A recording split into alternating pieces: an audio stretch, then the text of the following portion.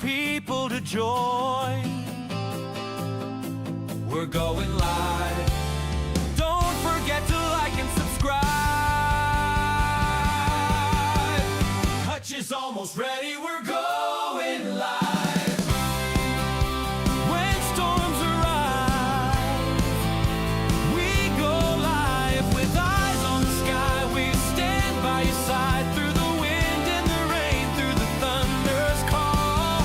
Hutch is the weather, we're here for it all. Standing strong with you no matter the storm. Anywhere, anytime at hutchesweather.com. We're live! Now here's Chief Meteorologist Hutch Johnson. Hello, everybody. Meteorologist Hutch Johnson. Update for you on the severe weather. I'll be covering right here on my live stream. Welcome to the broadcast. If you're new to the channel, my name is Hutch Johnson, and for the better part of the last 30 years, I've covered weather like this all year long as a broadcast meteorologist on television. Chief meteorologist for 30 years, covering weather like this in the Northern Plains. Tonight, I got you covered. We do have a severe thunderstorm watch for the area. I'll tell you what you can expect. We're going to cover the storms right now and what's going on. We'll talk about the risks and what the threats are and the timing of the storms in your hour-by-hour forecast. We'll talk about that here. Covering weather all across the Northern Plains. Tonight's risk is in eastern portions of North Dakota and northwest parts of Minnesota. The area in this box, that is the severe thunderstorm watch that's in effect. It includes you folks in Koochiching County, down to the south and west, right into the Richland County, North Dakota area. Fargo is in the watch. Detroit Lakes is in the watch, and a healthy storm moving through the Detroit Lakes area now. Not far from where the tornado struck the Big Floyd Lake area just some time ago. Now, as we go up to the north and east, there was a warning for some storms here making their way toward the Red Lakes area, and the Beltrami County area have gone sub-severe, but we're keeping our eyes on this. There is a risk for a large hail, 1 to 2 inches in diameter. There's a risk for some isolated areas of damaging wind gusts to 70 miles per hour, and we do have a risk for tornadoes tonight, as we've been talking about on Hutch's weather throughout the course of the last couple of days. So again, 70 mile per hour gusts, 1.5 inch diameter hail. And storms tonight will generally have an easterly trajectory to northeasterly trajectory at about 35 to 45 miles per hour. The watch is in effect until 1 o'clock. And we're just getting started. Now, if you are in Fargo, I'll just do a sidebar here. There is a chance of some more rain coming. We had morning sprinkles today that really didn't amount to too much. Fargo, very dry for the year. And it's been a very long and dry summer the last at least 5 to 6 weeks. Now, as we take a look, we see a batch of showers and thunderstorms to the west there, but we'll go ahead and start covering first and foremost with what's going on. We will always have time for your questions right here on Hutch's Weather. I see that a few of you are checking in on my YouTube channel, and if you're watching me on YouTube, thank you so very, very much. Make sure you like the videos if you like the content here, and please consider hitting the subscribe button. Good to have you on, Jason. Thank you very much. I'm going to put on my old glasses here so I can read the tiny print on my monitors as well. But essentially, Brandon, good to have you joining from the Moorhead. Is it going to storm bad in Moorhead? The risk is still there, but right now we're starting to see a few of these storms out to the east of us in Fargo, Dilworth, Sabin, and out even into Barnesville here that are forming now. So as we get in closer to that Rothsay area, right up through the Becker County area, pushing into southwestern Hubbard, that's the main line. Now, some models are showing this activity here could fire off, and so our risk in Fargo will be in the next 1 to 2 hours, and then our threat should be moving off to the east. So main line right here, right now, as we go through, we'll take a look at that full forecast in just a second. Deanne, good to have you from Callaway. Good to talk to you guys out there. I hope you're doing good, and maybe you've picked up some much needed rainfall in your area. Tell me what the weather looks like for August 6th through the 9th in Huron, South Dakota. State senior games, and wondering about the heat, humidity, and wind for those at the track. So as we take a look at the 6th through the 9th, then Thursday right through the weekend, I got you covered. it does look hot again, and the heat does return by that time. Hello from Detroit Lakes. Good to see you, Emulsion, as well as Foxy. Good to have you on board from Park Rapids. Is it going to storm in Park Rapids? Well, let's take you in closer on the radar right now to your hometown and home area here. So as you look out towards Clearbrook and Foston and Erskine, we do have a few showers and thunderstorms there. So again, your area does have a chance at seeing some storms tonight as we go through the Hubbard County area. Right now, everything is just off to the west of you. This is all slowly sliding to the east. There's more rounds coming. The best chance by far for us to see unsettled weather is going to be in the northern reaches of Minnesota and the northern reaches of North Dakota this evening. And if you are out in the Devil's Lake Basin and points west, your chance is lowered quite a bit for seeing severe weather. Hello, says E. Molson, and it's good to have you on board. Monitoring from Bemidji, good to have you, Karen, and thank you, Macaw Girl, as well. Good evening to you. And now Chris. Okay, there was a skeeter in the studio here, so we got that taken care of pronto, quick like.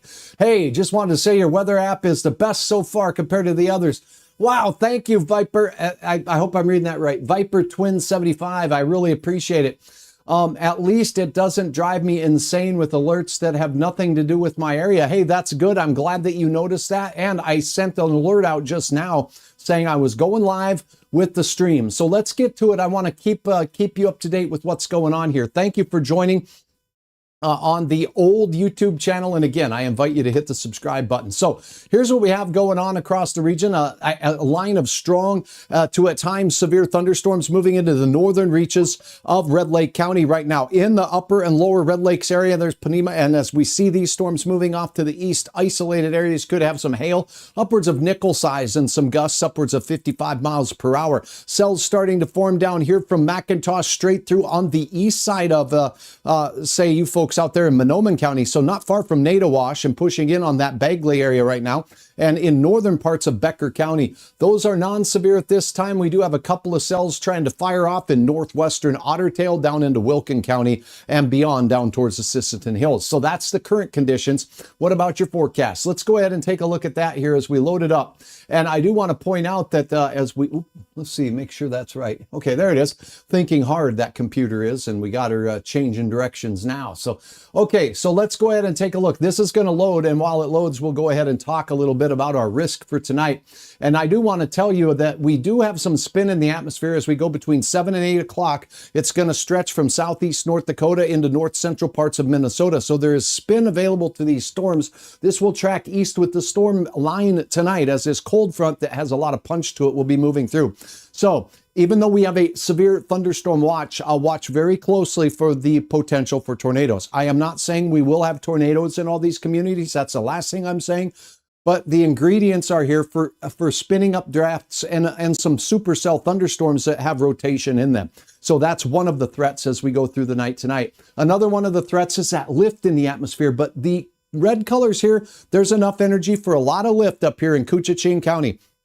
Northern portions of Beltrami County, southern and eastern parts of Lake of the Woods County. Notice out here, your risk for severe very, very low as we go off to the west. There's not as much lift, but the better lift as we go through the rest of the evening will be just off to the east of Fargo. And this area here in pink, that's the hot spot. Like Hutch's tie pink, that is one thing here that is going to have the most energy. So if storms form down here, there's more energy in the atmosphere for faster rising pools of air. If we get the faster rising pools of air, we'll have a better chance at seeing a few of those storms produce the larger hail and very gusty winds. Again, these will be drifting off to the north and east as we go through the evening hours. So if you are on the far western edge of the watch, including Fargo Moorhead, the threat will be earlier this evening. Then as we go into the overnight hours through about 1 o'clock, they will progress their way to the east. But to go through the timing on that, let's shadizzle right back to this one. Okay, here is this progression of the storms, and we'll start things way over here at the front page. Let me see.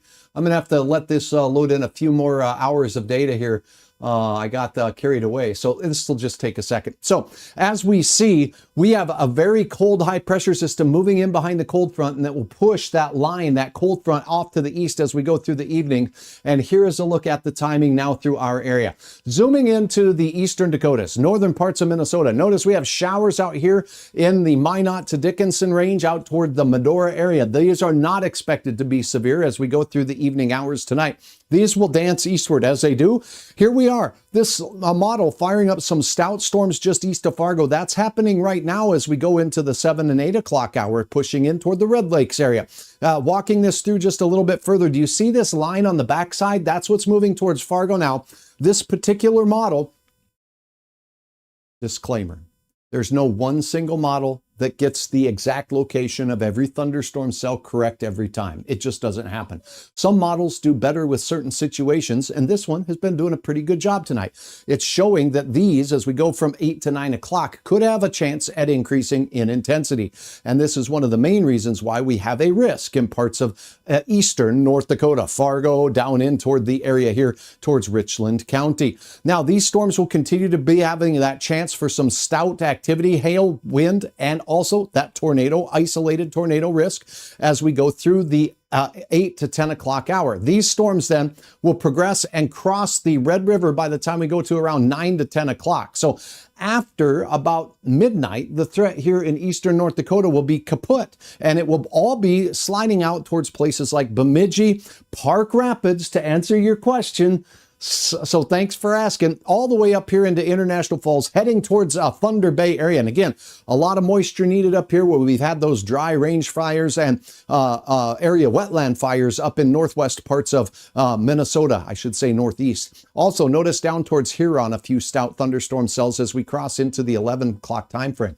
Hutcheroo will slide over here like I'm on hockey skates, and we'll take a look at this out here. International Falls to Ely, straight through Hibbing, Grand Rapids, strong to severe thunderstorms rolling their way through.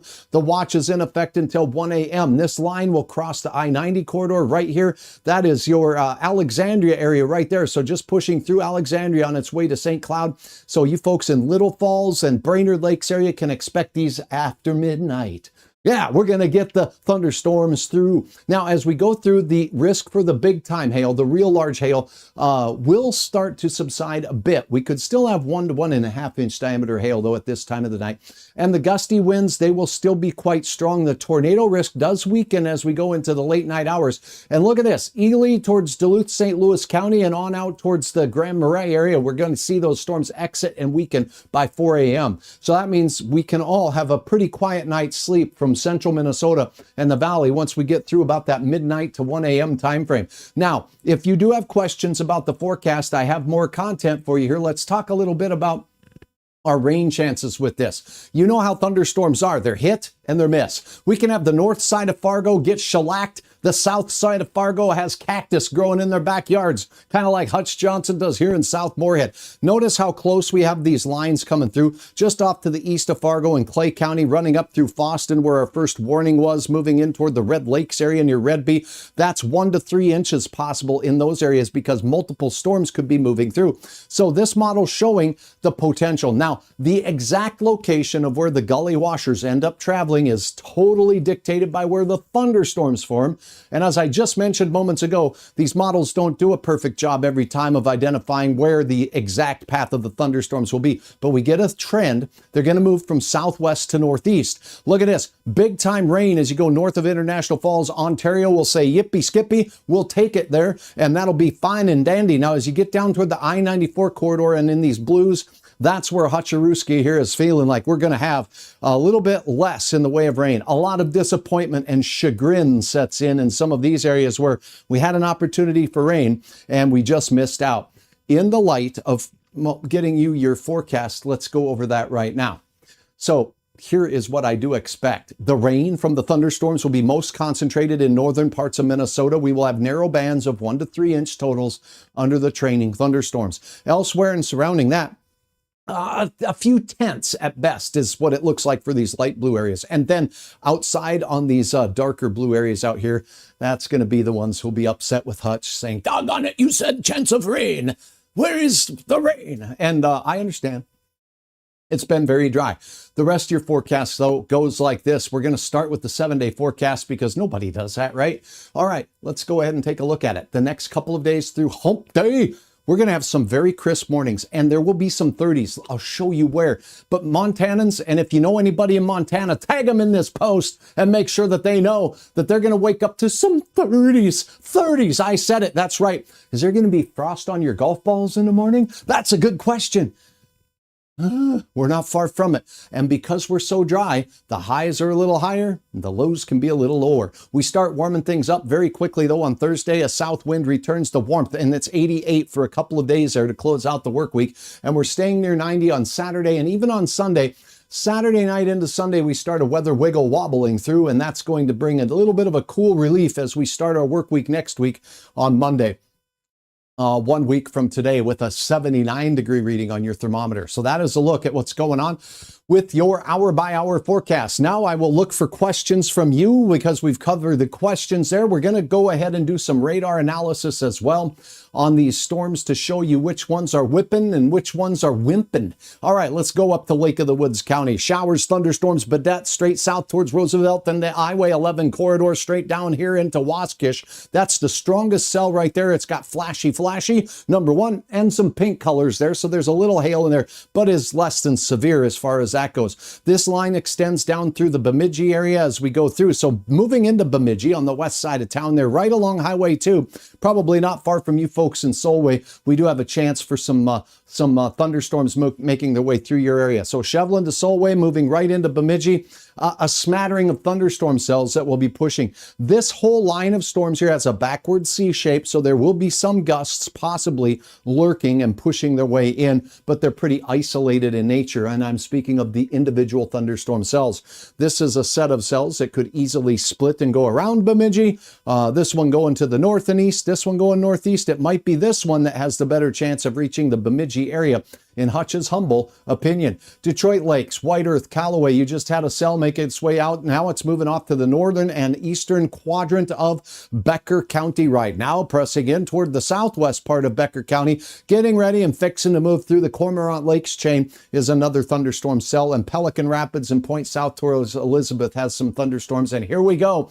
Big time heaters developing here. Browns Valley, Lake Traverse, all the way down in towards Summit and Wabae. See that? Those puppies have a little bark to them, maybe even some bite. Let's go ahead and take those are the take a look from the Aberdeen radar. These ones definitely are showing up a little bit more stout because they are just developing.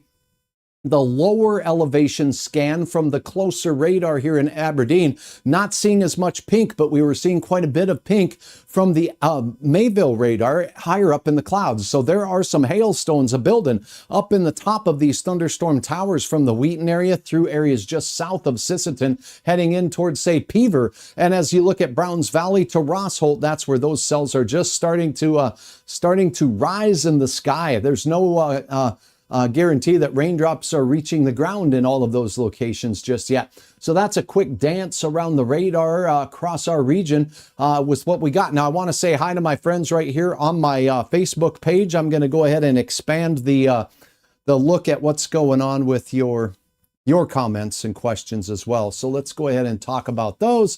Thanks for joining me. Number one, if you're watching on my Facebook page, thank you for 88,000 followers. And if you're watching this stream, go to the top of it right up there on Facebook and click the blue follow button for me. That makes a huge difference to Hutch, because it gets my videos out to more people, and that's a good thing for me. And it's a good thing for you to let your neighbors know that Hutch is watching the weather here in the Northern Plains and will all night. Bring on the rain. So if you're liking these videos here, go ahead and pop up a look at what's going on. And not only that, would you please go ahead and consider hitting the follow button on my Facebook page. So here we go. Let's take a look. Good evening, says Simon. Simon, it's so wonderful to have you on board. Erica Gans, thank you for the stars. It's appreciated. Love your app, by the way. Came in handy when there was a tornado by Pink Floyd in Detroit Lakes last month. Okay, so that was the storm we were just speaking of, and there was another storm that just passed out of the area there from Callaway, moving up now into southern parts of Clearwater County, pushing into northwestern Hubbard, southwestern Beltrami County right now. That one formed right over the Big Floyd Lake area. So that was something else. And thank you, Rebecca. I do appreciate that. Share the good word. We're going to go through a step here a little bit later. And if you want to learn more about the app, let me know in the comments, because I'm going to show you how to download it. I'm going to show you how to set it up so that you get alerts and notifications even when your app is off. And what could be more important? Let's say you're driving over the hills and through the woods and you're traveling to Bemidji tonight and a warning is issued. Well, if you're in the area of the warning, guess what? Hutch's weather app gets you that warning you need to make decisions, and you can open it, look at the radar, see if you're in the path of the storm, and either wait it out or seek shelter. We'll keep you informed. And not only that, Hutch's app has some exclusive things that work really well on it. Number one, it's exclusive, the only one in the area that gives you alerts to twisting storms. And those alerts come in the form of a notification. If there's one of these storms that's twisting, and I'm not talking about just a little wimpy twist, we're talking about spin that has a higher likelihood of producing a tornado, we're going to send a notification to your phone that there's a twisting storm in your area. We're not going to tell you there's a twisting storm out here in Steele. We're not going to tell you there's a twisting storm way out here in parts of Michigan. Nope, it's going to be where you are. So we'll show you how to set that app up so that it's tracking your location. That's your default location. You can add 16 additional sites so you can keep track of your kids that are going to school out there at the Huskies out there in St. Cloud, or maybe you have kids heading to the Jamestown College and the Jimmies out there. Maybe you got some kids out there at UND, and I'll tell you what, no matter where they are, you can keep your eyes on them with Hutch's weather app by adding their location. So that's what's going on there. Let me know in the comments, though, if you're interested in help setting up the app so, in my opinion, will do its functions the best it can. All right. Thanks so very, very much for watching, and thanks for the kind words. I certainly appreciate it, Rebecca. Greg says, looks like we get nothing again. Greg, where are you at? Big Floyd, says Rebecca. Indeed. Camping in Effie, Minnesota. How we look? Well, let me tell you what. We got a lot of areas under the gun here. Let's go ahead and take a look at this and see exactly. We did just go over the forecast, so I hope I covered that. But, you know, once you get off towards the areas north of, say, Deer River, Big Fork area, you're seeing some storms move in. They're isolated in nature. It's not one solid line of storms, so that's a good thing.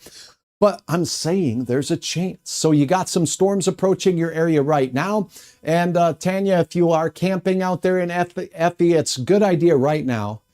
Hey, there's a severe thunderstorm watch in the area. Think about where you can go to seek shelter in an interior room of a sturdy structure, because that's what helps you stay safe, so that it's not a last minute decision. So as we go up into the Kelleher area out here, Big Falls and Cook, and you go out towards Big Fork and Grand Rapids and Hibbing, we'll show you that. Let's see, where is Big Fork here? There it is. So if you are in that area, let's say,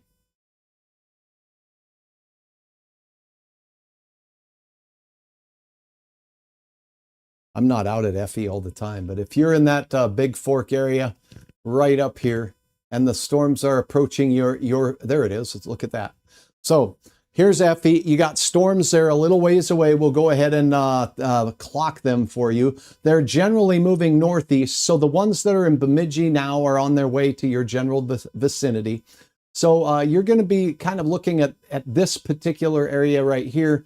You're looking at about 72 miles, 30, that's about 2 hours away. So let me turn my clock on here for you so you can get a view of that. And as we take a look for Effie, there you are right there. So the distance, 66 miles, storms moving at about 30 miles per hour, you're 2 hours away. By 10 o'clock, some of these storms will be in your vicinity there. And just be thinking now where that sturdy structure is. I hope that helps. I know it's not a definitive answer, but even Hutch or even a forecast model with the superpower computer can't tell you exactly if there's going to be a storm that hits Effie or if it hits Big Fork or 5 miles to your north. But there will be storms in the area. I'm confident of that. Thank you for your question. I do appreciate it very much. Now, let me see here.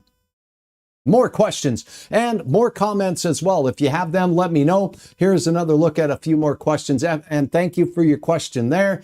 Tanya, Caitlin says there's no Pink Floyd, LOL. Okay. I get it. I get it. I see what you did there. I got the pink tie. We were talking about pink on the radar. This storm here, by the way, intensifying as it moves into Koochiching County up here. We do have a line of storms working their way into the region, into South Dakota as well, that are increasing in strength. All clear on the cam so far, Hutch. Thank you, Ottertail Channel.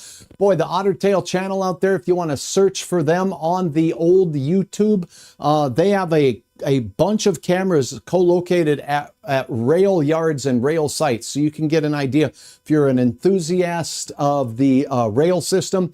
cars and engines, and they have an awesome network out there. And thank you for the update. It's always handy to have that. Clouds moving into Perham. Keep up the good work. And you too, thank you very much for keeping me informed, and I appreciate it. Tamika says, hey Hutch, what about Crookston? Love your weather app. Thank you very much. Crookston, most of the storms are past. Is the threat gone? No, we still have a severe thunderstorm watch in the area now for until 1 o'clock. That doesn't mean it will last for Crookston until 1 o'clock. Do you see this line of storms right here? Once this line is past your area, and look, here's Crookston, it will not be long. Once this line passes your area, I think it's kaput for severe chances in these areas. So once this line moves past, then your chance is lower. And in fact, our wind in Fargo coming from the northwest means many of these storms may not, they might not intensify. This looks to be a line that's taking over with more solid filling and development of thunderstorm activity, which would mean, if that's the case, that these, if they don't fire off, this is it. So the early evening, as I said earlier, will be the best chance for the Fargo, Moorhead, Hawley area, Ada area, as well as you folks in Crookston to see the storms tonight. Grand Forks, by the way, you're past and through both lines. So you got the main line through, this secondary line that's pushing through. Remember, the model we just looked at had these intensifying, but just look at these. If you happen to be in Watt, Breckenridge, we got some big beasts going up in the sky right now, and those storms are intensifying a bit there. So thank you for your question. I do appreciate it very much. I know I was speaking to text with Siri, and that's what I heard. Okay, north of McIntosh. Yep, we got some storms up in that general vicinity as well. So as we take a look at the main line going through. Now we have this secondary line that will still yet pass through your region, but by and large, I think that the main event and the main threat is moving off to the east. Are we getting it in West Fargo? Our chances are low, but you know what? We might get some rain, and I need rain. Today, so far in the morning, I had 1/100th, and this afternoon with the little sprinkle that moved through the Fargo Moorhead area, that's Hutch's home base, by the way. That one dropped another couple hundredths, so 3/100ths. Nice and windy out, Hutch. Morning to you. I hope, Scott, you're doing good this morning. Oh wait, that says evening. I get you though. Sometimes I get confused with this morning and night thing with the hours Hutch keeps. Cheryl, oh boy, I'm in Park Rapids. I'll tell you what, there are a few storms in the vicinity in the northern part of the county near Cabacona Corner, pushing up towards Bemidji right now. A few more will be pushing into central parts of Hubbard County as well, which would include your area. We'll see if you get some rain. Do you need it? Awaiting in International Falls, Mike, thank you. Deb says cooler in Wahpeton, definitely. It sure feels good after 90 and 100 degree air. The heat that we've had the last 24 to 36 hours, maybe 48 hours, has been a dry heat, which was easy to put up with compared to those dew points in the 70s. I'll take it. Could you please let us know about the humidity? Judy, you still watching? Let me know if you're still watching, because Hutch is about results, and this is what separates watching Hutch here and watching, say, the old school stuff of broadcasting that I used to work at. I can answer your questions. Here we go. Humidity. The dew point temperature only changes with increasing moisture in the air or decreasing moisture in the air. So if we take moisture out of the air, it gets drier and the dew point goes down. If we add moisture to the air by evaporating it from cornfields or south winds bringing it from the Gulf of America, then we're going to have ourselves a chance for some higher dew point temperatures. In this area, if we see dew points that are in the 50s, that's about average or seasonal for this time of the year. Look at Fargo, 54, 61 here in Grand Forks. You go out here and we're pretty dry. Dew points in the 40s is a little drier than average. And if we have rain moving through with dew points in the 40s, we have high cloud bases. Not all the rain makes its way down to the ground, and we get windy thunderstorms and lightning and fire chances because of that in dry areas. If we have dew points in the 70s, like we have here on the South Dakota border with western and central Minnesota, as well as North Dakota, then these areas have a load of moisture. This is where it does feel sticky. So if you happen to be in Wheaton, if you happen to be out here in Big Stone County, if you happen to be out here in Alexandria and down towards Wilmer and Hutchinson, it's pretty sticky. The old pits are drippy. And if you have drippy pits, then you know what I'm talking about. It's just hard to dry off. So now there is some slightly drier air. Things are drying up in northwest Minnesota. And the main event is going to have the fuel it needs for severe along this boundary. And we start losing that fuel in the form of moisture down and out to the west. So yes, humidity right now in Minnesota, this is going to sweep through fairly quickly as we go through as well. So to show you that, because you asked, I will answer how that's going to change. And now we will take a look at the modeled dew point. You can see here at 8:09 tonight, these colors here have dew points in the 70s, and this is the drier air. And now as I load up the model here, we'll go from here to here and let this load up. While I'm talking, what you're going to see is this cold front that moves through is replacing this hot, humid air. It's lifting and pushing it right up in the sky and out of the way. And it's causing rain and thunderstorms that we have right now. Behind it, look at where all the colors go. In fact, we get red colors. These dew points in the red are just redonky-donk out here. I will pause this from looping where we see the colors that look like clouds move in. What kind of dew points do we expect there? Oh, those are 50s. So we have dew points in the 50s there where we have just the bare earth. That's dew points in the mid 40s. You get red in, that red is dew points in the 30s. Okay, what does that mean? Hey, Montana, it means your lows could be in the 30s out there as we go through the overnight. So that is what's going on there. Now, let's take a looky, Skippy, at that forecast real quick because I didn't get to that tonight. Overnight low temperatures by Tuesday morning. The front will have swept out. It'll be pushing into southern Minnesota, western Wisconsin, the UP of Michigan, and then we'll have this swirling effect with the winds. South winds, warmer temperatures, 65 to 70 to start your Tuesday. North winds, look at this, 40s up here in, well, how about that, Hallock? How about that, Kennedy? Kitson County looking like we'll see 40s, 47 for the Thief River Falls area, near that in Grand Forks and Devil's Lake. Oh my gosh, Brandon, I'm sorry, but I'm telling you what, our Manitoba brethren up here will be suffering in the 30s, 30s in Estevan, 30s up here near Crosby, 30s possible in Model City, Montana, and the Big Sky Country could see some mid 30s. Dare I say, if you have a morning tea time up here on the Montana border with, well, Saskatchewan, well, it could have a little, you could have to scrape the frost off your golf balls there in a couple of places if you're getting out there first thing at 6 a.m. Just telling you, dry air allows for more rapid cooling. More humid air, where we have this, we don't get as low. How about temperatures going into your afternoon? Wow, south winds bringing back some heat to parts of Montana, Wyoming, from Gillette and Sheridan out here in the mid and upper 70s, all the way out toward the Devil's Tower area and Buffalo, South Dakota, 73. As you look off into parts of Minnesota, we'll still have a northerly component to the wind, but we're talking 60s and only 70s. And only mid 70s to 80 as we get out to Eau Claire. Then as we go up to the North Shore, this northerly wind, low to mid 60s for many along the Highway 2 corridor and points north. And that's your day. 7-day planner looks like this as we go through. Now, again, we did start with this. We'll end with it. The next couple of days, refreshing 70s for Fargo. That's Hutch's home base. Morning lows will be in the 40s for many as we start Wednesday here in the eastern part of North Dakota and northern Minnesota. Then we warm it back up for most locations. Thursday, Friday, Saturday, and Sunday will be either side of 90 degrees the way it looks. Just a spit of a chance here. And my phone is telling me that, Hutch, you got to get back to the radar because we have a severe thunderstorm warning in all likelihood that's just been issued. So here we go. And that's what this coverage is about, to keep you ahead of the game. And while this is loading up here, we'll get you the information you need. Let me see what we got here. I'm just making sure my warnings are turned on here so we could see them. Yeah, there we go. We got to turn them on. All right, there it is. So let's turn this over. Stop it from looping here. All right. I got my National Weather Service link right here. I'll put that up.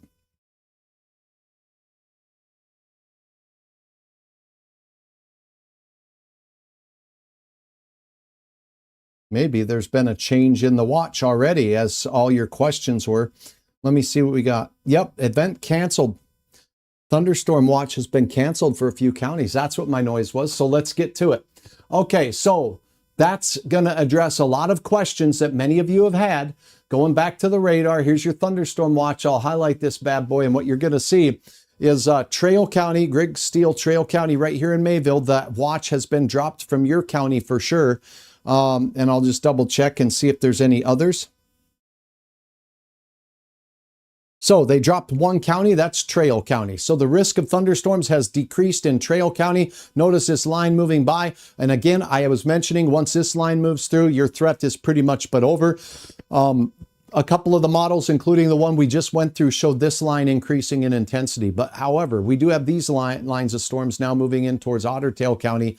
And this was the area that we saw the greatest lift in energy in the atmosphere right here. So these will have a good chance or a better chance at producing some big time hail here in the next little bit. These strong thunderstorms are in a severe thunderstorm watch area. The good news is we've had one severe thunderstorm watch tonight, and that is it so far. So that is a look at what's going on with the latest on the radar. I will go ahead and address a couple of more questions here. I will start this time on the old Facebook feed. So let me go ahead and pop this up here. Thank you very much, Ashley, for watching. Shelley, Minnesota isn't showing up any red on the radar. Does that mean we won't see anything else? So yeah, as you get off into the Shelley, Minnesota area, I do think there's a few spotty showers that will still drift through on the backside. So I'll say there's a chance, but the risk of severe is with this main line moving out here. And there is the possibility that this line could advance into your general direction there. So keep that in mind. We'll keep our eyes on it yet, but not seeing red means right now these thunderstorms can change, obviously, but right now these are just some heavy rain producing thunderstorms.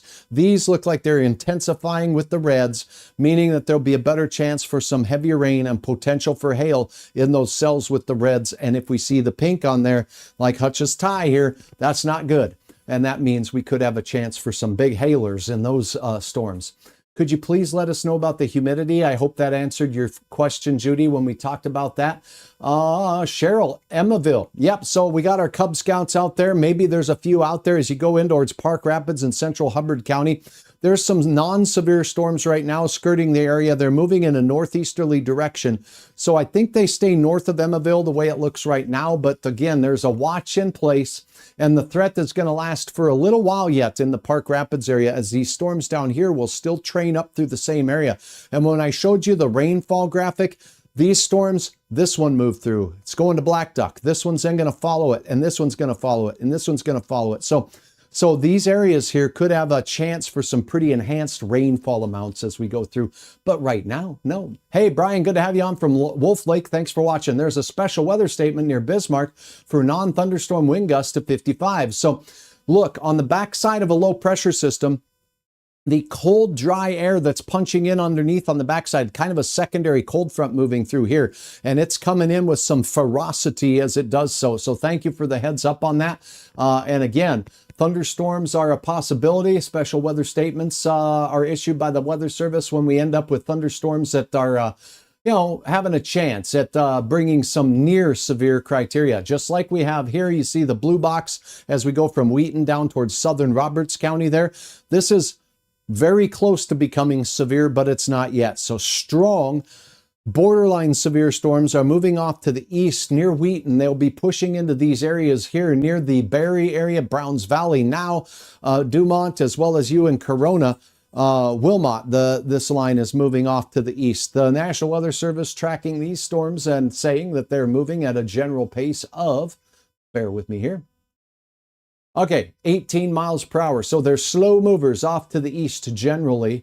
I think they're moving a little bit more northeast, but that said, this will give you a basis of the timeline of the onset of the showers there. Marvin by 8:21, 8:31, Corona, Dumont by 8:31, on towards Barrie and Graceville between 8:35 and 8:52. So that's a quick look at that line of thunderstorms there with that notice. So gusty winds are a part of the equation right now. If we do take a look at some surface wind observations, we'll put the gusts up there first and get a feel for Fargo with gusts to 32 miles per hour. Look at this, Mobridge, Bismarck, 56 miles per hour moving through the central Dakotas right now. Non-thunderstorm gust and a measurement here of 61 mile per hour gust, non-thunderstorm style, 11 miles south of Bullhead in South Dakota. So there is, even after these storms moving through, that's a trampoline trampler right there. That's going to pop that puppy off and throw it from Bismarck and push it out towards you folks in Steele.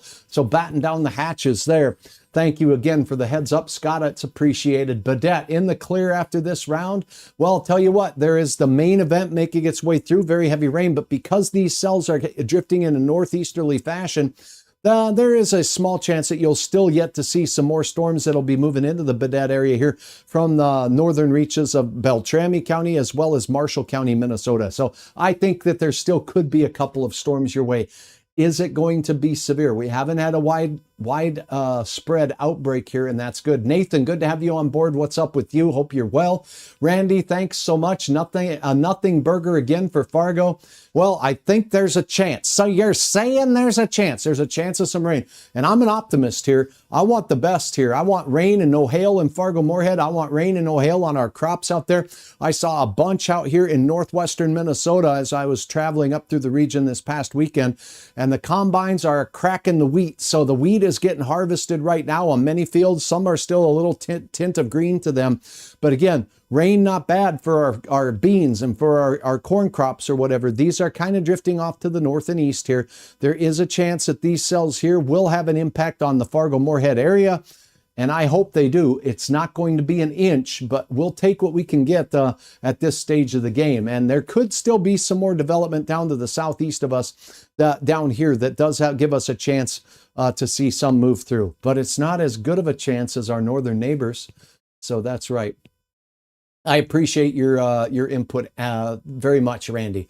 Hi, says Cheryl. Good to have you on board. Been getting notifications from the app throughout the day and just downloaded the app this morning. Kimberly says, hey, Sherry. Hey, Connie. Chilly out there now. Was hoping for some thunder, says Kara. Thank you. Good to have you on board. Tell that kitty ears howdy. A young meteorologist in the making, or at least a storm chaser for sure there, Kara. Thank you much. Jasmine, can hear the thunder in Breckenridge. Yeah. All right, I appreciate that, Angela. Thanks for watching. Perham, will we get bad weather? You do have some storms that are pushing in towards your area. Non-severe right now, but as we go off to the east of Grand Forks, this main line here will be drifting off to the east and north. We'll have a decent chance at getting in your area, as well as the strong storms on the South Dakota, North Dakota border here near the Big Stone area. Those will be drifting up to the north and east as well. Keller, yep, you got some storms out there. Thanks for asking your question. Right over you right now. This is a non-severe cluster of thunderstorms, and I'll go ahead and put on the single site radar data so we can better analyze the latest scan at the lowest level instead of a composite. Most of the energy showing here that the hail part of the storm is drifting off over north of Mizpah as well. But yeah, you have storms here with more moving through Black Duck and will be moving through your general area. Badette, we've answered that, but yeah, you've got storms in the area. It's not done yet. These are kind of drifting to the north and east, and there are some cells back here moving in this northeasterly direction. Pardon me, that will skirt between you and, of course, the Rainy River Valley out there as we go through Fergus Falls, Minnesota, and the future line on the front. In the future line of the front, question mark. Yeah, there is a good chance that your area could see a chance for some thunderstorms. If you just look at this bad boy right here, Wahpeton, Breckenridge. This will be kind of drifting off to the east and northeast, so that could clip the north side of town. This same thing.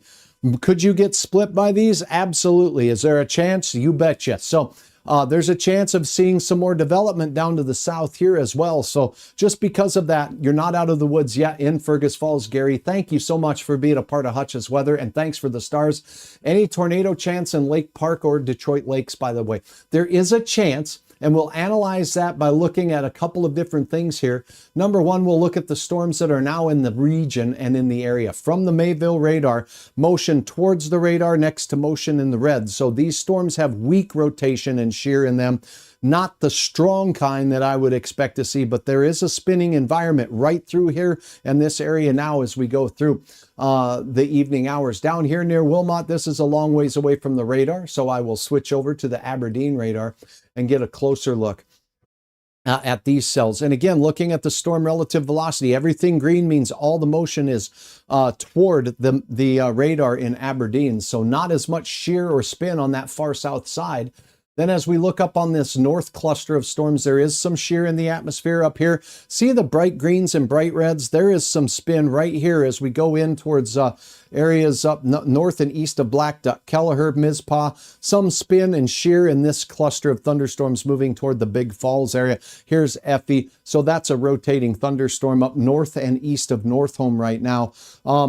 Do you see that we got this little darker red in between the bright green and the bright red? If those were touching, bright green touching bright red, then that's a stronger amount of spin. So that's how we meteorologists read this, watch this, look at it at different levels and see how deep the rotation is. Has it been persistent from scan to scan? And then if we have that information and spotters on the ground are providing us with information about what they are seeing, we cannot then determine whether the radar is telling us something we should be concerned about. That's why your reports are so very, very important when it comes to severe weather. If you see things like funnel clouds or low-hanging clouds, snap a picture, upload it at hutchesweather.com, or from your app, you can also upload pictures. What's the weather like in Cass Lake, Minnesota? Cher, thank you for your question. I got to tell you what, there is going to be a chance of some storms making its way through. So as you get out here into the Cass Lake area, as you get down even farther south towards Brainerd here, there are some storms moving to your north right now, but this activity here will still bring a chance to your area. Will it remain more isolated like this? It looks like it will on the south side of the storm, but we'll see. And we did show you the forecast a moment ago, and I'll get to that again, Cher. Thanks for joining. It's thundering in Dent. Thank you very much, Tammy. I appreciate that update there moments ago. I appreciate it very much. Bismarck gusts to 56 now. Thank you. Scott, appreciate that. How about Fargo? Noel, yep, Fargo has a chance. You see this guy here, it's moving northeast. It's going to hit a better chance at hitting places like, the Mapleton area, as well as you folks out in West Fargo have a better chance at seeing that. So this is going to be moving to the north and east. North Fargo, as you go up towards Argusville, having a better chance at seeing that, as will Harwood and the Riley's Acres area. So that's moving in a more northeasterly fashion tonight with those winds. So because of that, we'll keep our eyes on it. It is moving to the east, and we may yet get more development down here. This stuff, if it chooses to develop, may have a better chance at bringing some activity to South Fargo, Sabin, Horace as well. What about that tornado threat? Let's look at that. Gina Williams, Caden, thank you for your tornado threat question about Lake Park Audubon. There is a severe thunderstorm watch. These storms are increasing in intensity. I just checked them out for spin, and I'm not seeing a lot of organized spin in them right at this particular juncture. I will double check that right now, because these will be heading to the north and to the east into your general area tonight. Now, this is a bad scan, so I'm kind of waiting for a new scan to kind of roll in here with some real good data. All this yellow is nonsense up here, so we got to wait. And likely there was a change in the mode of something on the radar here. So let's go up a level of the scan here and see what I can see. Here we go. Storm in Rothsay area, there's some weak shear in it. There is weak shear at this time. So I would say, yes, there is some spin showing up in that particular storm at a level that's above the ground there by a little bit, because I'm just going to higher and higher elevation angles here. And it's still evident not far from the Rothsay area right now. So, well, let's go ahead and take a look. A front row seat view here from my friends at the Minnesota Department of Transportation. We'll go ahead and pop up this view and take a look at that storm together. So as we go down to the Rothsay area on Interstate 94, and we'll kind of try to take a peek at that storm as we go through. Whoopsies, let's see here. Okay, we got a few different cameras to view this storm. Let's see what this one shows. You got a low cloud base right there that you can see underneath, because there's a brightening underneath there. You can't see underneath here. That's the rainy side of the storm. Interstate 94, looking there, I believe you're looking off to the west. So that's what we're seeing there. Nice green grass. You must have gotten some rain in your area here recently. As we take a look in the other direction, I'm not seeing what I'd need to see. It does look like we've been looking to the west for this particular storm. So let's go ahead and take another look at another camera out here in and around the Rothsay area. So here's kind of north of Rothsay right now on I-94. There's a nice look at that. And again, here's a different view and perspective of that same thunderstorm cluster just off to the west of Rothsay.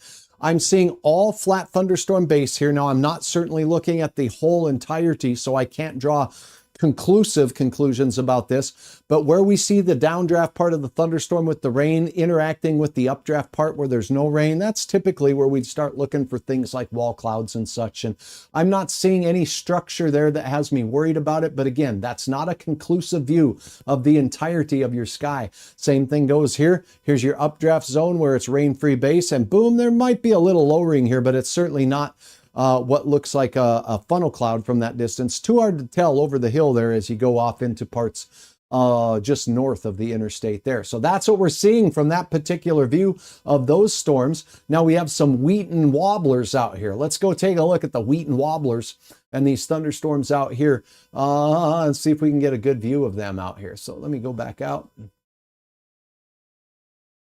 All right, outside of Wheaton, we're looking from the Herman area. And now let's take a look. Oh, these are a little ways away, but we can kind of see the same thing. Skyline, lowering cloud bases out there. And here is a look at the interaction between the downdraft part of a thunderstorm.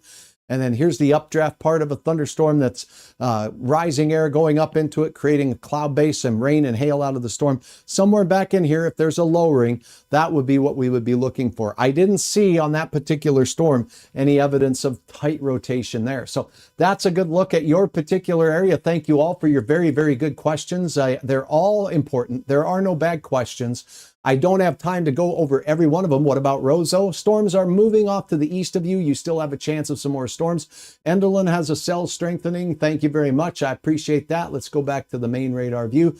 Scott keeping Hutch on his toes here, which is your job as viewers by asking questions. So let's go ahead and I'm awaiting. Okay, there we go. Yep, so basically we do have some storms in and around that area that are moving off towards Castleton right now. And again, this goes to show you that they're kind of moving off in that general northeasterly direction as we speak. Scott, thank you very much for that update. Yay, raining in Bemidji, good for you. It's wonderful to see rain. What about Fargo? We've talked about that. How about Ottertail? We need the rain. There is a chance as you go out towards Ottertail on the edge of the big lake out here. So yes, there is a chance for seeing some Ottertail Lake and Ottertail City rainfall from these storms. But again, this is a long, narrow line that's kind of going to train through. Same thing with this one, training through, meaning that's a wide band of thunderstorm rain that'll move through. And if it all goes over Rothsay's fixing to get wet in a hurry here from that and have a long and persistent moderate to heavy rain. Will Fargo see anything, Tina? It's hard to tell, but our chances are coming now. This storm will likely move to the north of the Fargo area. This one has a chance at impacting West Fargo. You just saw the new scan come in. I will put the loop up on this bad boy. And you'll just get a feel that the general drift of these storms there is to the north and to the east. See that? So if this is going to continue along that same path, which it likely will, West Fargo on the west side over here by the fairgrounds definitely has a better chance of rain north of the fairgrounds in West Fargo on the north side by the water treatment facilities and also up towards Riley's Acres. That's where the best chance of thunder will be. Could these cells down here form into something? Yeah, there's a possibility. If they do, we'll have a better chance for South Fargo to see some. That's my current analysis.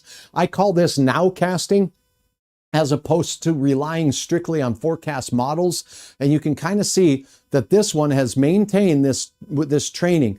Thunderstorm 1 moves through, Thunderstorm 2, Thunderstorm 3, Thunderstorm 4. So the Rothsay area is getting some big gully washers and worm stranglers rock their way through the region. Hope to get 2 days of rain, Brenda says. I hope you get some rain too. Bring them down to St. Cloud. You're going to have a chance tonight, I do think, in the St. Cloud area as we go through the late hours of the overnight. But I think the chance is better, basically north of Highway 10, of seeing some more appreciable rain tonight. Down to the south side, we're already seeing it's a little more isolated in nature between the cells, as opposed to what's going on up north, a little more widespread up there.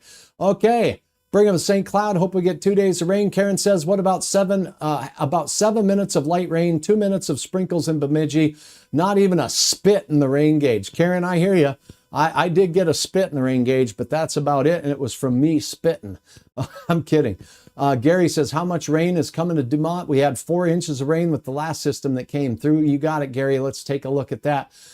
Well, I'll tell you what, your area does have some thunderstorms certainly skirting right around the region here. So we do have that chance of seeing some heavy rain showers. Are they going to pass in between your area, and will they hit your particular town? It's still a little bit hard to tell for sure, but we'll go ahead and take a quick look here as to what the threat is for the nowcasting. Let's go ahead and take a look here. Looks like you're getting some more heavy rain from this system right in here. So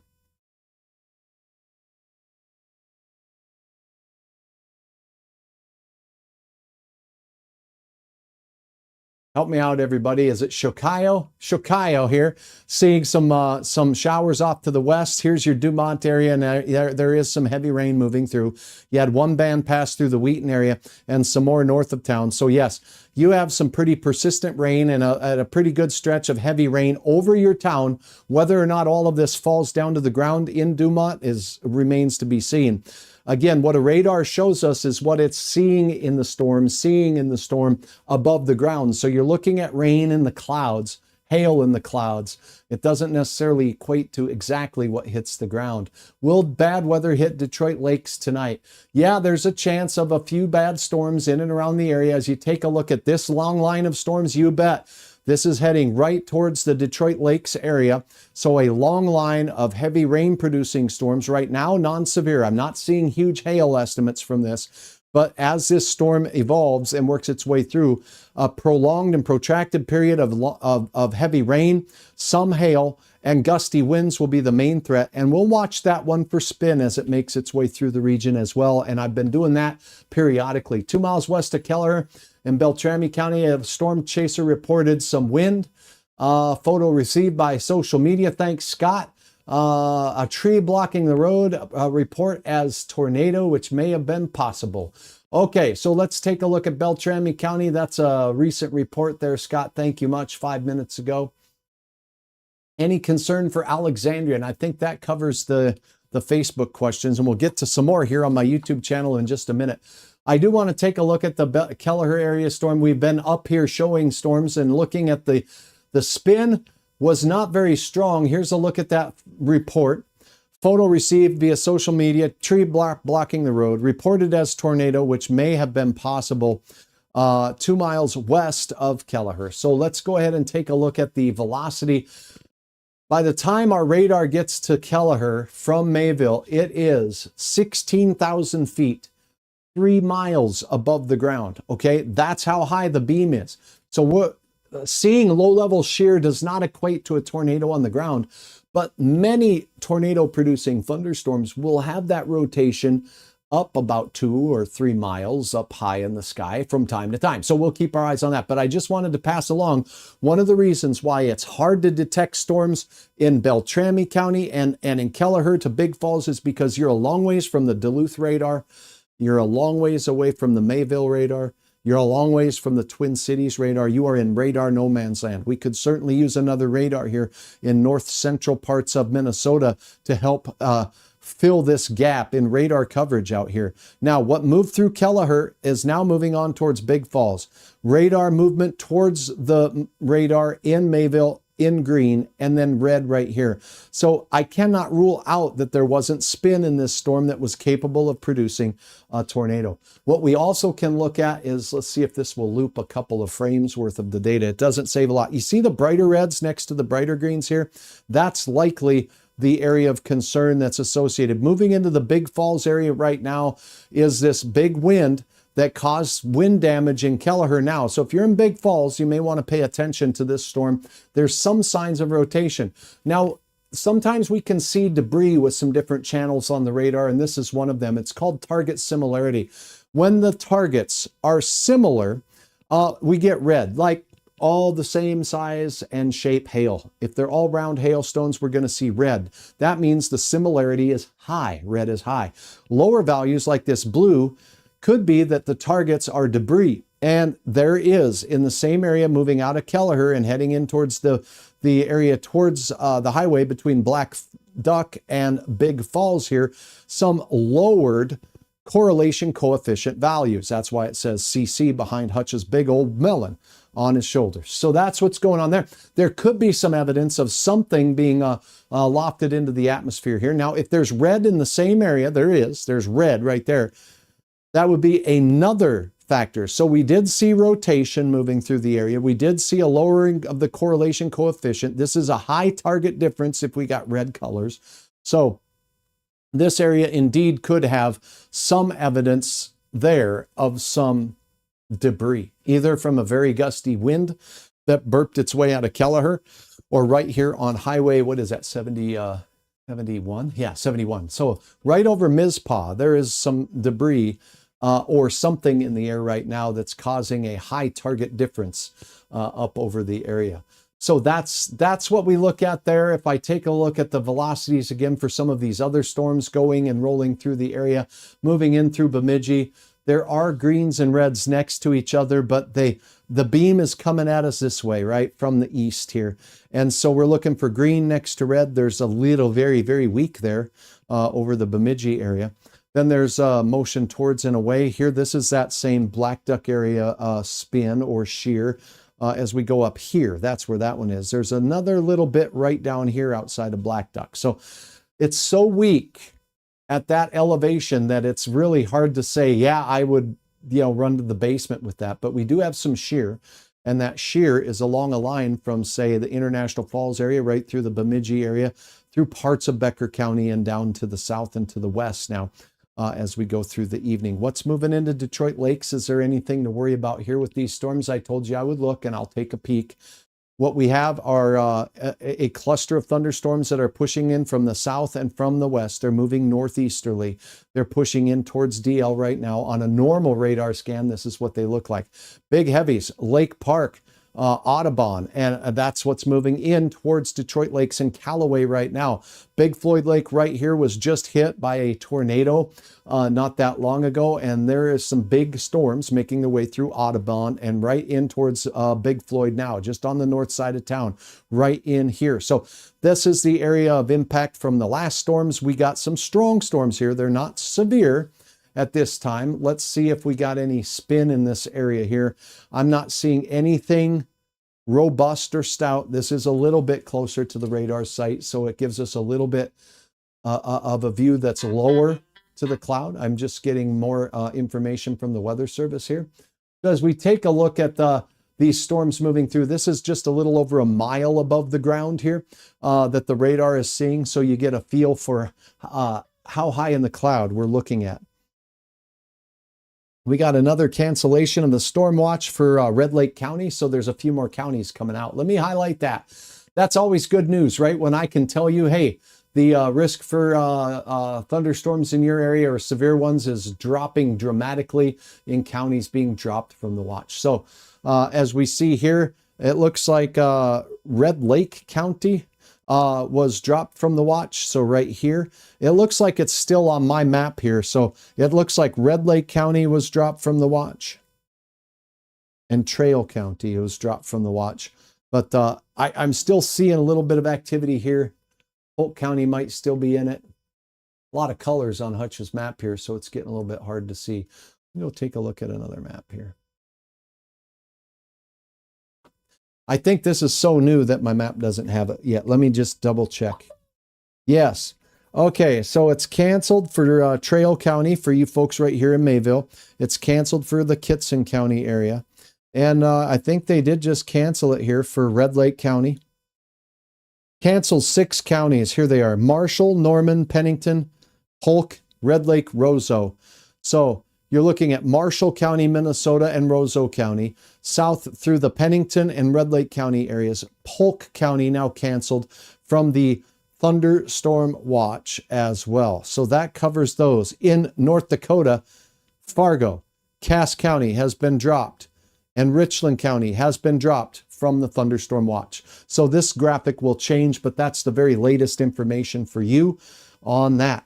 Is Fargo affected? Yes, we are now out of the watch, so that's good. And on my YouTube channel. If you're new to the channel, my name is Hutch Johnson. Thanks for joining. If you like the content, be sure to hit the like button. It's very much appreciated. It helps me out. In this next segment, we're going to talk briefly about the hour-by-hour forecast to answer your questions. So if you have a question about what's happening and where, I can get you an answer as far as where these storms are going. The watch has been dropped for many of northwest Minnesota, including Marshall and Roseau counties here, Pennington and Red Lake counties, these two tiny sliver counties here, and a big county, Polk County, wrapping around. So all of northwest Minnesota has now been dropped from the watch. Cass County, Richland County, and North Dakota have been dropped from the watch as well. So we're going to talk about the hour-by-hour forecast, where the storms are going. There are storms that are going to be skirting through the Fargo area. They have remained non-severe. This is the main event out to the east here. These have been holding back and have not become severe as we've headed into the evening.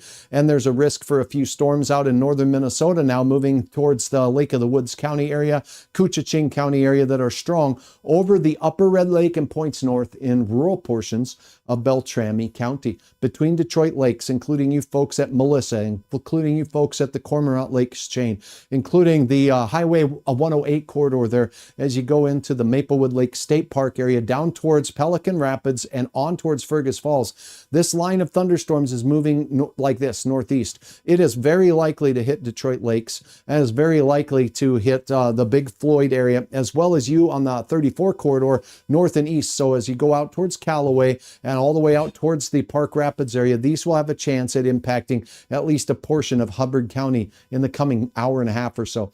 This batch of storms moving north and east out of, say, the Big Stone area, as well as Wilkin County area, Traverse County rather, that's going to push through Grant County. So Elbow Lake and Herman are going to be in the path of this storm, as well as Otter Tail, Fergus Falls, and you folks down here toward the Dalton area will have a chance at that. So that's the very latest. Now, hour-by-hour forecast, what I'm going to do is take just a moment of my time here to load this up on our screen, and we'll look at all the parameters together here to double check these storms. Now, number one, before these move into Detroit Lakes and before I leave this, I'm going to take a quick look at velocity. Is anything rotating tightly or anything like that? I am seeing the main threat from these storms as a long line of very heavy rain-producing cells. I'm going to take a look at the rainfall rate from these storms as they're making their way through now. The Doppler radar changed colors here and will give us an idea of how fast the rain is falling from these thunderstorm cells that are heading into the Detroit Lakes area. In inches per hour, 5 inches. So you can imagine this is a long line of rain. If it moves through Audubon, it's raining 5 inches per hour. Thunderstorms have a lot of moisture to work with here, right? There's anywhere from 2 to 5 inches of rain per hour, 6 or 7 in a couple of the gully washer sites. So yes, very heavy, very, very heavy rain pushing in toward Lakes Country out there. Good for the levels of the Otter Tail River in parts as it works its way through, and as long as it's coming without hail, probably good for those corn crops and soybean crops as well as others out there. For the wheat crops, I'll leave it up to you farmers whether you want a big dose of rain or not. What's in the head is probably not going to change right now. As you see the Fargo area, we do have some rainfall rates to the west of town here that are pretty appreciable. And moving into Mapleton right now is 1 to 2 inch per hour rainfall rates. And where we see the blue here, 2.5 inch per hour. Will it rain an hour in Mapleton? Probably not, but if you get a half hour rain, you're well over an inch potentially. So we do have the potential for isolated parts of Cass County here to see some 1 inch rainfall totals from the rainfall rates here that are going on now. Graceville, Wheaton, and the Dumont area, we're just asking about that. Look at this gully washer over you. 2 inches per hour over you now, and you still have at least another 15 to 20 minutes of rain. And then if this guy clips you from the other side, you might even get more. So you very well could get another couple of inches of rain out there in Norcross, as well as you folks out there in Dumont and rural areas in between there. Now, if you happen to be up in that area of the Wendell area up there in Grant County, Elbow Lake, that's where this rain batch is heading and on towards Dalton, as we mentioned just a moment ago.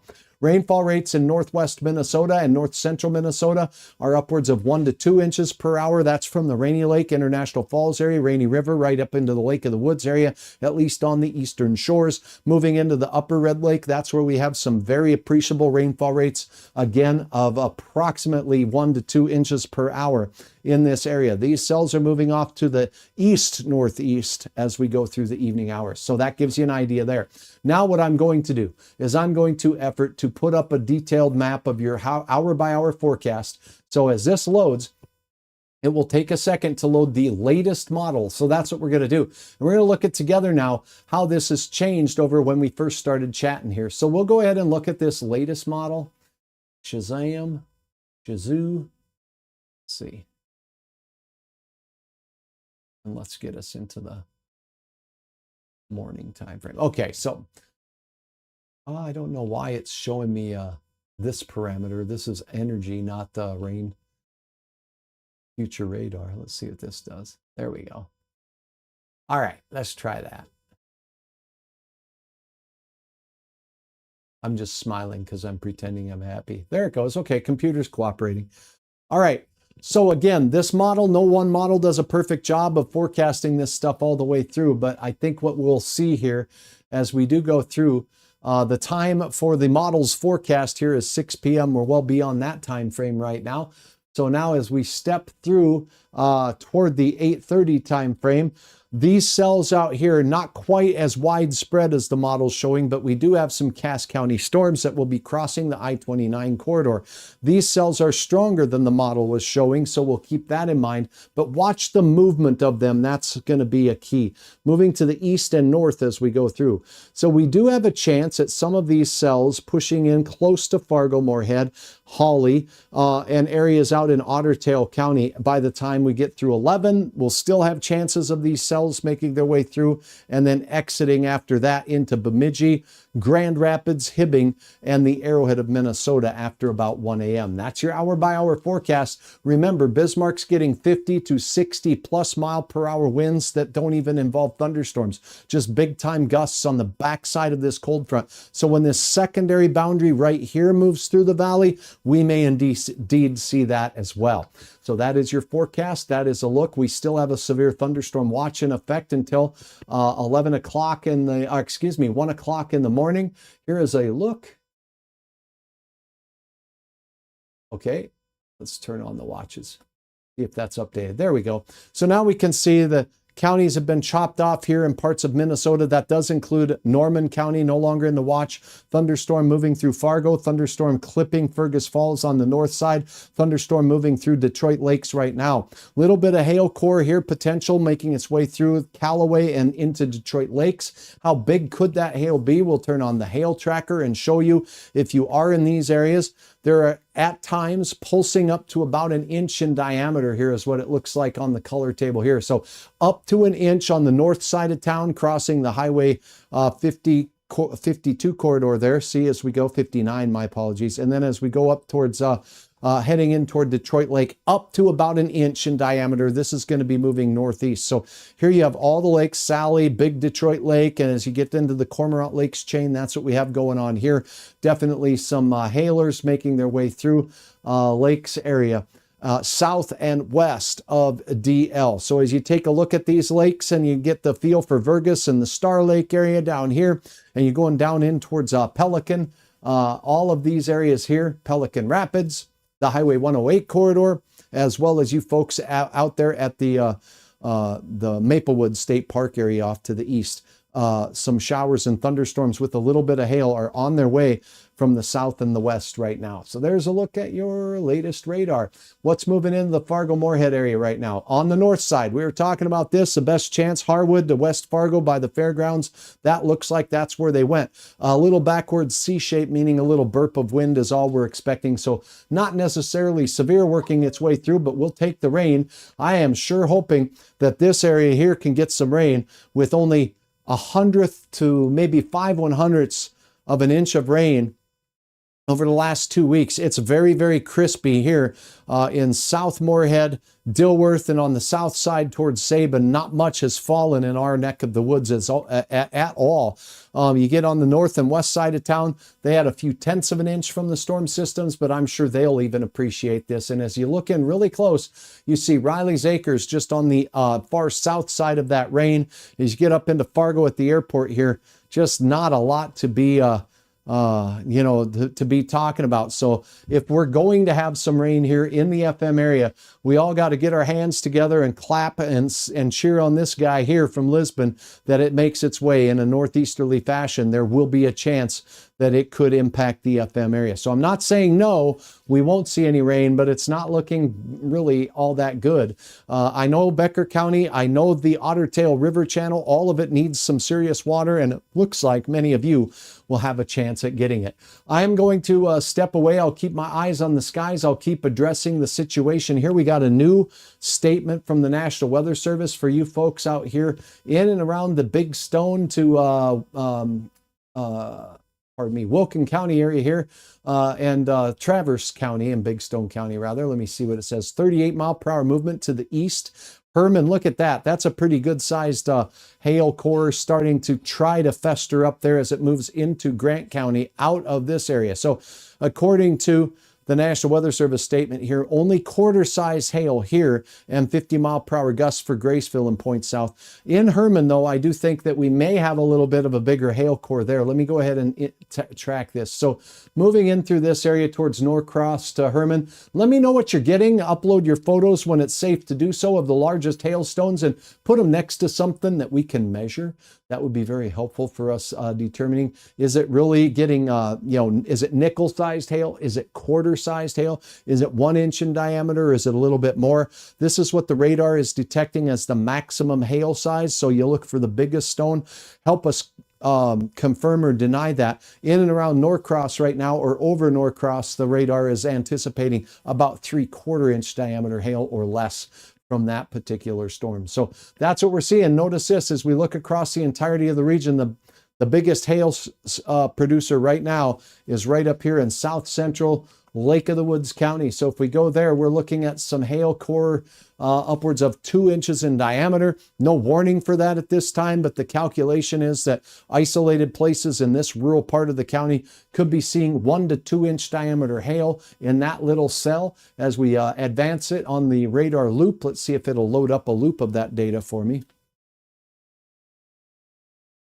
There we go. You can kind of see its movement is northeasterly like many of them have.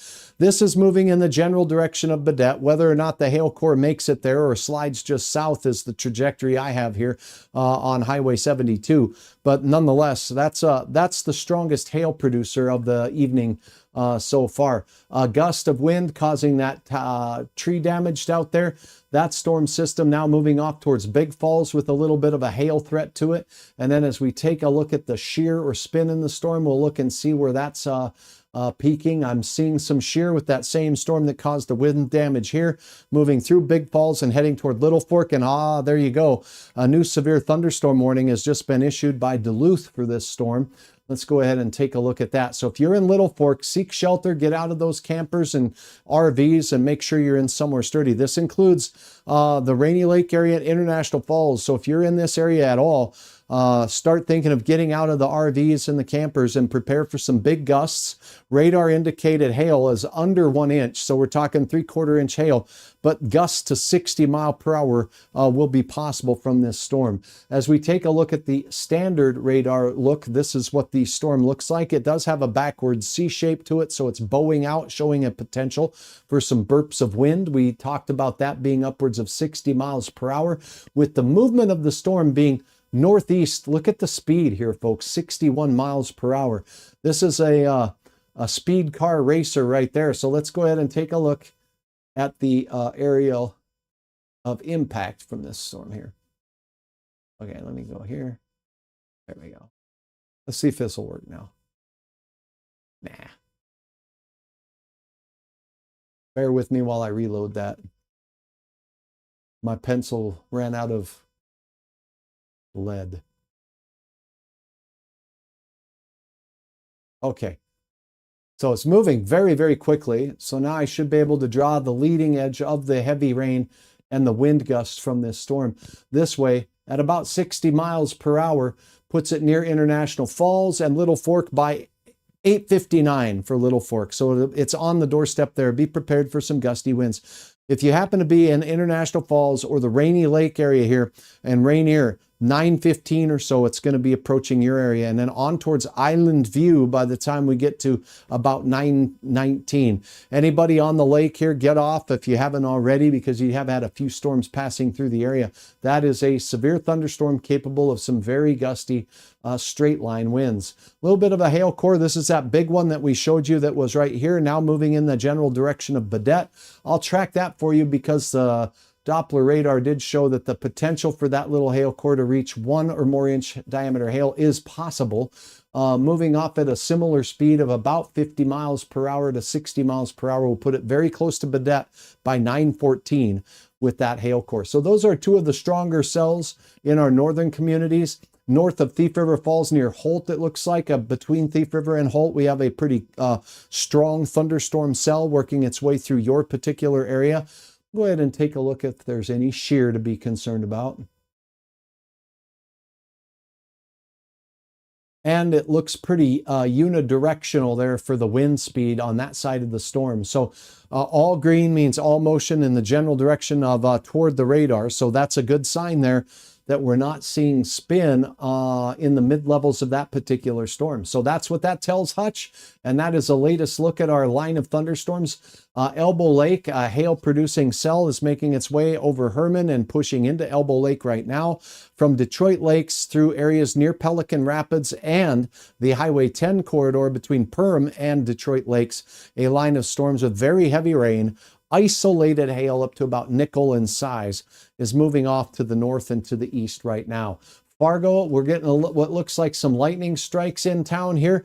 Not a lot of rain moving through. You see this light green, that is the outflow from the thunderstorm that's working its way through. Harwood to Georgetown out here towards Riley's Acres, that's where the heaviest of the wind is on the north side. And down south, we're getting schmutz again. It's just a little bit of rain, and that's all we got from this particular cell at this time. So that's a look at your radar and your radar information. A severe thunderstorm warning continues up here in Koochiching County, in towards International Falls in the Rainy Lake area as we go through for a very fast-moving storm at 61 miles per hour. The warning's in effect for 45 more minutes until 9:45. I'll keep you posted right here. For now, I'll put you on this screen. This screen gives you some fancy music to listen to. Your comments and questions are reviewed by me. I will be back throughout the evening. Make sure you drop comments in here if you have a question about a specific area. Let me know. Also, let me know if you have a question about the forecast. I do plan on going through the hour-by-hour forecast regularly throughout these updates. But for now, I'm going to get caught up with a little information, and I'll be back shortly. Thanks for watching Hutch's Weather. Hutch is back in a moment to take your questions and track the latest alerts.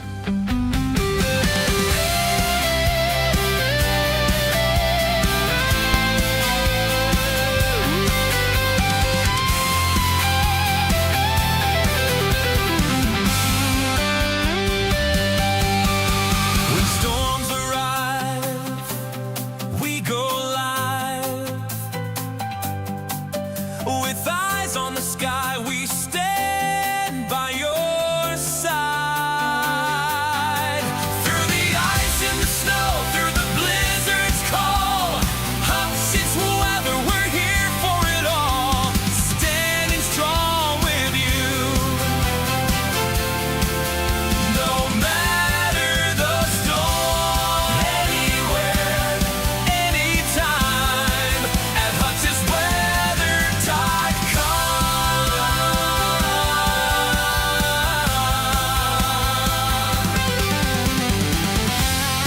Don't wait for the next update to stay safe between Hutch's live reports. The Hutch's Weather app is your best way to stay alert. Grab it now and never be caught off guard by the changing weather. If this coverage is helping you stay prepared, consider giving the stream a thumbs up. It helps the system push these alerts to more people in the path of the storm.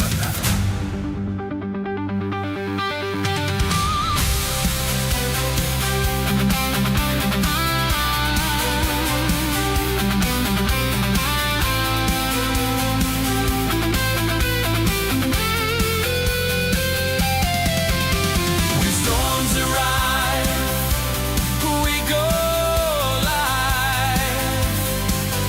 We've eyes on the sky, we stand by your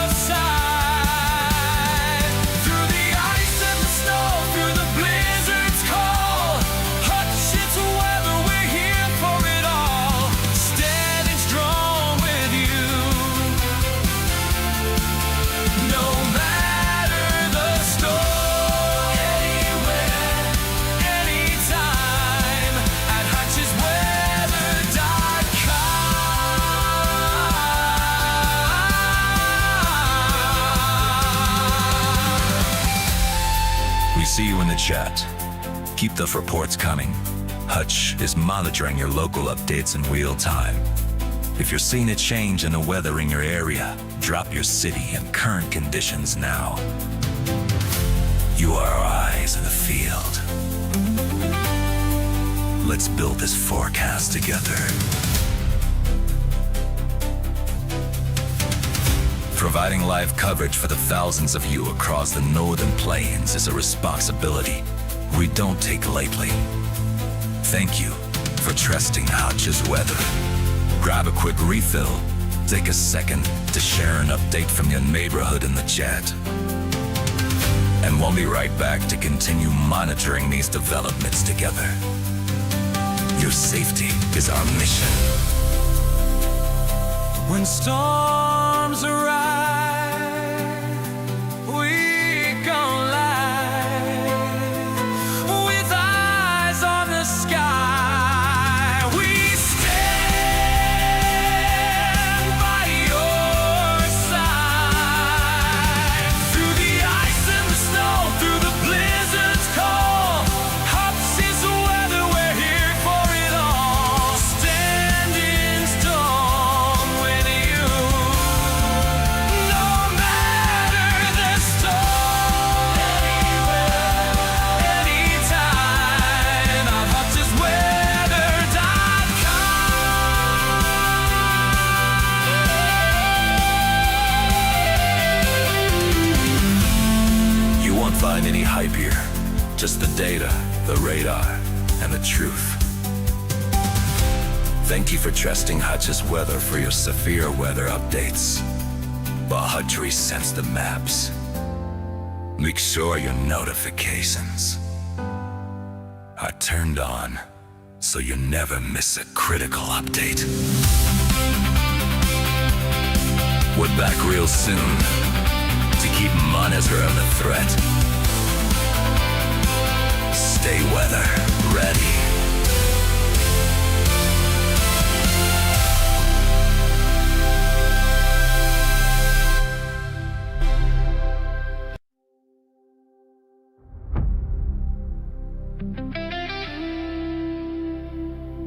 You're watching Hutch's Weather live.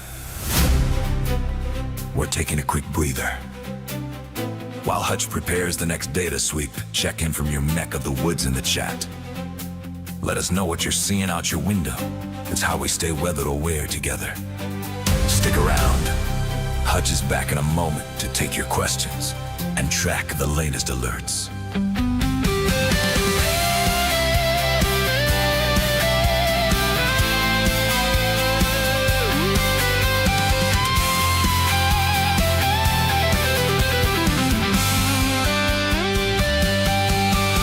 When storms arrive, we go live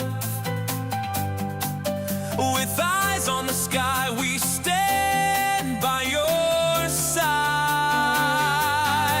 through the ice and the snow, through the blizzard's call. Hutch's weather, we're here for it all. Standing strong with you, no matter the storm. Anywhere, anytime, at HutchesWeather.com. Don't wait for the next update to stay safe between Hutch's live reports. The Hutch's Weather app is your best way to stay alert. Grab it now and never be caught off guard by the changing weather. If this coverage is helping you stay prepared, consider giving the stream a thumbs up. It helps the system push these alerts to more people in the path of the storm.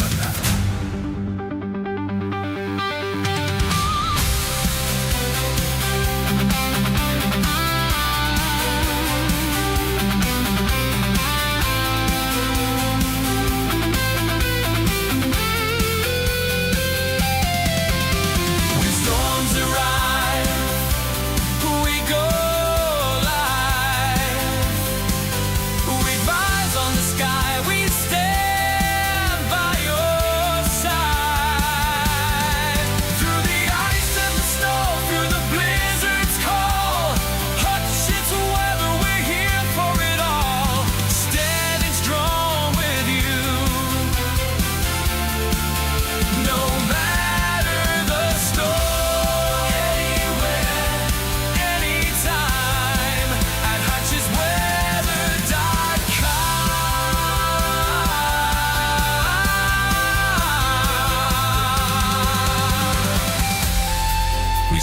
chat. Keep the reports coming. Hutch is monitoring your local updates in real time. If you're seeing a change in the weather in your area, drop your city and current conditions now. You are our eyes in the field. Let's build this forecast together. Providing live coverage for the thousands of you across the northern plains is a responsibility we don't take lightly. Thank you for trusting Hutch's weather. Grab a quick refill. Take a second to share an update from your neighborhood in the chat. And we'll be right back to continue monitoring these developments together. Your safety is our mission.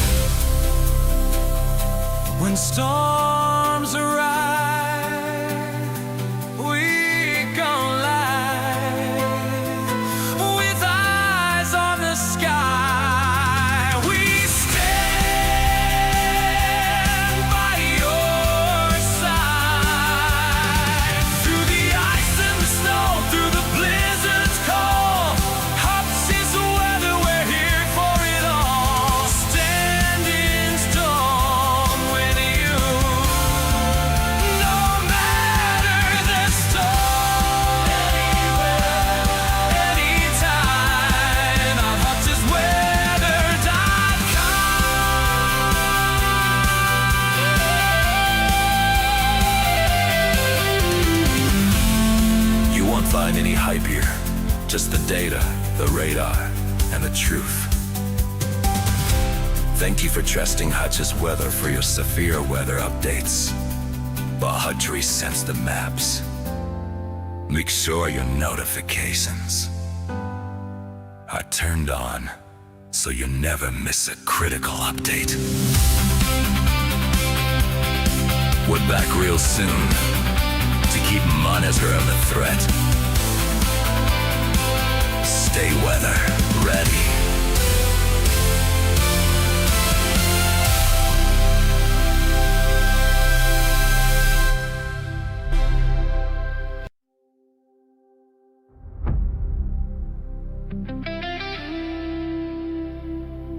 You're watching Hutch's weather live. We're taking a quick breather. While Hutch prepares the next data sweep, check in from your neck of the woods in the chat. Let us know what you're seeing out your window. It's how we stay weather aware together. Stick around. Hutch is back in a moment to take your questions and track the latest alerts.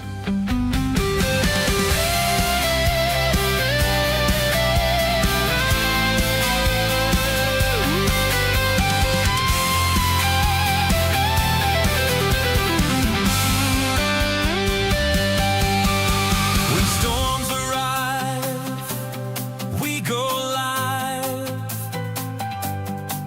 with eyes on the sky. We stand by your side through the ice and the snow, through the blizzard's call. Hutch's weather, we're here for it all. Standing strong with you, no matter the storm. Anywhere, anytime, at hutchesweather.com. Don't wait for the next update to stay safe between Hutch's live reports. The Hutch's weather app is your best way to stay alert. Grab it now and never be caught off guard by the changing weather. If this coverage is helping you stay prepared, consider giving the stream a thumbs up. It helps the system push these alerts to more people in the path of the storm.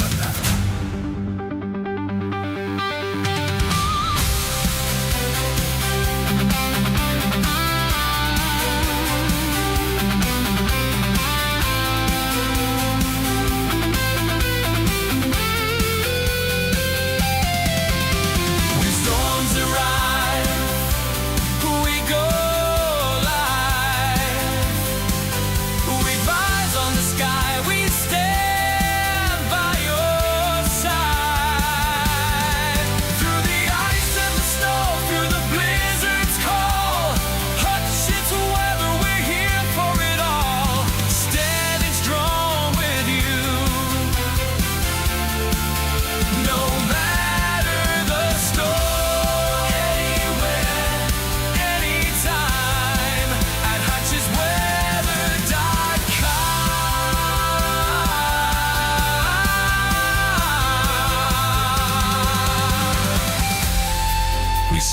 chat. Keep those reports coming. Hutch is monitoring your local updates in real time. If you're seeing a change in the weather in your area, drop your city and current conditions now. You are our eyes in the field. Let's build this forecast together. Providing live coverage for the thousands of you across the northern plains is a responsibility we don't take lightly. Thank you for trusting Hutch's weather. Grab a quick refill, take a second to share an update from your neighborhood in the chat. And we'll be right back to continue monitoring these developments together. Your safety is our mission. When storms arrive,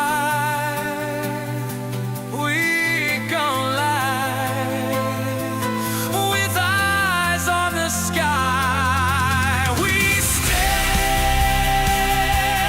by your side through the ice and the snow, through the blizzard's call.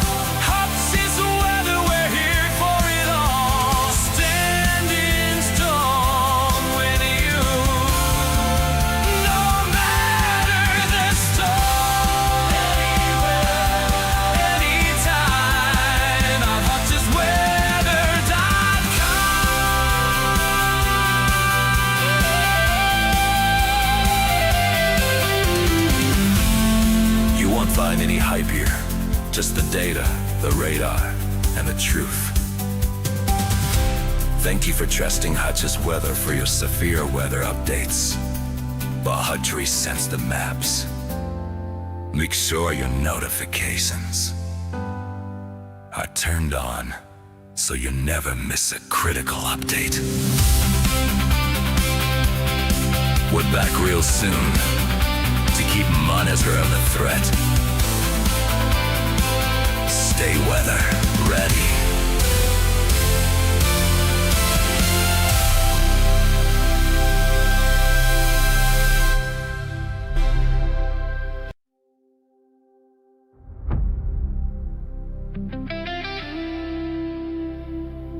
You're watching Hutch's Weather live. We're taking a quick breather. While Hutch prepares the next data sweep, check in from your neck of the woods in the chat. Let us know what you're seeing out your window.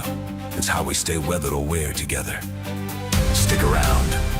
Hutch is back in a moment to take your questions and track the latest alerts.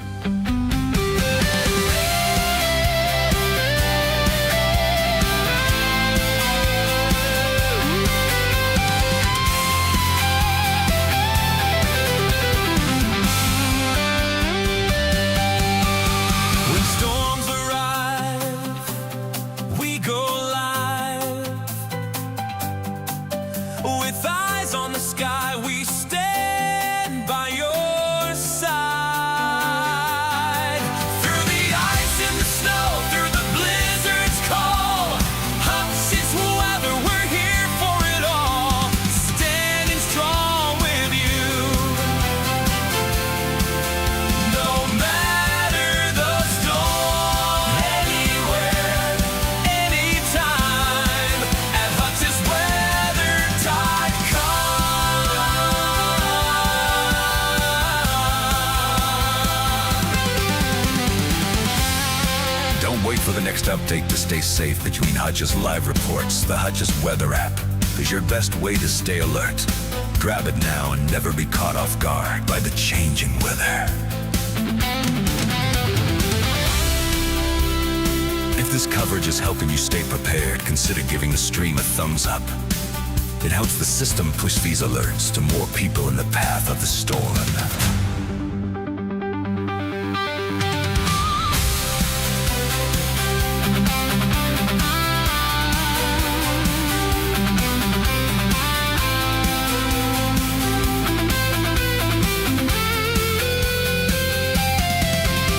When storms arrive, we go live with eyes on the sky. We stand by your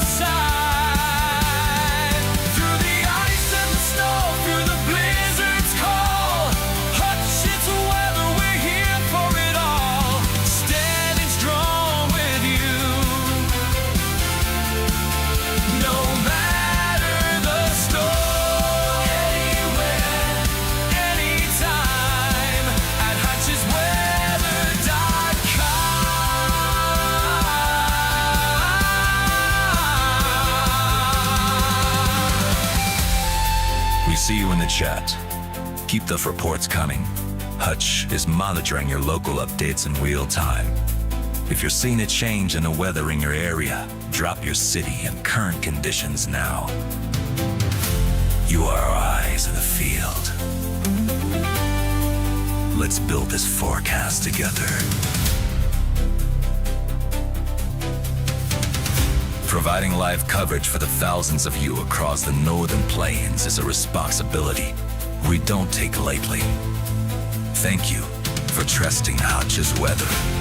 Grab a quick refill. Take a second to share an update from your neighborhood in the chat. And we'll be right back to continue monitoring these developments together. Your safety is our mission. When storms arrive, we go live with eyes on the sky. We stand by your side through the ice and the snow, through the blizzard's cold. Hutch's weather, we're here for it all. Standing strong with you, no matter the storm. Anywhere, anytime, on Hutch'sWeather.com. You won't find any hype here. Just the data, the radar, and the truth. Thank you for trusting Hutch's weather for your severe weather updates. While Hutch resends the maps, make sure your notifications are turned on so you never miss a critical update. We're back real soon to keep monitoring the threat. Stay weather ready.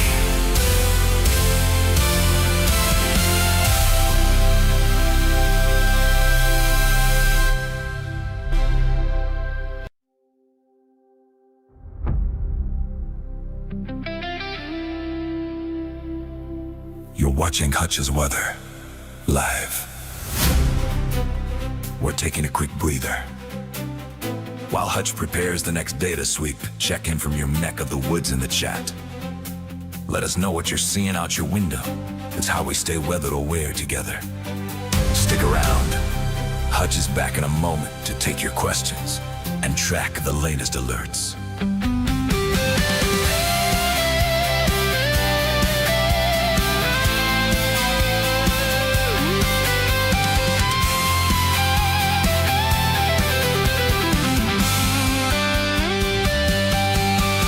When storms arrive, we go live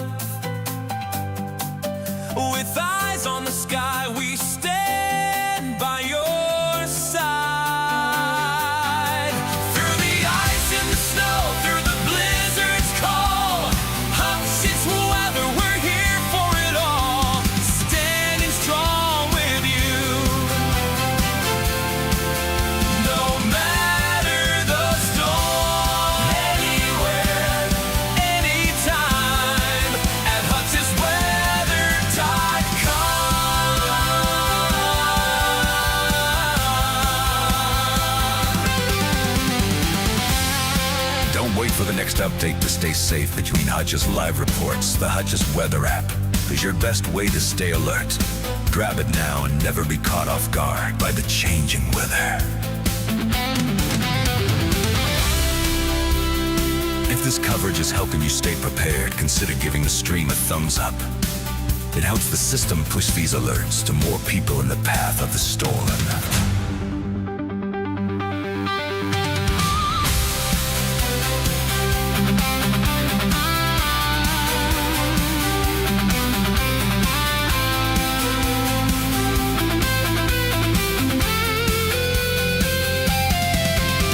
When storms arrive, we go live with eyes on the sky. We stand by your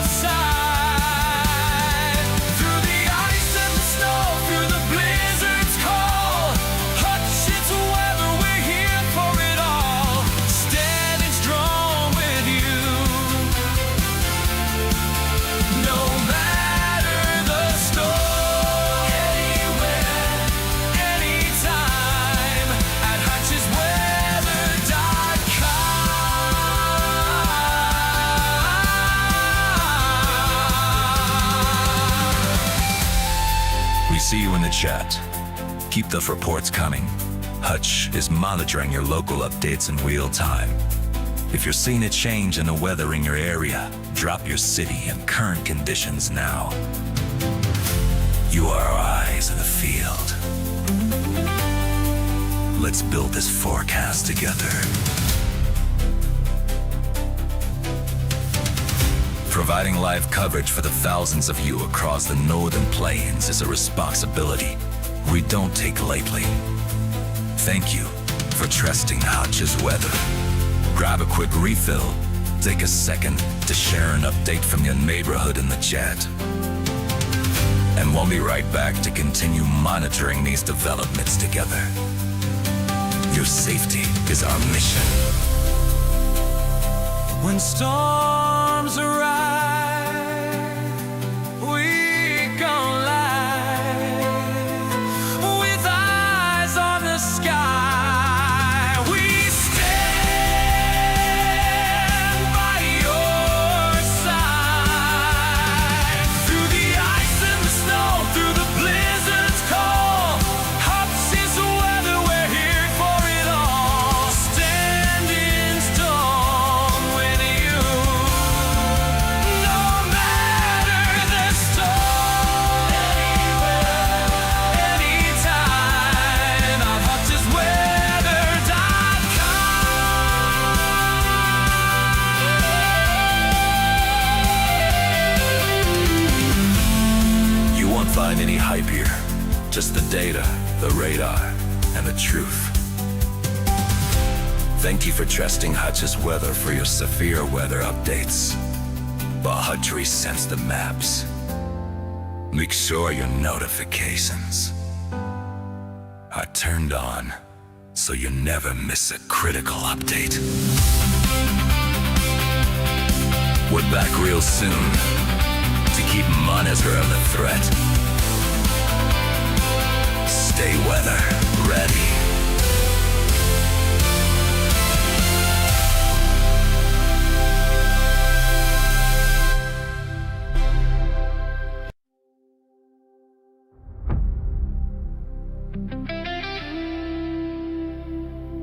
You're watching Hutch's Weather live.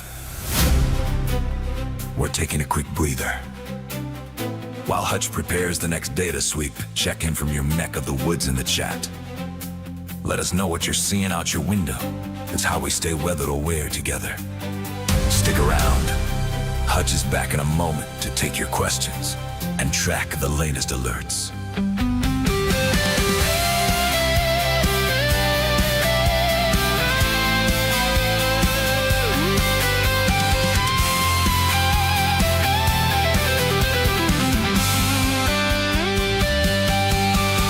When storms arrive, we go live with eyes on the sky. We stand by your side through the ice and the snow, through the blizzard's call. Hutch's weather, we're here for it all. Standing strong with you, no matter the storm. Anywhere, anytime, at HutchesWeather.com.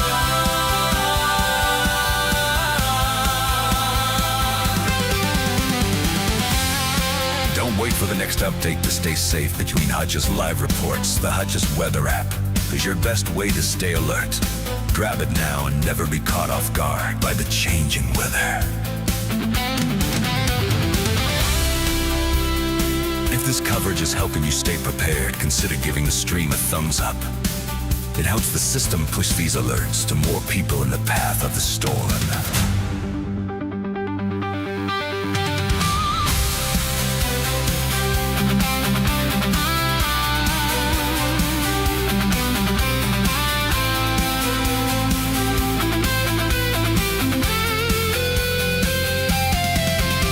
When storms arrive, we go live with eyes on the sky. We stand by your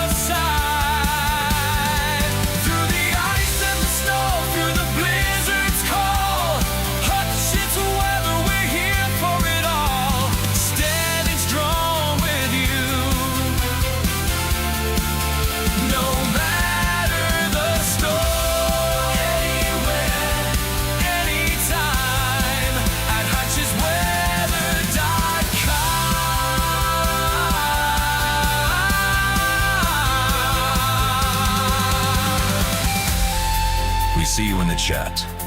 Keep the reports coming. Hutch is monitoring your local updates in real time. If you're seeing a change in the weather in your area, drop your city and current conditions now. You are our eyes in the field. Let's build this forecast together. Providing live coverage for the thousands of you across the northern plains is a responsibility we don't take lightly. Thank you for trusting Hutch's weather. Grab a quick refill, take a second to share an update from your neighborhood in the chat. And we'll be right back to continue monitoring these developments together. Your safety is our mission. When storms arrive, we go live with eyes on the sky. We stand by your side. Through the ice and the snow, through the blizzard's call, Hutch is the weather, we're here for it all. Standing strong with you, no matter the storm. Anywhere, anytime, I'm HutchesWeather.com. You won't find any hype here. Just the data, the radar, and the truth. Thank you for trusting Hutch's weather for your severe weather updates. While Hutch resends the maps, make sure your notifications are turned on so you never miss a critical update. We're back real soon to keep monitoring the threat. Stay weather ready.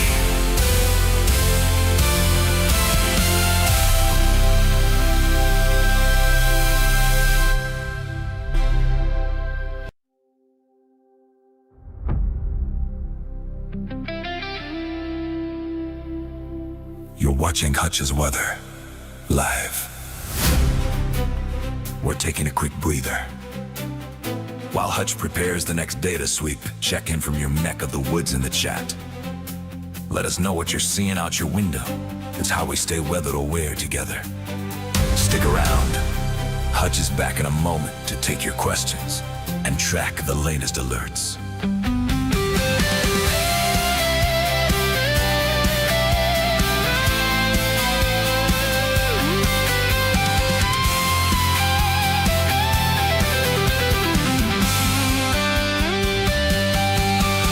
When storms arrive, we go live.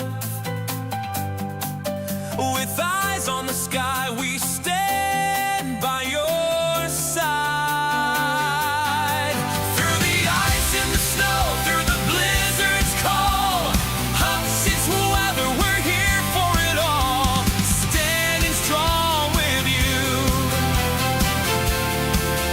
no matter the storm. Anywhere, anytime, at HutchesWeather.com.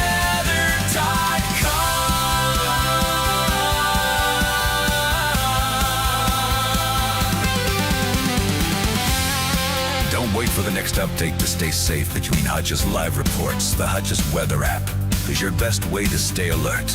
Grab it now and never be caught off guard by the changing weather. If this coverage is helping you stay prepared, consider giving the stream a thumbs up. It helps the system push these alerts to more people in the path of the storm.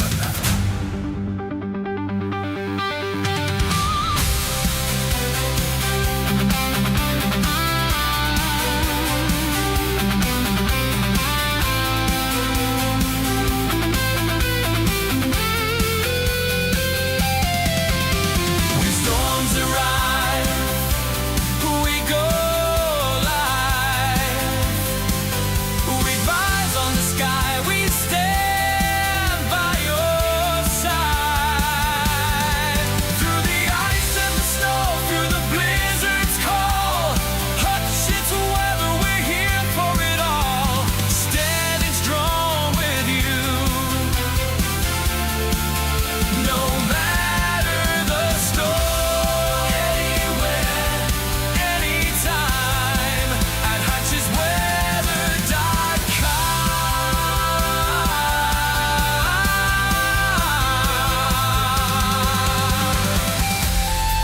We see you in the chat.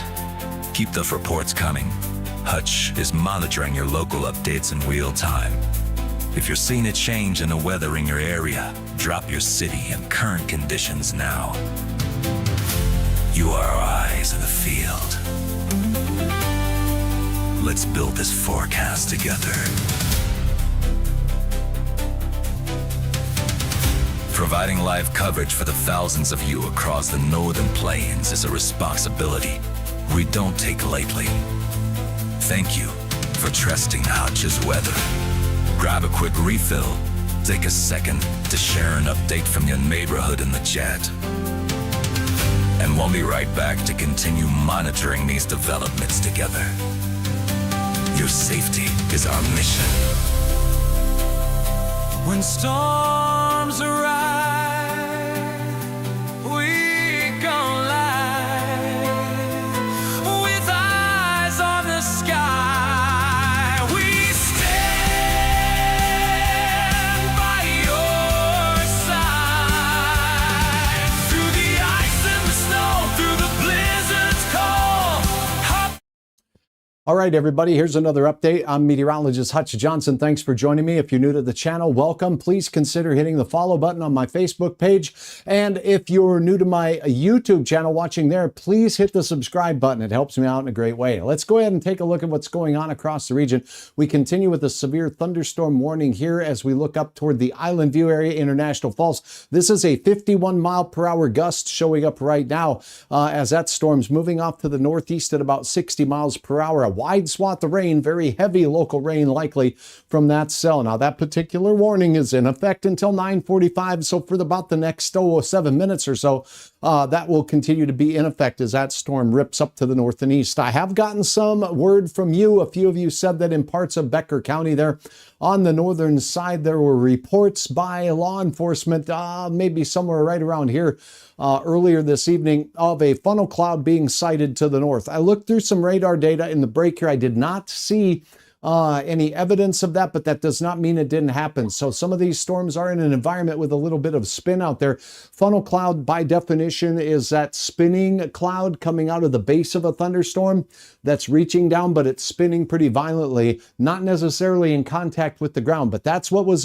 made known here. Storms continue. Look at this wide swath of rain, Solway, all the way down through Clearwater County towards southeastern parts of Monoman County near Natawash, right into north central and western Becker County, where we have copious amounts of rain moving into the Detroit Lakes area, Lake Sally, Lake Melissa, straight down into Otter Tail in the Pelican area and the Star Lake area out there, not far from Vergas, seeing showers and rumbles of thunder. There is another cell working its way through Fargo, but guess what? By golly, this one again is going to swing off to the north, leaving much of Fargo left behind as far as the best chance at rain goes. If we get anything, it looks like to me it might just be one of these spit and spitters that drifts its way through again. So now, in this update, now that we've got you caught up behind the storm system out to the west, we have very gusty winds taking place from Bismarck down through Mobridge and Pierre, South Dakota, where we have periods of 55 to 60 mile per hour gusts from the system. And in fact, Mobridge right now reporting a 44 mile per hour gust as that system is moving through.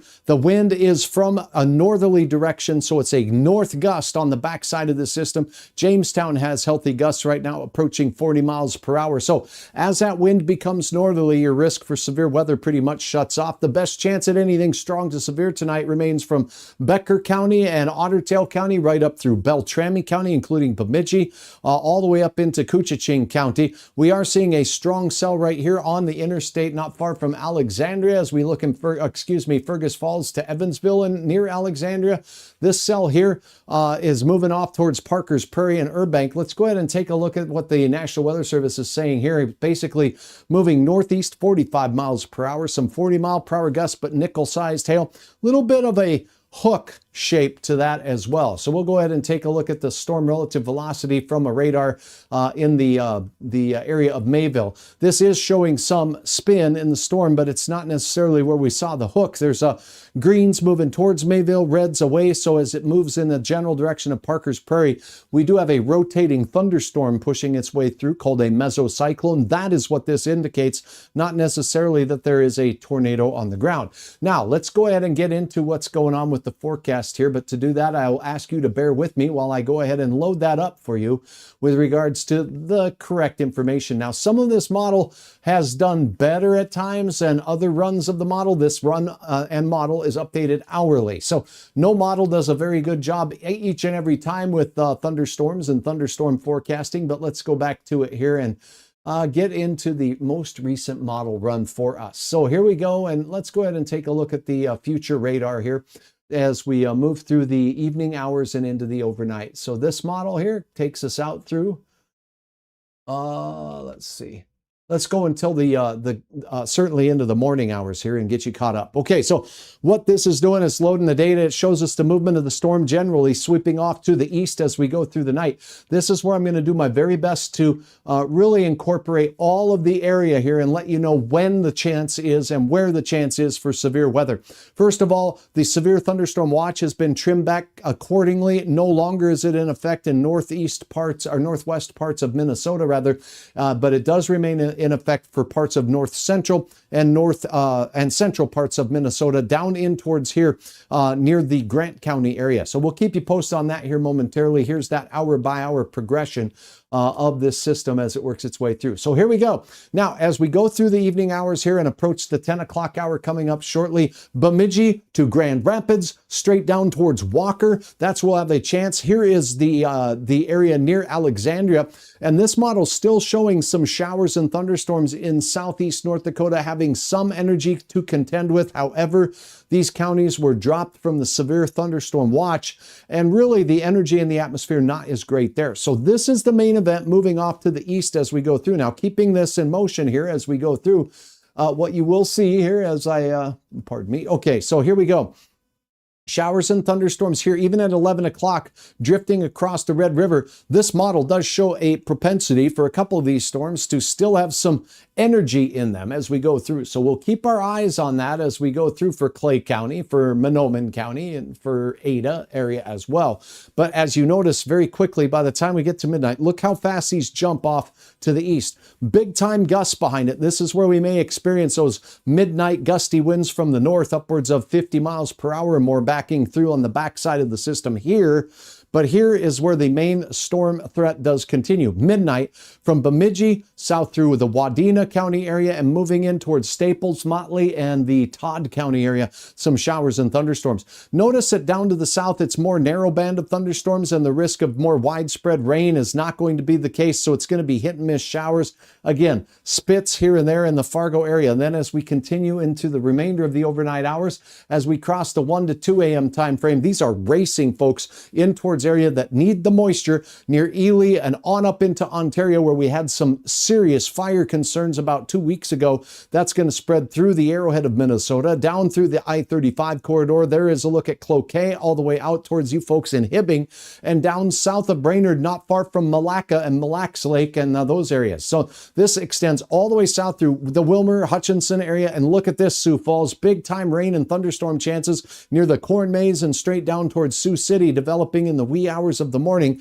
And then as we continue this into the morning hours, you'll see that these storms race off through southern Minnesota. Big time rain in the Twin Cities and southeast, south central Minnesota into north central Iowa, from Spencer right through Mason City, Mankato right through Rochester, and straight down through Owatonna.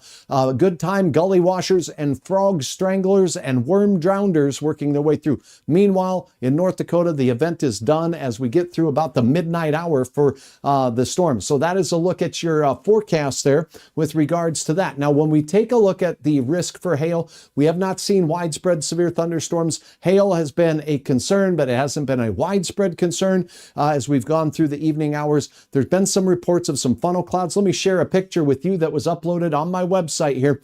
And this is an interesting picture because I'll take the word for it from the photo taker that the system was rotating. That's important. If you see something dangling out of a cloud, if it's spinning like this, and it is attached to the parent thunderstorm, it's something to note. So now let's go ahead and take a look at these photo uploads here real quickly. And thanks to all of you who have taken the time to not only take the pictures, but please stay safe in doing so. Here is a look at the Cragness area. Look at that lightning bending down through the sky. Thank you so very, very much for this shot from Cragness. Look at that twister. It almost looks like it's rolling through the atmosphere. And Now, did you catch that mid-flash there? It looks like Kara. Thank you so much, Kara, for sharing this, but what an amazing shot. And not only that, it looks like it's pretty quiet around there. Look how far through the atmosphere that bolt of lightning traveled. That is an amazing amount of distance. And you wonder why thunder rolls? Well, we see the lightning first, and then the sound reaches us later because the speed of light is much faster than the speed of sound, which is about 700 to 800 miles per hour in our lower atmosphere.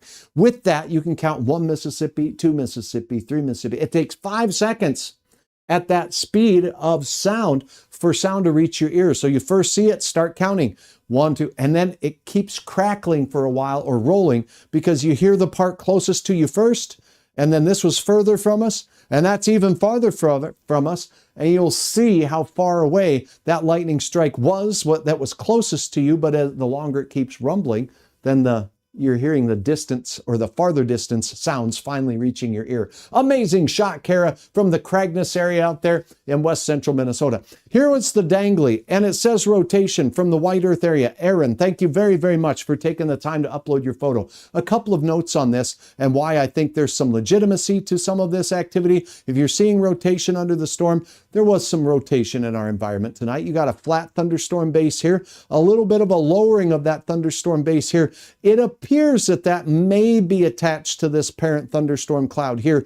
This could be a wall cloud. So if that puppy was rotating, then that's something to pay attention to. I also got unconfirmed reports from you that in and around northern Becker County out there, not far from Pine Point and points north, law enforcement was sharing with people that a funnel cloud was sighted in that area. So again, that is a possibility. And then this morning, Heidi capturing the Golden Glow. What an awesome shot up here near the Bemidji area. A little color in the start of the work week, taken at 10:55 to get that nighttime going out there. Wow, beautiful shot, and thank you for sharing the Northern Light perspective. So Tammy says, doggone it, 8 drops of rain by Barry. The rain has been missing us most every time for the past month or two, and that's the same story for South Moorhead here. I feel your pain. I would love to have a little bit more in the way of rain. It does look like we may have to wait this one out again for Fargo and for Barry.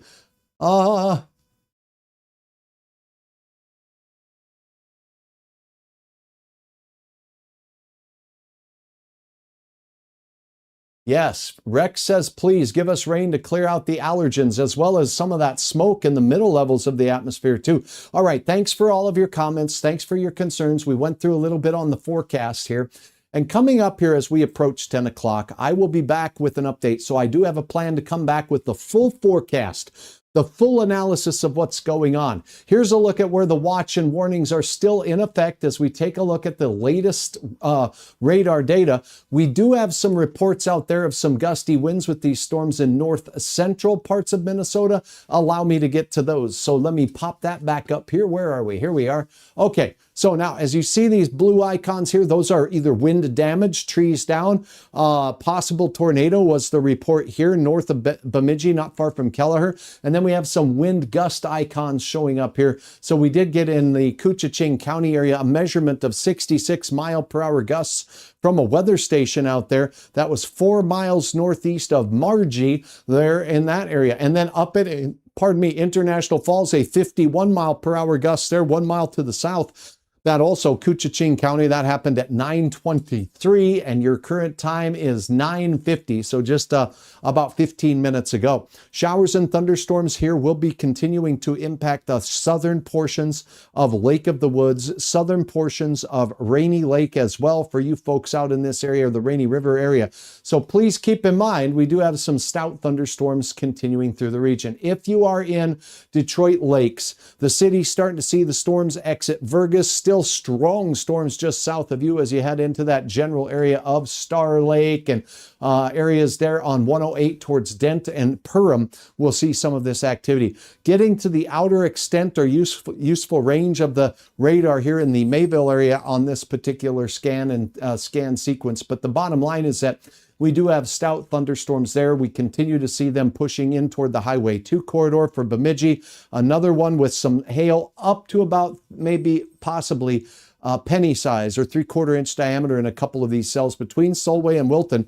And then these moving in this northeasterly track will likely push that to the north of the Bemidji area towards Turtle River at this particular time. So that's what I have to go with at this particular juncture. Let's go ahead and take a look at the big picture here. Just north of Fargo, we have a cell crossing the Red River Valley. This one and this one will bring the best chance at any rain at all moving into Fargo. This one will likely cross once again to the north of town here. And a look at the rainfall amounts with these training storms through Ottertail County and Becker County. Let's look at the storm total precipitation estimates through these areas here. The colors will load in momentarily, and you'll get to see that these very heavy rain producing cells now that moved in toward the Big Stone and Grant County areas, producing around an inch of rain. When you get into the purples, that's 3/4 of an inch of rain. So about 3/4 of an inch of rain there. Numerous places from Wahpeton, Breckenridge, right up into this area here near Pelican Rapids, Rothsay, Earhart, and out towards Dent on 108 here, including you folks out there at the Maplewood State Park area. A chance for about a 1/2 inch to 3/4 of an inch of rain from this system. So some much needed rain there, not so much in Barnesville. Much needed rain. Look at this, Sabin to Glendon, pretty good. You get into that Hitterdall area there, and Ulen, oh my goodness, good 3/4 of an inch to an inch right up through Waban. So a couple of storms trailing through this area that started out near Glendon. On the south side of the FM area, we got Schmutz here in South Moorhead, and then not very much in Fargo. You get on the north side of town towards Harwood and out in the Mapleton area. Those areas saw heavier batches of rain. Grand Forks had a cell make its way through, so you got another wet one there. East Grand Forks and Grand Forks proper seeing upwards of a 3/4 of an inch rainer here. That's what the purple colors are. So 1/2 inch, 3/4 of an inch through much of Polk County on the northwest side. Fisher to Crookston seeing some of that rain. You get south of Climax, not quite as much down there, and Nillsville as well. Crookston, Red Lake Falls, look at this, Plummer, a good solid batch of rain moving through Red Lake Falls on up towards Goodrich here. This is 3/4 of an inch to a little over an inch estimated by the radar. And there were cells that skirted Thief River Falls. Thief River proper picking up the better part of about 3/4 of an inch of rain. Down near the airport there, though, it looked like it dried up a little bit. You get on the north side of town and you head up into Holt here, 1 to 2 inches of rain. How about 1.5 estimated by the Doppler radar, Viking to Holt, and that's what went all the way up towards Baudette, where we're getting rainfall estimates here of 1.5 to 2 inches of rain from the storm system. A smattering of rain cells that approached about 1/4 to 1/2 of an inch through narrow corridors from the Pembina County area through Kitson County area, as well as the Cavalier County area and the Highway 2 corridor straight through Grand Forks, picking up a pretty good swath of moisture there. That extended all the way back into northern Stutsman County. So that's a look at the rainfall from the system that worked its way through as well. Be aware of this little nonsense that we're seeing out here. This area right here is experiencing non-thunderstorm wind gusts over 50 to near 60 miles per hour, and that's on the backside of the system. These gusts are coming out of the north. So as this secondary cold front makes its way through, we're going to have a chance to see some 40 to 55 mile per hour gusts, certainly as we go through the overnight hours. Not everybody, but in some spots, it's certainly a possibility. Let me put away my Crayola here and let's get to your questions. And then I'm going to step away for a minute. And again, I'm coming back now at 10 o'clock because it's 10 o'clock. So as we approach the 10 o'clock hour, I am going to stick with you. Missed it and can do again. Yeah, Old Towner County up here. There is a little narrow band of shower activity pushing its way in toward your area right now. So out towards Rolla, we're seeing that Belcourt area. And now here you go, Rock Lake. This is showing some over Rock Lake. Here's Can-Do, not a lot there, but if I go to the single site data, it doesn't get as smooth. So we'll get a look at the real data here. And let's look out of the Deering radar out here, a little bit closer to the Minot area and your area of concern here. So we'll get a better view by switching to that. Or maybe it's out to lunch right now. What do you think it's ordering? What's your favorite thing to snack on at 10 o'clock at night? Do you do that? Are you like Hutch and head to the fridge? I haven't done so yet, but when I do, I've got some ideas. Let me know what you like to snack on while you're watching severe weather coverage. Drop it in the comments. Do I see anything? Missed us in Can-Do. Air popped popcorn sounds good, Argyle Dragon. Argyle Dragon, I don't know, are you seeing anything exciting in your neighborhood tonight? I think Oh, I think I deleted that. There was some Northern Lights last night. Popcorn again from K. Thank you, KJ. Dime size hail and Badette. Thank you for the report there. Brendan Quinn, thank you so much for reporting that. So Badette getting some dime-sized hail from the storm system. I will often take time and pass that along to the National Weather Service forecast office. I'm not seeing the Mayville radar coming in with any data. The Bismarck radar is not going to help me. So essentially, we're going to go with just what we're getting here from the Mayville radar. And as we go into the Candu area, Rock Lake, there are some showers showing up on the radar. Whether or not they're reaching the ground, well, that's for you to tell me. But it's showing like it's right over the area. Meat and cheese. All right, that sounds good to me. I definitely like that. I like my walnuts. Those are really good for you, I guess, as long as you don't eat the whole bag. And sometimes I get into that problem. But at any rate, thank you for sharing with me. Oh, and pizza anytime, anywhere. Works for this kid right here. All right, so we got some windy thunderstorms working their way through off to the east, and then International Falls area, the warning has been allowed to cancel at this particular time, and now it is 10 o'clock. So here's what's going to happen. If you have my app, listen for this, because I'm going to do a little bit of an alert and let people know that Hutch is going to be doing the full forecast right now. We're going to look at the full forecast coming up at 10 o'clock. No waiting. Weather for anybody around the area. We're going to get you covered here with what's going on right now. But first, I got to find my Humpty Dumpty next to my whatchamacallit. What? Did I lose my Humpty Dumpty? Okay, here we go. All right, so let's just start a new Humpty Dumpty.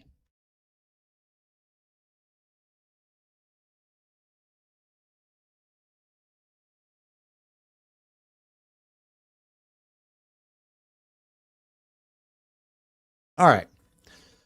So if you do have Hutch's weather app, you'll be getting a notice shortly that your full forecast and video and weather analysis is coming up right now. And that'll be the focus of this next little bit of time that we spend together here, is answering your forecast questions for the upcoming days. So yes, some of you got missed. Some of you in the northern half of Minnesota have a great chance at seeing some soaking showers move through. Not everybody will get them, but some will get them. We have some backside showers drifting their way through the Devil's Lake Basin. Those will continue to drift this way, but your full forecast is coming up right now here on Hutch's Weather. So bear with me.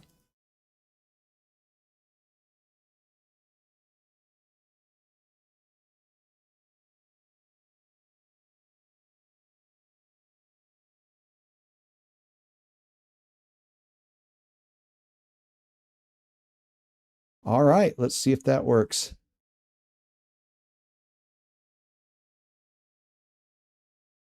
Okay. So if you have the app, I should be sending you a message right now. You should be getting it, and then we will get started talking on that forecast as we go through. So my phone will probably make a neat little noise, and that's how Hutch's weather app works. We're going to go through your forecast, and then we're going to go through some stuff on the app to introduce you how to download it and how to set it up so it will make sure that you are alerted to the weather that's going on in your area. 3/4 of an inch of rain reported by Jerry in Detroit Lakes. Thank you for doing so and passing that information along. So just got lightning detected within 15 miles. That's an app product that Hutch's Weather's app does. For the last hour or so, beginning there, it was consistent. Nothing that loud, just some rumbles. Thanks, Drew, for watching Hutch's Weather. I appreciate your trust and your reports as well. So that's what we have going on. I think that this should be going out right now.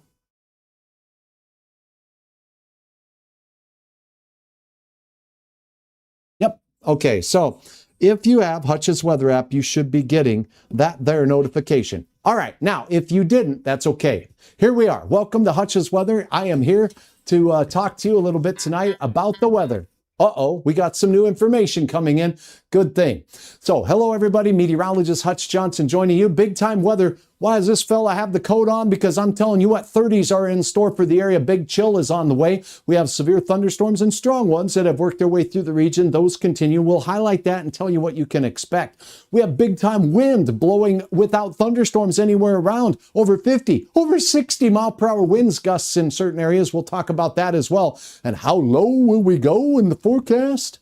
Details are coming up soon, but my thighs can't handle that nonsense. So let's start with a look at your hour-by-hour forecast. The first thing we're going to go through is that. Then we're going to talk a little bit about the threat of thunderstorms tonight and where they are. An update from the National Weather Service on the watches for tonight as we go through the rest of our evening hours. And then we'll talk about the cold that takes hold as we go through. Let's get started with your hour-by-hour forecast. So as this loads up here, as we head into the 10 o'clock hour, what we are going to notice here as we see the data coming in, we do have a chance for some showers and thunderstorms continuing into the late night hours. Let me set the clock up at the top. Starting at the 8 o'clock hour, we'll let this puppy roll and we'll get us to 10. Showers and thunderstorms here. That does have some stragglers on this model, but they are not this intense. So we will get this batch of showers making their way through, bringing a slight chance of a few drizzle drops in Fargo, but I think most of them stay north of town the way things are looking on the nowcast with the radar. There's a batch of Devil's Lake showers working their way through right now,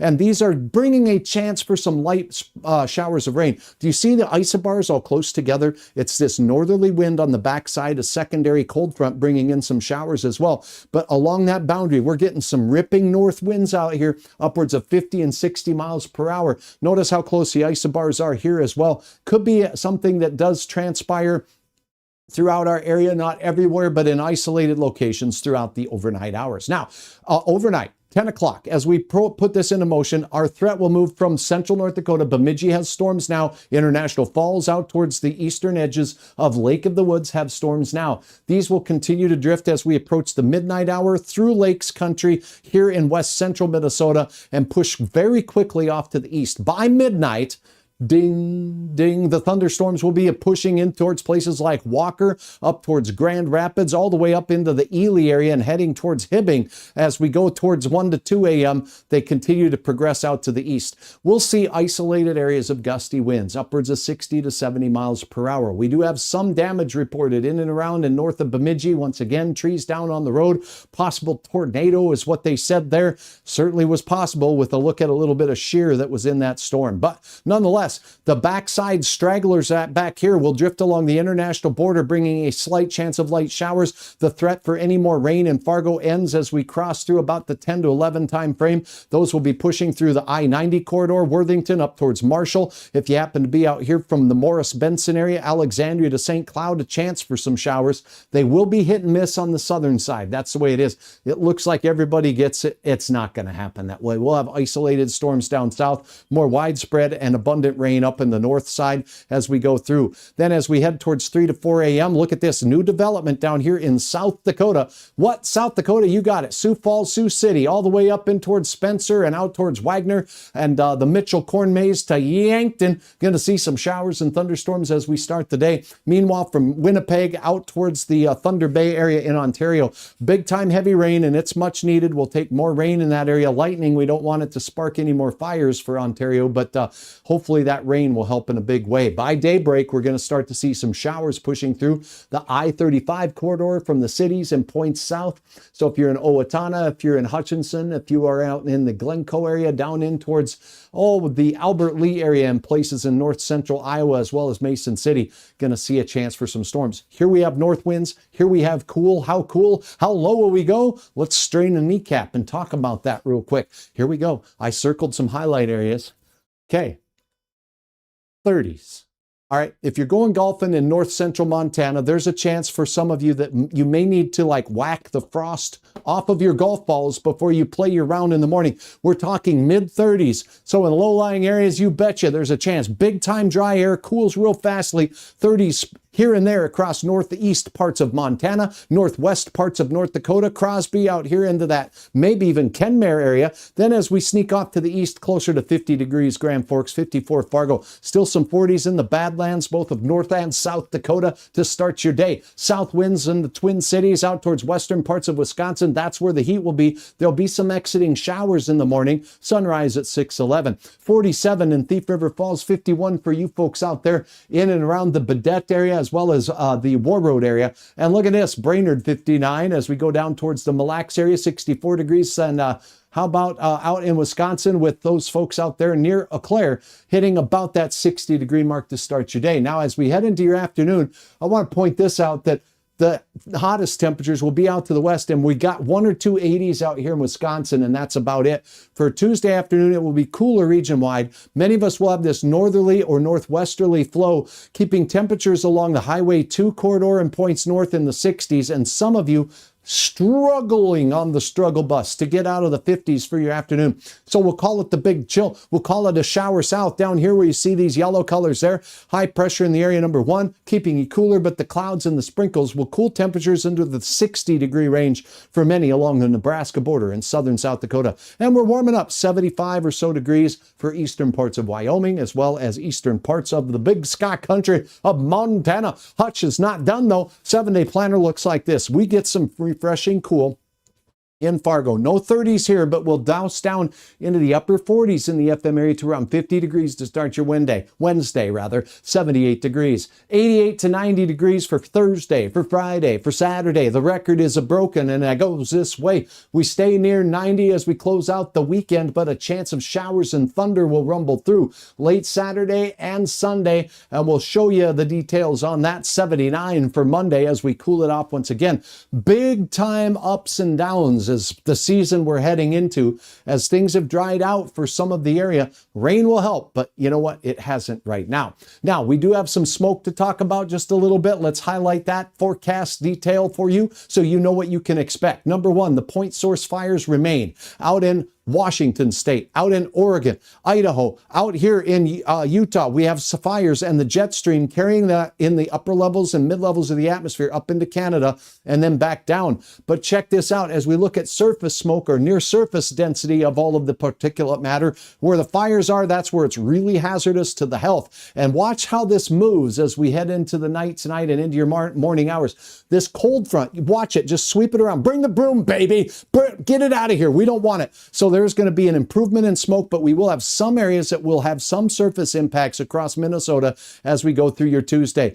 The winds in the upper levels of the atmosphere, instead of bringing this up and into our kitchen, are going to keep it right there in the West Coast, Pacific Northwest area, and also the central and northern Rockies seeing some smoke in the next 24 hours or so. That's the way that looks. Now, these models do not go out beyond about 48 hours for smoke. Why? Because the fire conditions can change that quickly, and that obviously has an impact on that. So if you have a respiratory illness, keep in mind that that's something that you'll want to keep your eyes on as well. Now, as far as our forecast and what's going on right now for the rest of the night, let's get back to the story of the day, and that's the radar. So here is the radar right now. Showers and thunderstorms rocking their way through parts of central Minnesota on a line from International Falls through areas here near Walker and Bemidji, straight down into Perham and all the way down in towards parts of, well, look at that, all the way in towards the boundary with South Dakota and Minnesota, where a few new storms are forming.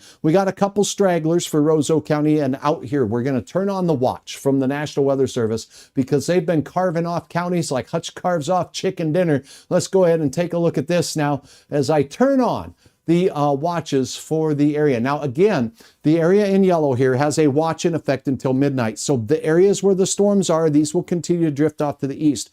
We've dropped Cass and Clay County. The National Weather Service has dropped all of northwest parts of Minnesota from the watch. Again, until 1 a.m. was the latest thinking on this. Let's double check that. The watch is in effect until 1 a.m. for 1.5-inch diameter hail in isolated spots, some gusts to 70 miles per hour. And I guess in hindsight here, the number of warnings that we've had tonight has been fairly minimal, and that's a good thing.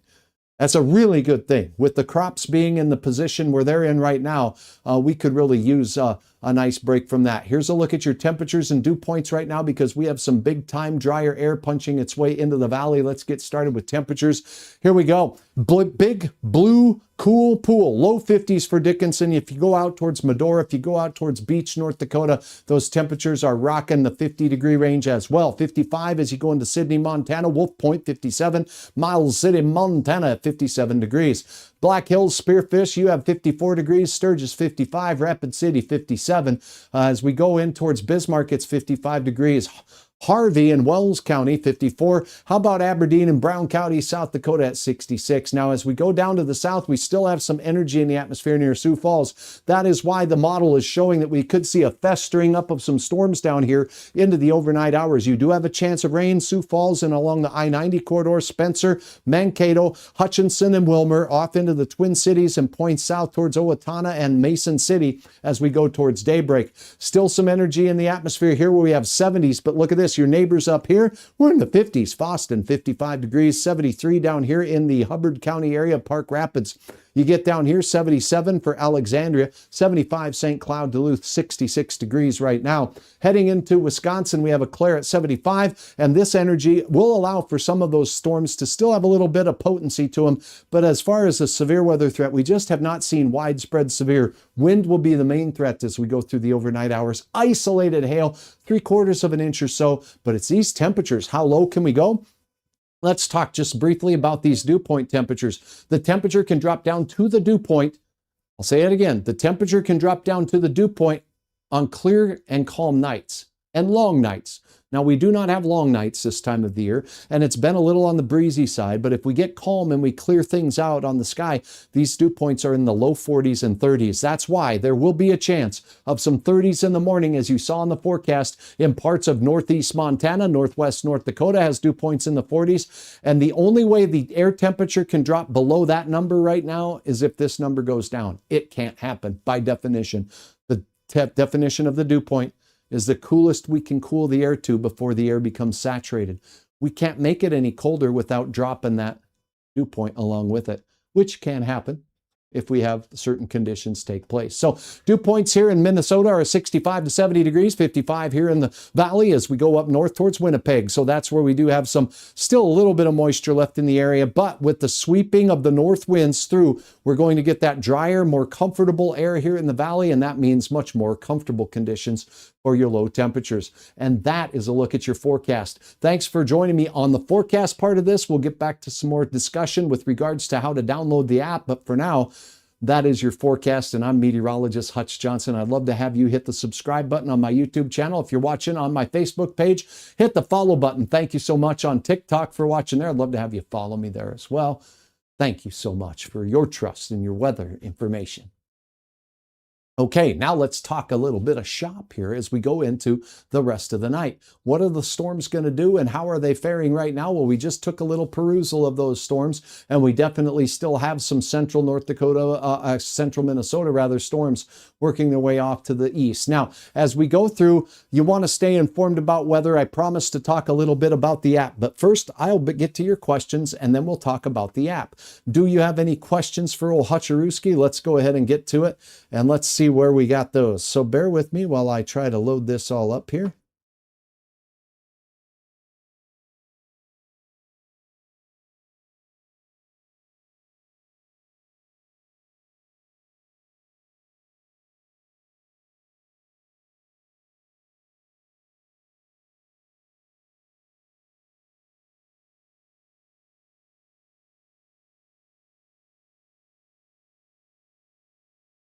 Okay.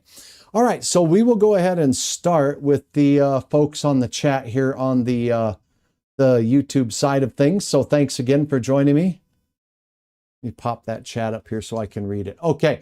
So thanks so very, very much. I'm so glad my area isn't expecting 30s. Yeah, Argyle Dragon, I'm not ready for that either. Thanks for that. Rex, have a good night. Y'all stay safe. Thank you for that.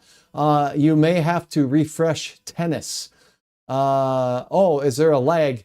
Well, tennis, I'm sorry you're having a lag with the cast. Everything does look fairly smooth on my broadcast side here. Okay, I think we've gotten to most of your questions. It was pouring for me today, says M1K Play. Thank you very much. Argyle Dragon says 30s. Oof. Oh, here we go. That's it. So that's what we got there. Here's a little look at to see if I got any questions for my Facebook viewers out there. Already over a ½ inch in and around Bemidji. Yay, yay, yay, says Karen. Thank you for the report. Neil, Park Rapids are possibly higher winds. Park Rapids, are these possibility higher winds?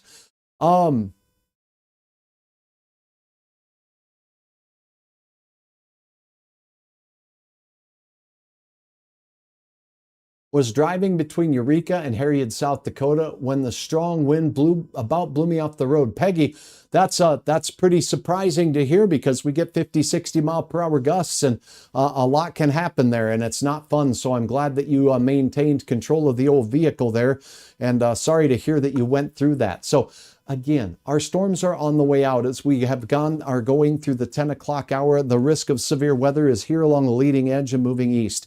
So if you're in Bemidji, if you're in Brainerd, if you're in Mille Lacs, if you are up here in the Grand Rapids area and Hibbing on up towards Ely and the North Shore, a chance for some of these storms to continue through between now and about 1 a.m. is when the watch is set to expire.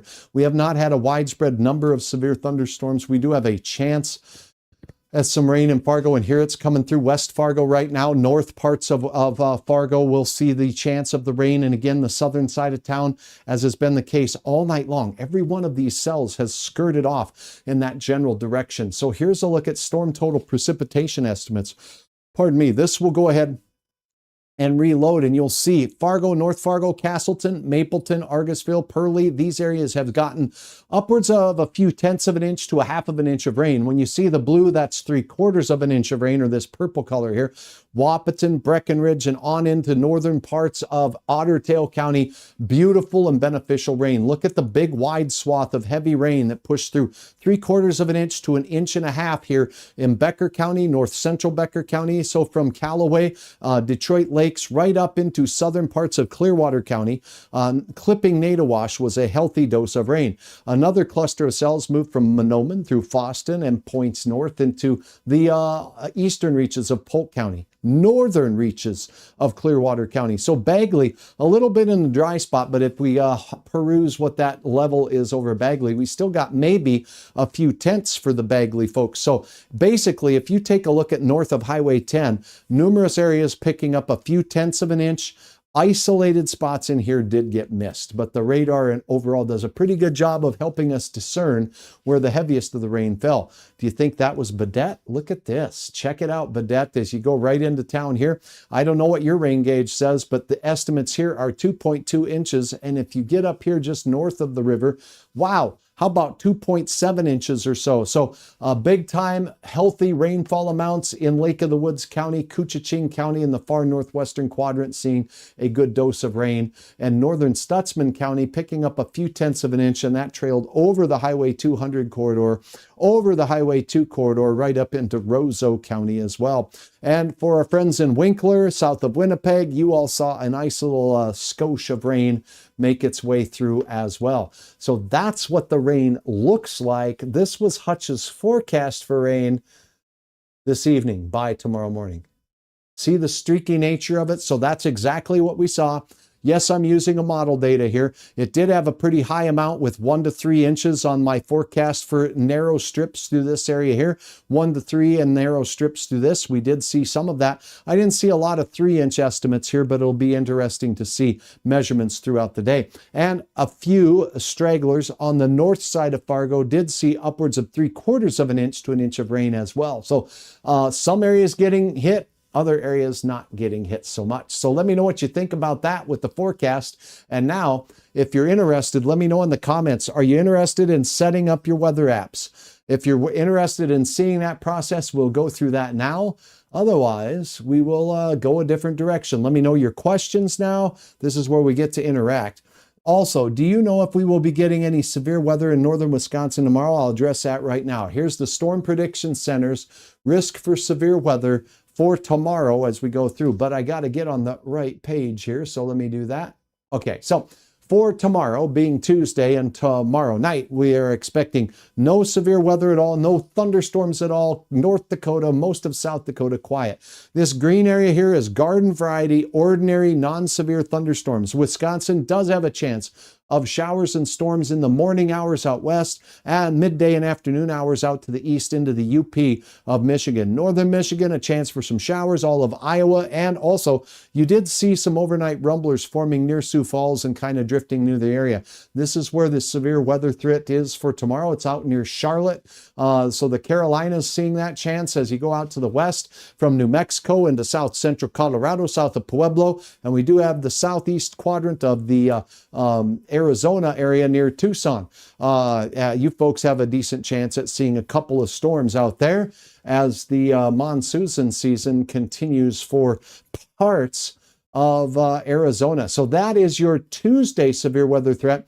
With the cooler and much drier air in our area moving into the northern plains, we're going to stay pretty quiet as we go into day 3. This is your hump day. I'm not kidding. We'll see what Mikey thinks, but Kansas City here in northern Missouri seeing some marginal risk for severe storms. The panhandles of Oklahoma and Texas seeing some marginally severe storms, and that threat continues into hump day as well for you folks in southeastern portions of the state of Arizona. So the severe weather threat over the next couple days means Hutch gets a little bit of rest from the coverage of severe storms. So that directly addresses your question. Yay, let's check out the weather app setup. All right, Rex, thank you for that. Would like to see the weather app setup, says Busy Cat.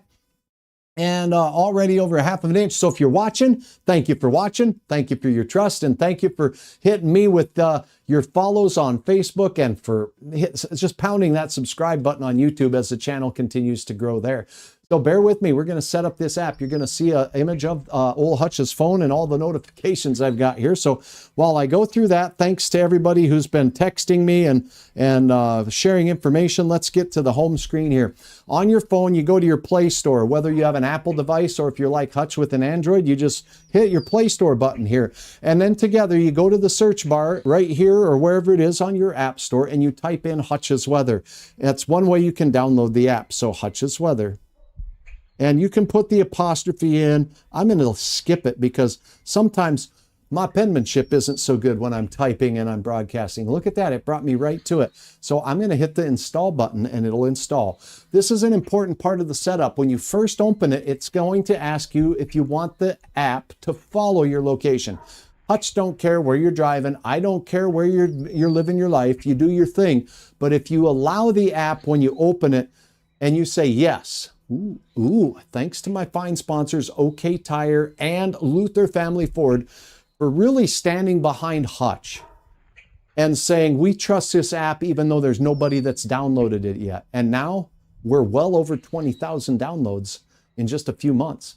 Okay, this is a notification. You just hit OK on that. This notifies you that we're going to do our best to send alerts to your phone. Sometimes because of data issues where a phone is, sometimes you lose data signal, or if there's a data signal on the other side from the National Weather Service or us, warnings can sometimes drop off. Then the other thing we want to know is, do you want to allow us precise location or approximate location? Here's why it's important.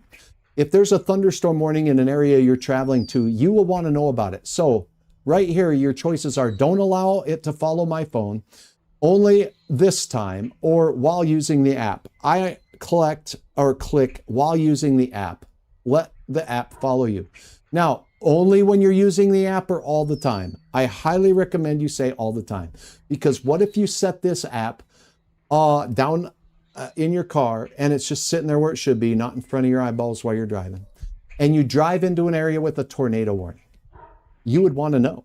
Well, if you allow Hutch's app to allow our app to follow you, then you will get the notification of the tornado warning right to your phone. So I recommend that. Okay. Now, if you go then to the back arrow here, go ahead and open the app. It'll open up and boom, you got the app installed. It's going to ask you again, do you want now to hear notifications from Hutch?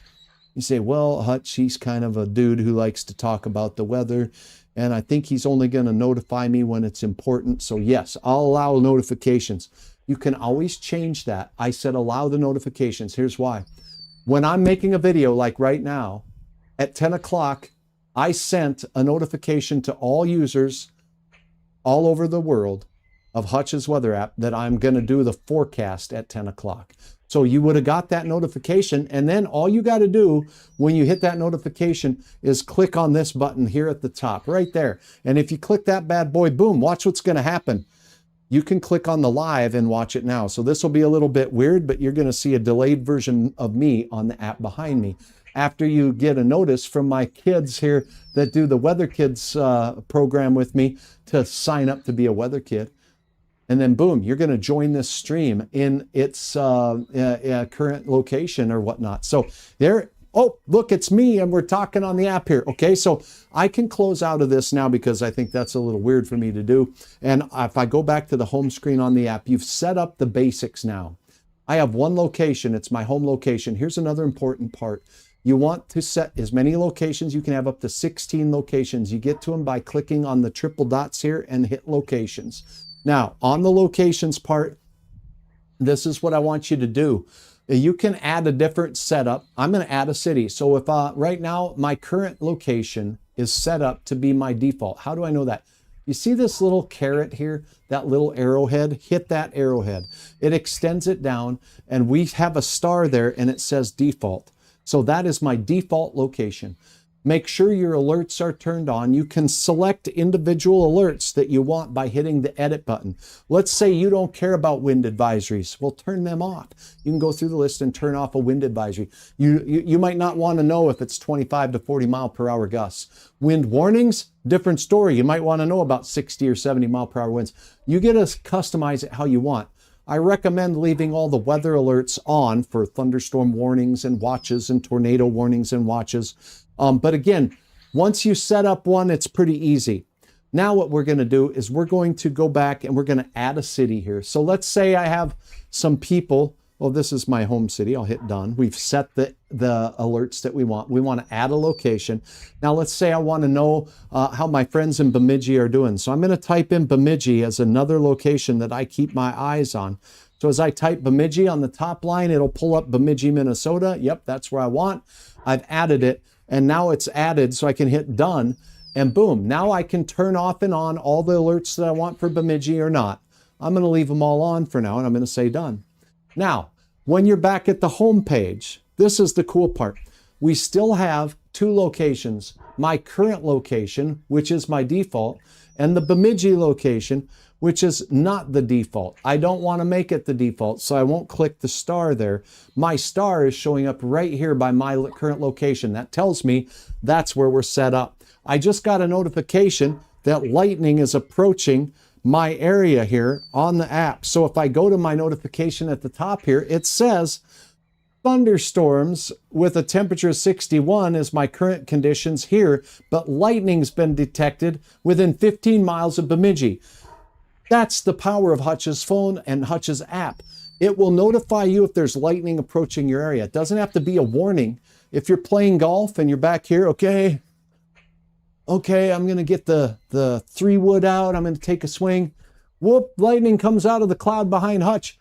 You want to know if there's lightning in the area. If there is, you can just click on this notification and it'll take you to the radar right away. Oh, there is some lightning up on the north side of town.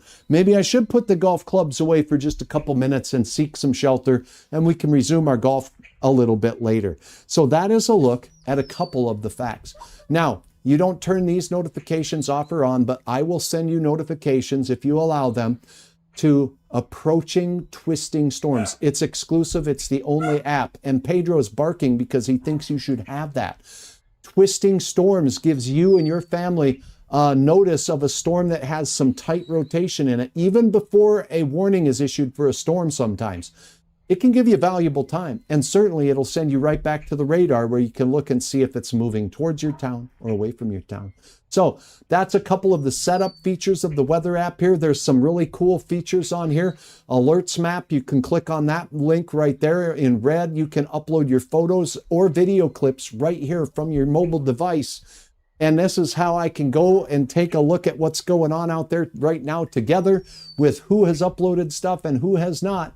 Right here on the app. So we go to that and you scroll through and boom, you're going to start seeing the photos that people have uploaded so far tonight. And we'll go and swing the back arrow. If you have a kid between 8 and 18 that wants to help Hutch do the weather, you can sign up here. That takes place at Luther Family Ford. My sponsors and my friends there have a wonderful facility for us to do the weather together.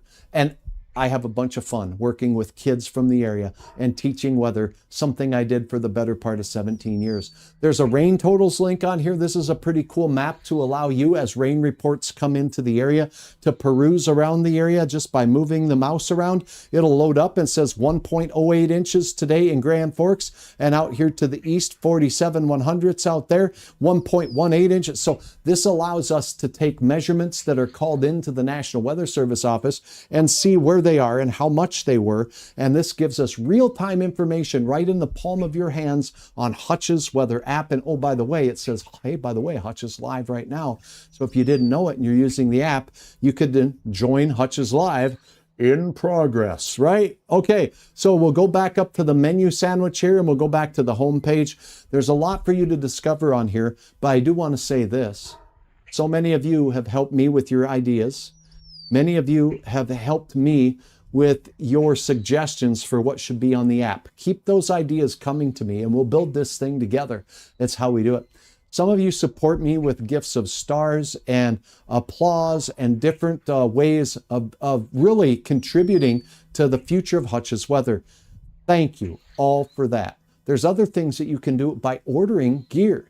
And you can have Hutch's Weather gear sent to you and you get a little something out of it. Check out the gear. I highly recommend you do that by pushing on the button here. You can go to it on the website. One of the items that's a seasonal one and it's in limited supply, I may order some more. It's a Hutch's rain gauge here. And you can order that. Hutch's Weather on the top. You got Pedro and friends over here. And I'll tell you what, it measures to the nearest 1/100th of an inch. It has an overflow tube here, so it'll spill over into the big tube out of the center tube, and it'll hold over 10 inches of rain.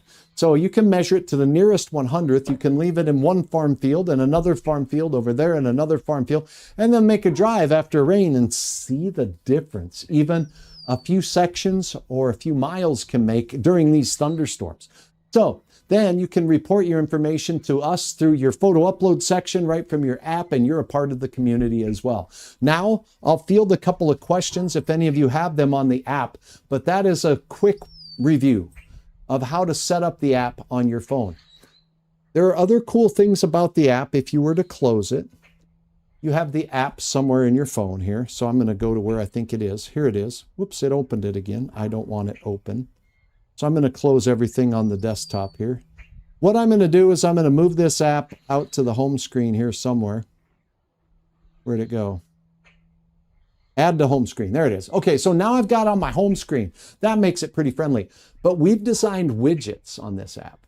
You want to learn about widgets? All you got to do on an Android, and I think on the Apple phones as well, is you hold down on the icon. And one of these says widgets. You don't want to install it, uninstall it, or remove it, but you will want to add a widget. Now, let's say when you pick up your phone, you like to stay up to date with the weather. You can put a widget on your front page. You can choose between this one, city name, temperature, dew point, and winds, current conditions. Here's a 7-day forecast in a horizontal section with just high temperatures and the precip chances and sky conditions. If you want to, you can take a look at this option as well, which is the next few hours forecast. Maybe you just want that for today. Or you can have a widget that's the radar. I love this because when you click that radar, it opens just the radar screen right on Hutch's app right away.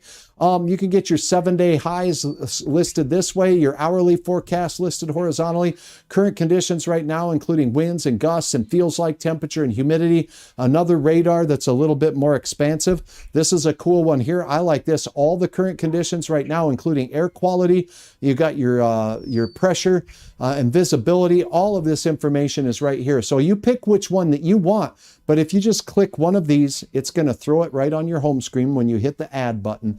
And now you pick your color scheme out. Once you're happy with that, you say, okay, I think we're good. And then down at the bottom, add current conditions widget. Boom. There it is. Populated for where Hutch is broadcasting from, Moorhead, Minnesota. It's on my main screen. Now, if I ever want to go to see what's going on the radar, you just click on this. You say, okay, there's Hutch's weather app, the current conditions. Boom. We're going to go to the radar. I call this Radar Plus because there's a lot of information on there. You can plot everything from power outages by the county. You can plot earthquakes. You can plot tropical storms. You can plot everything that we plot together, including future rainfall, future snow. It's all here. It's Radar Plus for you. It's a useful tool. And the way you switch the data that's on this here, let's go ahead and take a look. Here's our storms right now from Bemidji straight down towards the Alexandria area, heading toward the Minnesota River Valley and the Highway 10 and I-94 corridors. That's what's going on now. That's the national radar. You can click the national radar button or this little sandwich here, which is layers. And those layers, well, you can turn on anything. Temperature, satellite, visible satellite. Here's your forecast radar, future radar for 24 hours. I don't put 7 days worth of future radar on there because I can't trust it. You can't trust it. You got to have a meteorologist look at it and steer you in the right direction. That's my job. And you'll see that in my videos every day. So, future radar, forecast precipitation accumulation. So you can actually, let's click on that together and let's see how the model does. I'm going to tell you straight up, the model, there's one model being used on Hutch's weather app. No weather app that you have from your local sources is going to use a different model every day. They're all tied to one model or another. And no one model, you hear me say it all the time, does a good job of handpicking where thunderstorms are going to form each and every time. They just don't. My app is the same way. There's a model tied to this, but you can always get an idea of the timing expected and always know that the storms, particularly thunderstorms, will shift a little way either ways with almost any and every model. Let's go ahead and take a look at the precip accumulation forecast. Now we got different colors.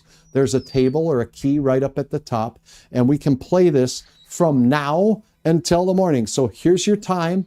You hit the play button, and it'll just play through, and you'll see the rain accumulate on the map. And now when it's done, we can hit pause, and we can zoom into our areas, and we see, well, this model was saying between Bemidji and northern Hubbard County, there's a green. Green is somewhere between 1/2 inch and 1.5 inches of rain. What this tells me and how I would read this is we could have a narrow strip of rain through Beltrami County and Hubbard County that provides anywhere between 1/2 inch and 1 inch, because no model can predict exactly where a thunderstorm is going to dump the 1.5 inches versus the 3/4 of an inch, right? So that's what it does. That's how you use it. There will be spots that get missed, that get nothing, but there will be some areas with a little bit more as well. This gives you an idea what this model says for the future precipitation only until 8 p.m. tomorrow or on your Tuesday. And that is a walk in the park through Hutch's weather app. I hope you enjoyed it. I hope you learned something. Do you have any questions at all that I can answer? Hutch is the weather swami. Travis, thank you very much. I'll wear my swami outfit next time as opposed to my suit and tie. I love weather. I've been talking weather for the better part of 30 years up here in the upper Midwest. I was educated in the Denver, Colorado area at Metropolitan State University now. It was Metropolitan State College then. Worked for a good half a decade or 5 years early in my career at the research labs in Boulder, Colorado, the National Oceanic and Atmospheric Administration labs there. I started a TV career back in the late 90s, in about 97, and it found me in Kirksville, Missouri, Ottumwa, Iowa. I was there for a year, and then I spent about a decade in Bismarck, and I spent about, well, now it's been 20 years almost in the Fargo, Moorhead area. So the Northern Plains, Rocky Mountains, all that weather is something that I've been forecasting, Central Plains as well, for many, many years, covering storms like this. Thank you for your trust. Thank you for your comments. Thank you for your ideas. We build this together, and isn't it fun to talk a little bit about the weather? I know I've enjoyed it through my career, and I love the fact that all of you have such wonderful questions and input. Let's see here. From YouTube, thanks for watching, and thank you for slamming the subscribe button, and don't forget to hit the notification bell at the screen as well to receive updates on when I'm going live. Nice to see the earthquakes feature, isn't it? They happen more often than you'd think. In particular, as you go out into the Rocky Mountains of West Yellowstone, there's some ground rumblings in that area from time to time. I grew up as a kid out here in Billings, Montana, and we had a pretty good earthquake that shook the hotel in town when I was a kid as well. So yeah, it's an awesome feature to have, and thank you very much, Busy Cat. Rex says, I'm having a hard time getting the widget to my lock screen. Is that possible? Boy, I don't think it can go onto the locked screen. Do you have an Android, Rex, or do you have an iPhone? I know that, for instance, when my phone is locked, you're not going to see the radar. I can put it on one of the pages of the screen once it's loaded in, but not the locked screen.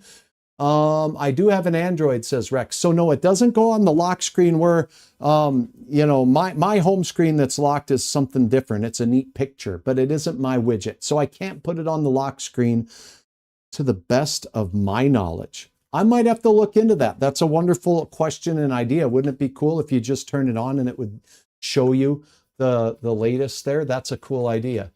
Okay, good question though, Rex. Thank you much. Curtis says, have hail coming down about golf ball north of Park Rapids, but just a few. Have seen about 10 drops with some rain and lightning. Okay, so you got hail. Let me know the time of that there. I'd appreciate that if you're still around to give me an update on that. I appreciate it. Let me see. That's Curtis.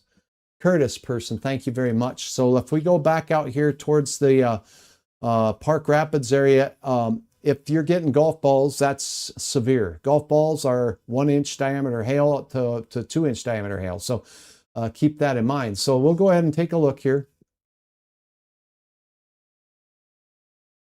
I will loop it and see. These pink cores here are the hail cores. So here's Park Rapids on the north side of town. If there were isolated golf balls, you know, that's certainly possible. Let me go to the hail tracker here, and it'll show me the hail cores.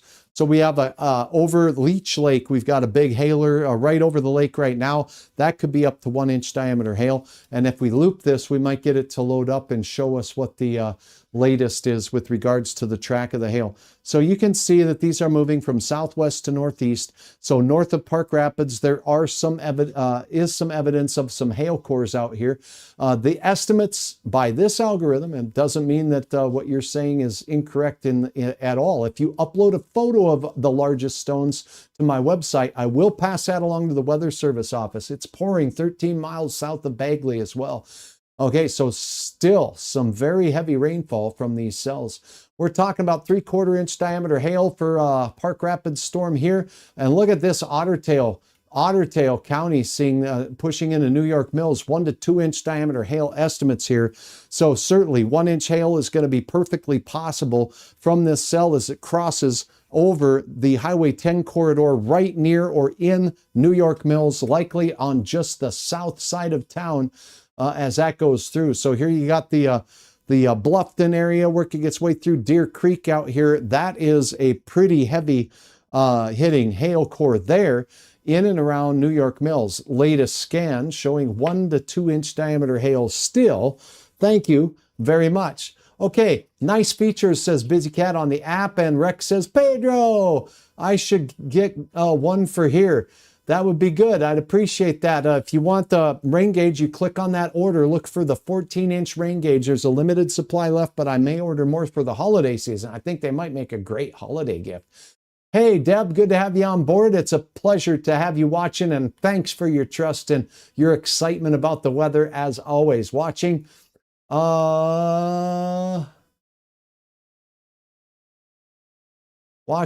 cassette. Okay, I don't know who that is. I'm sorry. Thank you for all that you do. How much do you sleep on nights like this? Well, I'll tell you what, it's Catholic Table Talk Podcast. It really depends. This night looks like I'm going to get to sleep a decent amount because I think our severe weather threat is going to be waning. Look at what's going on though. Leech Lake, still some pretty good hail. And on this line, the leading edge of the storms, that's where we still have some stout thunderstorm activity as we cross through the 10 o'clock hour. Thank you so much for the kind words and the recognition really that it takes a lot of commitment to stay up and cover these storms and watch them with you. But also it's something I've been doing in my broadcast career, only this is different in the way that I get to answer direct questions. And I think that this has a power of interactability, a power of trying to address some of your questions. I can never address all of them, but I certainly like to try to touch as many as I can or touch on them. 15 mile per hour gust. Says Karen. Yeah, that's not very much. Thanks, let's see, Henriette for downloading the app. I do appreciate it very much. Okay, so I think we've adjusted and talked about that. The stream is going to stay live. The stream is going to go on. I'm going to go over the radar right now. You're looking at what's going on with the hail cores. Here is a look at the very, very latest with regards to that core moving right in toward the New York Mills area, towards Bluffton right now. That's a hail core that's pretty strong. Here's the Leech Lake Loch Ness lobber of hailstones. And then we have the Park Rapids area storm that possibly produced some golf ball sized hail. That's 1.75 inches. So that's pretty big.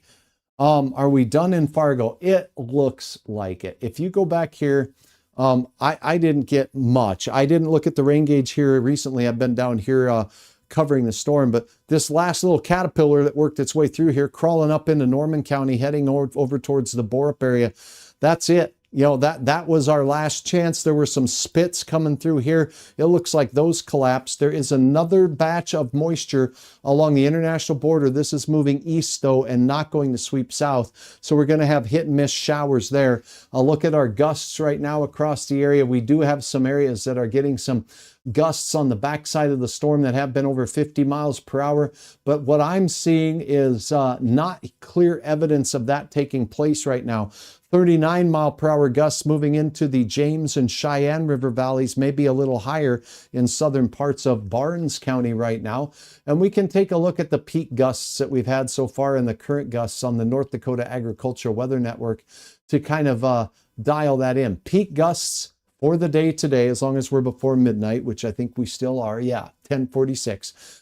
Peak gusts here, 45 miles per hour in and around Mandan and Morton County out here. And then as we go through, I don't see any 60 or 70 mile per hour gusts, but there were reports of that as the storm moved through the Bismarck area, that there were recorded gusts in that area of 60 plus miles per hour, even without thunderstorms in the area. So your gusts right now are back down to around 10 to 15 miles per hour region wide, except for along the boundary of storms moving through Otter Tail County. We have some gusts to 25 miles per hour.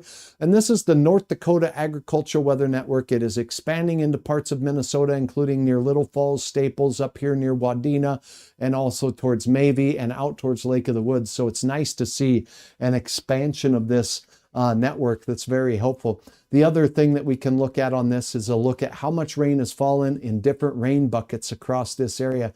So let's see if I can find a look at that for today's, since midnight yesterday, a number of areas out west picking up a trace to around 2/10 of an inch, maybe as high as 1/3 of an inch in McKenzie County here. The Medora area picking up 1/10 of an inch or so. Now, as we go in towards the Highway 200 corridor, towards Grand Forks, once again, big winners, 1/2 inch to 1.5 inches of rain. How about Warren? 2.05 inches of rain and a gully washer in south central parts of Marshall County, Minnesota. 2.69, that heavy rain moved up towards Roseau, nearly 2 inches there. 2.03 as we get in towards Badette. Then we had showers and storms form down here, producing 1/3 to 2/3 of an inch of rain as they made their way up in towards Perham, 87 hundredths. Here you go, Becker County on the eastern fringe there, 54 hundredths falling in that particular rain gauge. Parts of Polk County picking up anywhere from about 1/4 of an inch. Out not far from the Fertile area out towards Foston, we had 53 hundredths of an inch of rain. So that's a look at the spread of the rain shower activity from our area. So another thing that you can do to check up on that, again tonight, I think Fargo is done in answering your question.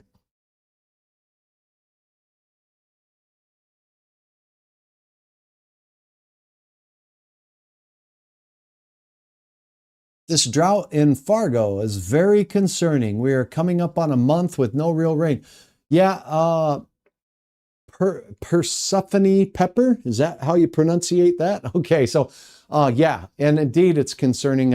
I've been giving in and watering the lawn to the best of my ability to keep it from turning into total fireball stuff, but it's really dry. One lightning strike could initiate a fire with the dry that we have here. Do you think Hackensack will see bad storms? Your expertise is much appreciated. Thank you much. Good evening, folks from Itasca County. Thank you very much for joining us. in beautiful Itasca County up there. So some storms are heading your way. We watch you now over the Y'all Boy. Well, thank you very, very much. RV Free Traveler. Let me know where you're watching from.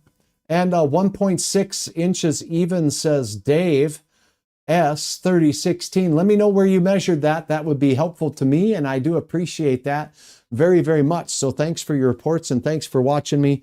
Let me tell you, again, the question was here. Pouring in Bagley, need rain in Cross Lake. I know we get skipped too. All right, so let's look at the Hackensack area here.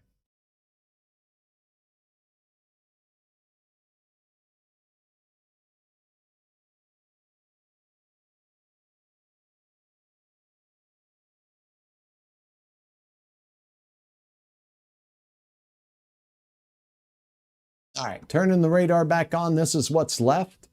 So as we kind of go into the Walker area, yeah, you know, you're going to see some of these cells from Park Rapids and Wadena push through to Pequot Lakes out here, and the Cass County area, and pushing on up towards Grand Rapids right now. The individual cells are moving northeast. So this one looks like it's heading east towards Grand Forks, but it's moving in a northeasterly direction. That's a pretty good hail core. That one was over the Walker area, Leech Lake, I should say, now near Bena and the Federal Dam area. So this is going to be heading towards Deer River in coming moments. That was showing estimates of about 1 inch diameter hail or so, maybe a little bigger at times. So that activity that is moving through your area, there's Hackensack showing up finally. So we got Cass Lake to Pine River. Showers and storms are moving this way. So Cass Lake, this will shave your area towards Walker. Hackensack, what's heading your way will be down here near the Monaga and Sabika area, northern parts of Wadena County, southern parts of Hubbard County. And a hailer, the blue that you see there in New York Mills, is pushing in your general direction. So if you are watching from the Hackensack area there, that area is how far away from you? Let's go ahead and give you an idea. These have been moving at a clip of about 35 to 40 miles per hour. I'll double check that, but it's 41.9 miles from you right now is that hail core moving in this general direction. Now, the fact is it's not probably going to make it all the way to you with that same hail core, same look, but this energy and this rain shower activity and thunderstorm will be in your area in about an hour. That's about midnight. So that's when this will likely hit you. Much of this activity here will slide just north of you. You might get clipped by this Monaga stuff a little bit earlier than the midnight time frame, but that's my guesstimate and estimate for you at this particular time. I hope that answers your question. Thank you. Baxter, hail chance, question mark. Well, Hutch went to high school in Brainerd, Minnesota too for a while. Family lived out there, and actually lived a lot of years out in the Staples area, so know the area quite well. As we get into the Nisswa Brainerd area, I think most of this, what we see on the radar now, will pass to the north. However, I can't say that there won't be more activity that develops on the south side and does move into the Brainerd and Baxter area. Right now, it's looking to be more hit and miss south of Highway 10. And I know that's the best I can do, but it looks more hit and miss on the south side and more of a sure bet of more widespread rain up north. Now, the Mayville radar is starting to not see what's going into International Falls. I will switch this over to my friends in the Duluth National Weather Service office's radar site here. Must be on the wrong thing. There we go. Okay, so once this flips over, we'll be able to see maybe a little better here what's going on. I'm not too convinced that I will.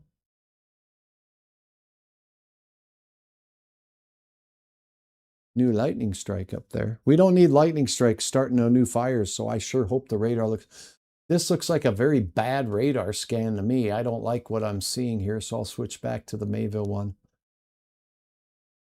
We know there's stuff that's moving into this area here, and the Duluth radar was not picking it up at that particular time. So let's just put it this way. Stout thunderstorms are isolated in nature. Right now, there are no warnings. This storm here looks like it could seriously bring some Wadena County rumblers right into the northern reaches of Wadena County. There's even a backward C shape to that.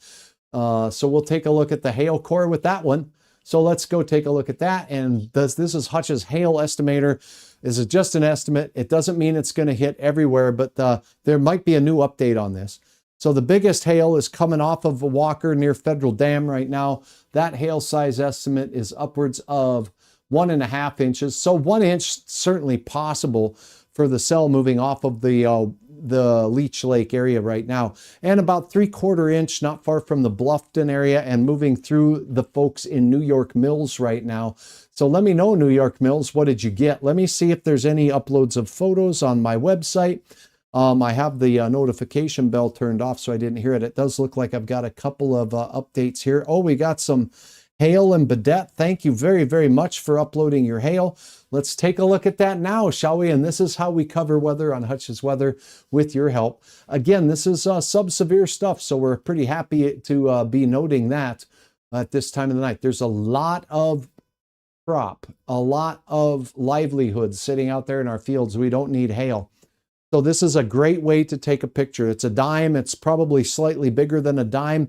Thank you very much, Brandon from Badette, for sharing this. This was at 9 p.m.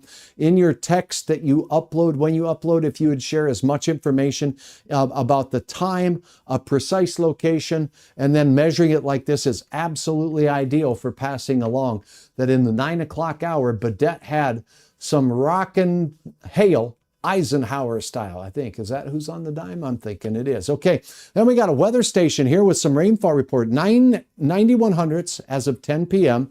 with the rain beginning at 7 a.m. this morning, northwest of Warren. Remember, in that area of Marshall County, we had some measurements upwards of 2 inches. So here we go, 9100ths. And it's been raining for the better part of the day. So a real nice soaker. Several rounds of rain making their way through Marshall County, the Argyle, the Warren area. I wonder if Carlstead got some good rain as well. Thanks for your report. We did have some lightning that was absolutely fantastic. Let me move my melon. Gotta wonder how you work with this green screen stuff. Okay, here you go. This is how you do it. Look at that, coming from the abyss, twisting, spinning its way through the atmosphere, and zoop. Right there is where it made contact with the ground. What an amazing shot. Kara, thank you so much. And it looks like it even lit up the ground here. You can kind of see that right there. So it's just an amazing shot. And in fact, I'm not even certain that it has made contact with the ground yet. Maybe it was still working on that. What a sweet shot that is.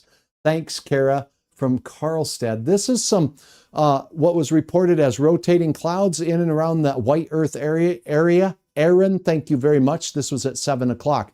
There were storms moving through White Earth north of the Detroit Lakes area. Very, very hard hit in and around that Big Floyd Lake area just a few weeks ago, actually, with a devastating tornado for that particular community. So we kept our eyes on this, but there were some reports in northern parts of Becker County of some funnel clouds tonight. I have to say that they're unconfirmed. I don't have a lot of pictures. This may be a funnel in that picture if it's attached to the parent thunderstorm up here. See how this cloud is attached? This one back here looks like we would call that a scud cloud if it's not attached, but we do have rising air under this storm. As it rises, it cools and it can form a cloud. If it's rotating, and I take your word for it, Aaron, if that's a rotating part of the cell right there, then that would be a funnel cloud. And the only way to tell that is with a little video clip, and you can also upload video clips right here on Hutch's Weather as well. So thanks so much to all of you who have uploaded the happenings of the day. This happened earlier at 10:55 last night. Oh my gosh. Bemidji. Oh, I'll provide the sound effects. Ready? Oh, there it is. Beautiful northern lights out there in Beltrami County in Bemidji, Minnesota. So a couple new photo uploads to share with you. That's what's going on right now. A little bit of hail moving into Wadena County from your neighbors to the west, just north of Bluffton right now, heading in towards Sabika. This hail could be as high or as large as 1/2 inch to 3/4 of an inch, but a couple of stones at times have shown up to be a little larger than that. And now we have the biggest hail out here just outside of Federal Dam with hail size estimates from the radar in Mayville. That's a long ways away from this, so these estimates might be just a bit suspect as a result. But this is over 1 inch diameter estimates of hail size just north of the area. That's upwards of 1 to 2 inches. It would not surprise me if up in the sky above the Boy River area, that cloud has lofted in it some 1.5 to 2 inch diameter hail. It likely won't make it down to the ground at that size, but it is possible to see some big time hailers. Good old Crazy Fingers, good to have you on board. When the storms arrive, Hutch goes live. Are you listening to my song again? I like that. So yeah, this was a night I was planning for. It was one we were watching. It was our next best chance of rain for many in the area. And I know so many of us needed that rain. And again, we didn't get widespread rain, but this is what we got right now as we continue through. The watch is until 1 o'clock. Let's update you on the location of the severe thunderstorm watch and if any more counties have been dropped off. See the highlighted flashy area right here. Otter Tail County is still in the watch. All of the storms now in eastern Otter Tail County, moving out of Becker County into Hubbard County now. So I would say that for western Otter Tail, your risk is pretty much all kaput. And also, if you happen to be out here in and around Manitoba County, we got one cell left to trail through, but the main event is now exited your county as well. So there are a few counties that remain here in a thunderstorm watch. That's Koochiching County all the way down here into the Cass County area and down in towards the area of Reamer, as well as you folks in Park Rapids, in Hubbard County and Wadena County. Some of the stronger cells here, Wadena County, straight up in towards Reamer. And that's the situation. We have not had a severe thunderstorm warning as of right now. I'll keep you posted. Thanks for being a part of Hutch's.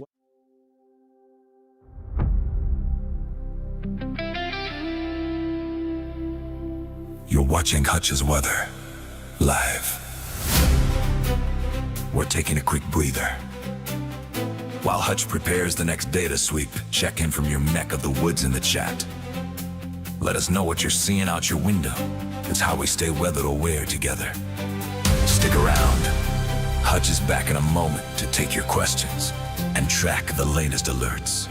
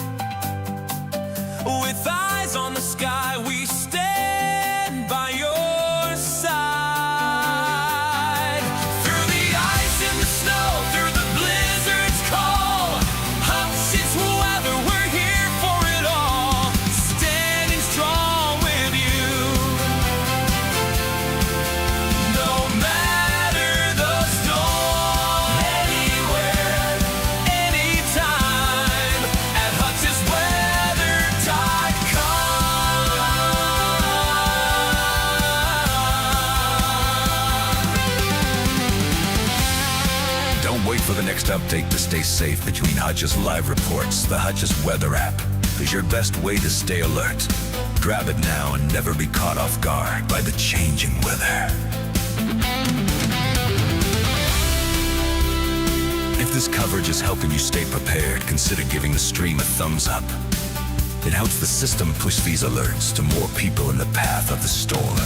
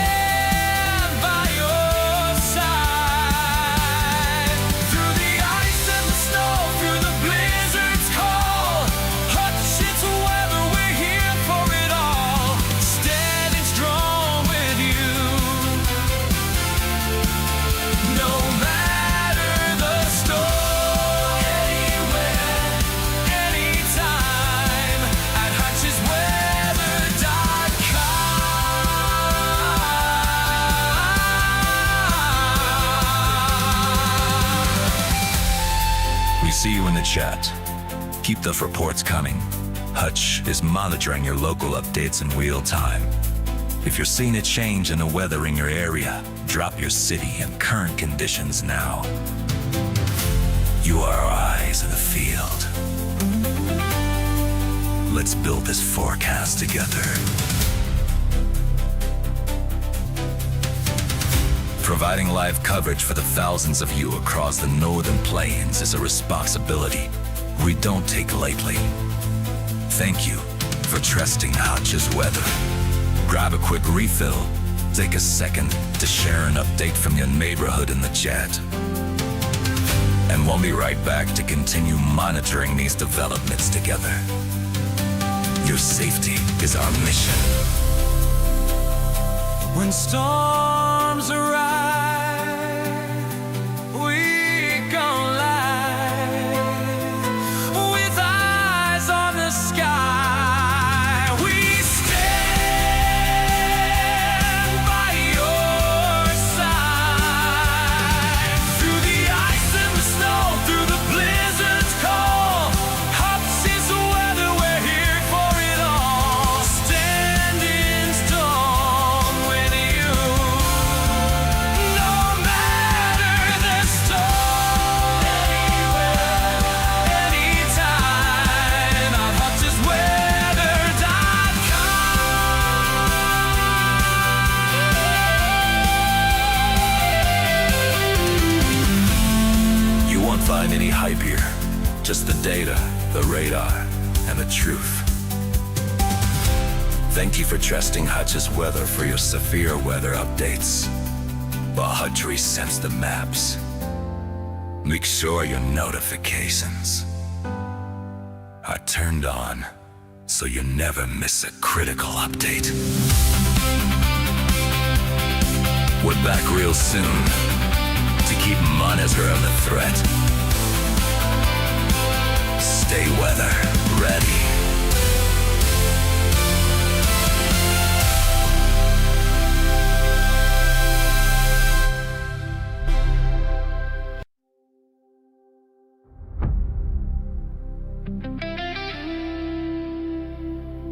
You're watching Hutch's Weather live. We're taking a quick breather. While Hutch prepares the next data sweep, check in from your neck of the woods in the chat. Let us know what you're seeing out your window. It's how we stay weather aware together. Stick around. Hutch is back in a moment to take your questions and track the latest alerts.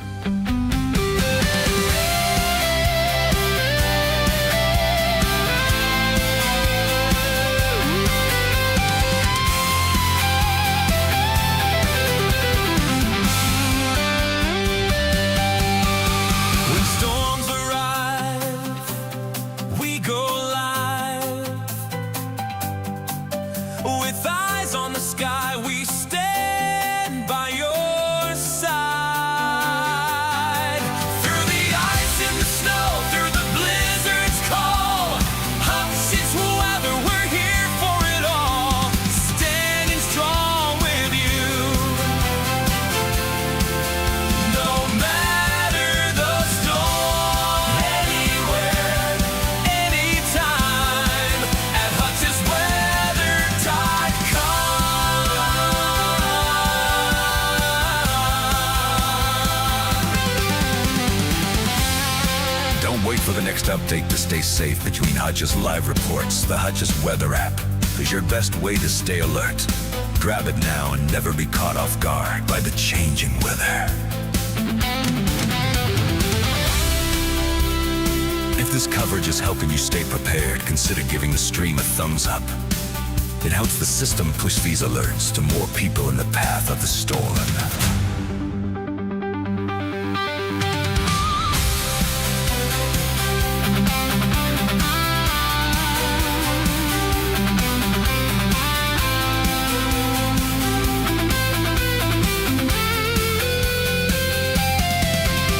When storms arrive, we go live. With eyes on the sky, we stand by your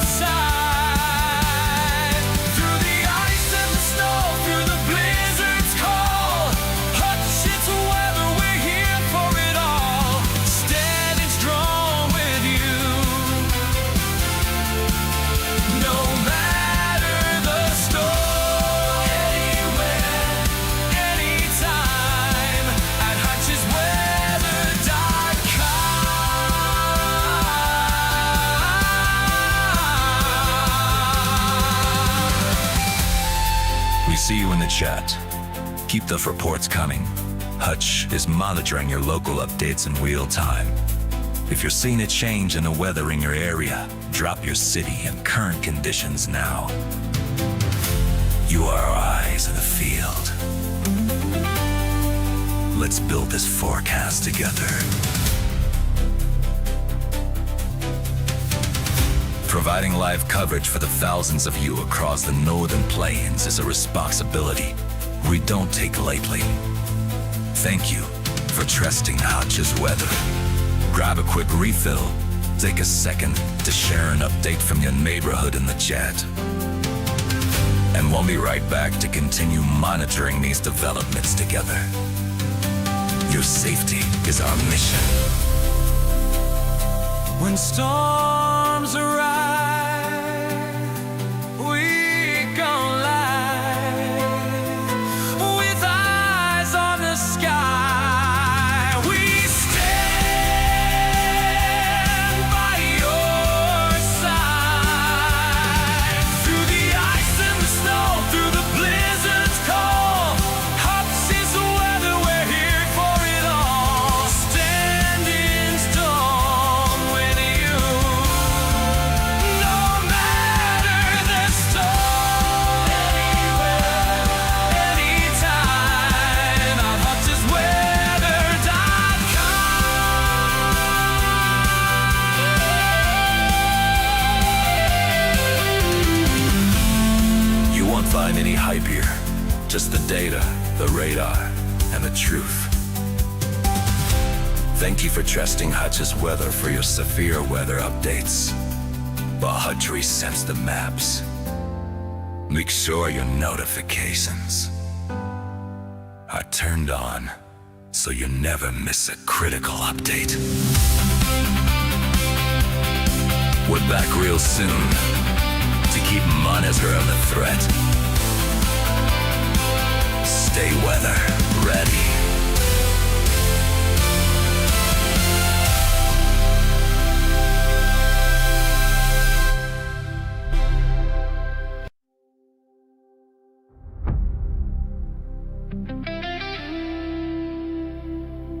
You're watching Hutch's Weather live. We're taking a quick breather. While Hutch prepares the next data sweep, check in from your neck of the woods in the chat.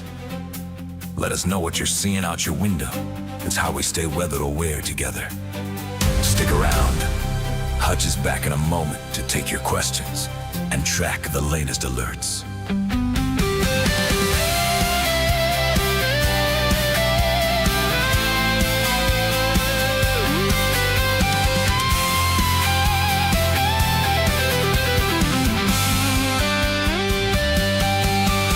When storms arrive, we go live with eyes on the sky. We stand by your side through the ice and the snow, through the blizzard's cold. Hutch's weather, we're here for it all. Standing strong with you, no matter the storm. Anywhere, anytime, at HutchesWeather.com. Don't wait for the next update to stay safe between Hutch's live reports. The Hutch's Weather app is your best way to stay alert.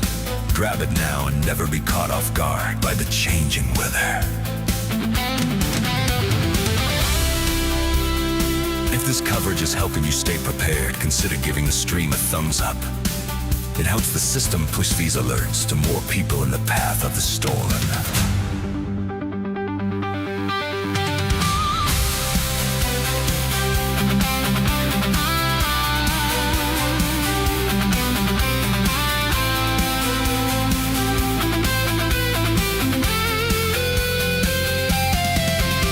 When storms arrive, we go live with eyes on the sky. We stand by your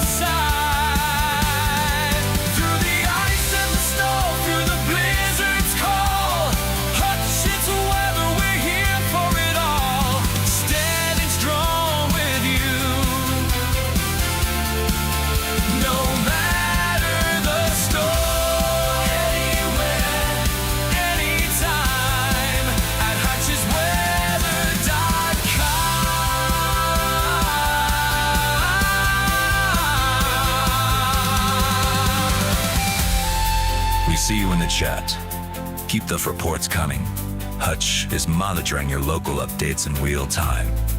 If you're seeing a change in the weather in your area, drop your city and current conditions now. You are our eyes in the field. Let's build this forecast together. Providing live coverage for the thousands of you across the northern plains is a responsibility we don't take lightly. Thank you for trusting Hutch's weather. Grab a quick refill, take a second to share an update from your neighborhood in the chat. And we'll be right back to continue monitoring these developments together. Your safety is our mission. When storms arrive, we go live with eyes on the sky. We stand by your side. Through the ice and the snow, through the blizzard's call, Hutch's weather, we're here for it all. Standing strong with you. No matter the storm, anywhere, anytime, on HutchesWeather.com. You won't find any hype here, just the data, the radar, and the truth. Thank you for trusting Hutch's weather for your severe weather updates. While Hutch resends the maps, make sure your notifications are turned on so you never miss a critical update. We're back real soon to keep monitoring the threat. Stay weather ready.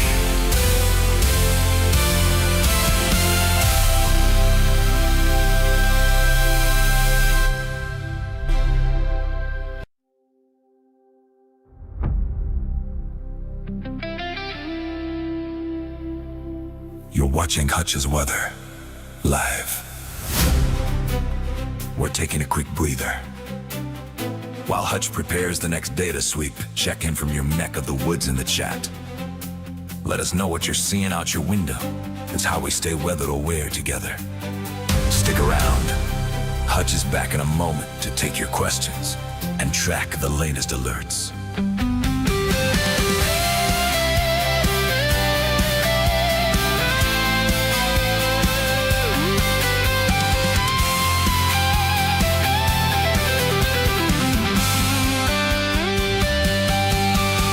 When storms arrive, we go live. With eyes on the sky, we stand by your side. Through the ice and the snow, through the blizzard's call, Hutch's weather, we're here for it all. Standing strong with you. No matter the storm, anywhere, anytime, at HutchesWeather.com. Don't wait for the next update to stay safe between Hutch's live reports. The Hutch's Weather app is your best way to stay alert. Grab it now and never be caught off guard by the changing weather. If this coverage is helping you stay prepared, consider giving the stream a thumbs up. It helps the system push these alerts to more people in the path of the storm.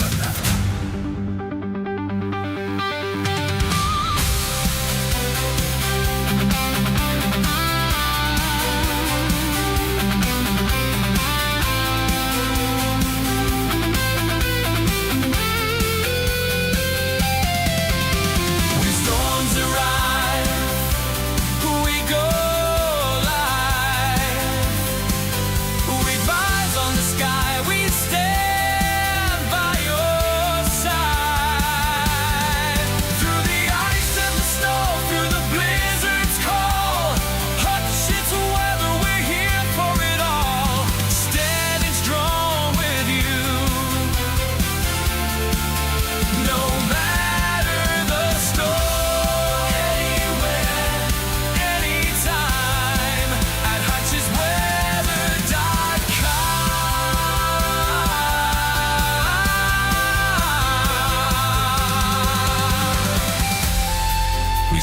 chat. Keep those reports coming. Hutch is monitoring your local updates in real time. If you're seeing a change in the weather in your area, drop your city and current conditions now. You are our eyes in the field. Let's build this forecast together. Providing live coverage for the thousands of you across the northern plains is a responsibility we don't take lightly. Thank you for trusting Hutch's weather. Grab a quick refill. Take a second to share an update from your neighborhood in the chat. And we'll be right back to continue monitoring these developments together. Your safety is our mission. When storms arrive, we go live with eyes on the sky. We stand by your side. Through the ice and the snow, through the blizzard's cold, Hutch is the weather, we're here for it all. Standing strong with you, no matter the storm. Anywhere, anytime, on HutchesWeather.com. You won't find any hype here. Just the data, the radar, and the truth. Thank you for trusting Hutch's weather for your severe weather updates. While Hutch resends the maps, make sure your notifications are turned on so you never miss a critical update. We're back real soon to keep monitoring the threat. Stay weather ready.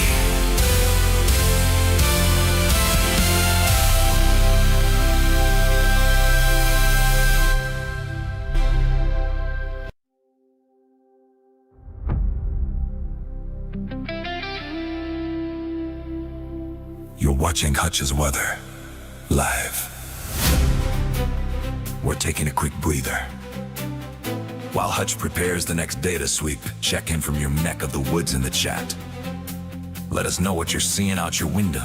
It's how we stay weather aware together. Stick around. Hutch is back in a moment to take your questions and track the latest alerts.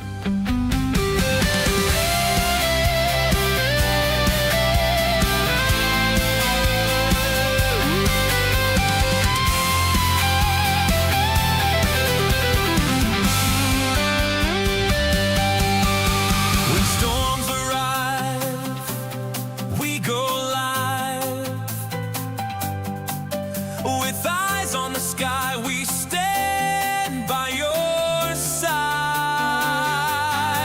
Through the ice and the snow, through the blizzard's cold, Hutch's weather, we're here for it all. Standing strong with you, no matter the storm. Anywhere, anytime, at HutchesWeather.com. Don't wait for the next update to stay safe between Hutch's live reports. The Hutch's Weather app is your best way to stay alert. Grab it now and never be caught off guard by the changing weather. If this coverage is helping you stay prepared, consider giving the stream a thumbs up. It helps the system push these alerts to more people in the path of the storm.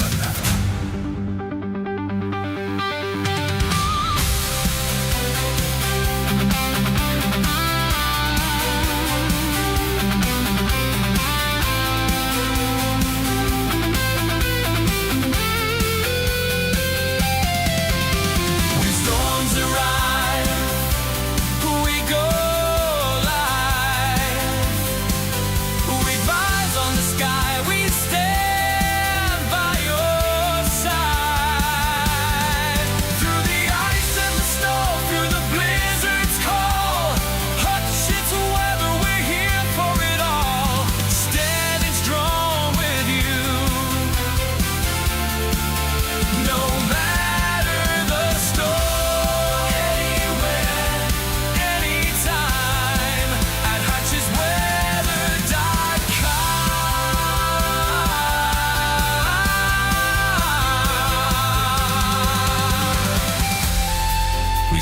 chat. Keep those reports coming. Hutch is monitoring your local updates in real time. If you're seeing a change in the weather in your area, drop your city and current conditions now. You are our eyes in the field. Let's build this forecast together. Providing live coverage for the thousands of you across the northern plains is a responsibility we don't take lightly. Thank you for trusting Hutch's weather. Grab a quick refill. Take a second to share an update from your neighborhood in the chat. And we'll be right back to continue monitoring these developments together. Your safety is our mission. When storms arrive, we go live with eyes on the sky. We stand by your side through the ice and the snow, through the blizzard's cold. Hutch's weather, we're here for it all. Standing strong with you, no matter the storm. Anywhere, anytime, on hutchesweather.com. You won't find any hype here. Just the data, the radar, and the truth. Thank you for trusting Hutch's weather for your severe weather updates.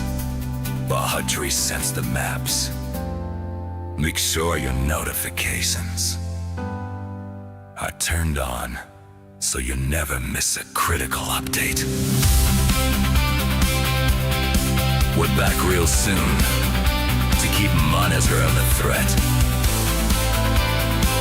Stay weather ready.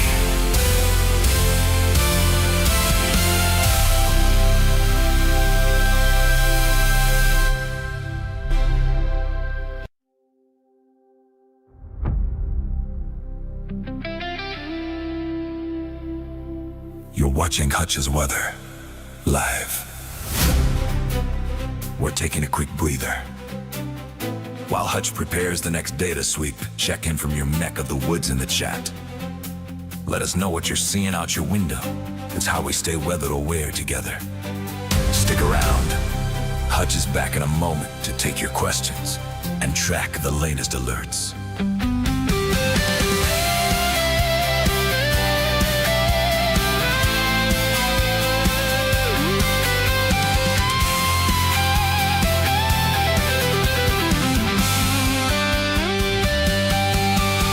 When storms arrive, we go live with eyes on the sky. We stand by your side through the ice and the snow, through the blizzard's cold. Hutch's weather, we're here for it all. Standing strong with you, no matter the storm. Anywhere, anytime, at hutchesweather.com. Don't wait for the next update to stay safe between Hutch's live reports. The Hutch's weather app is your best way to stay alert.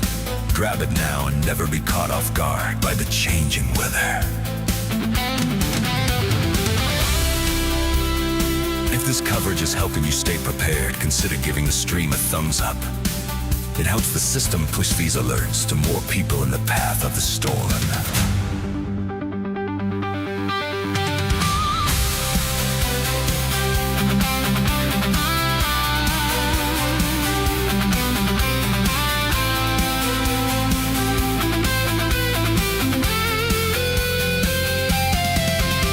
When storms arrive, we go live with eyes on the sky. We stand by your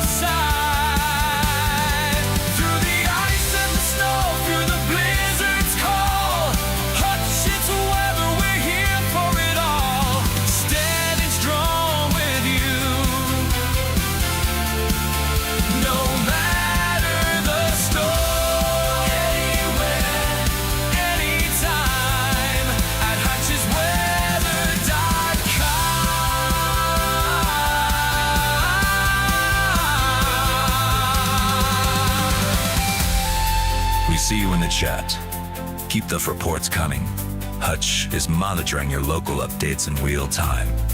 If you're seeing a change in the weather in your area, drop your city and current conditions now. You are our eyes in the field. Let's build this forecast together.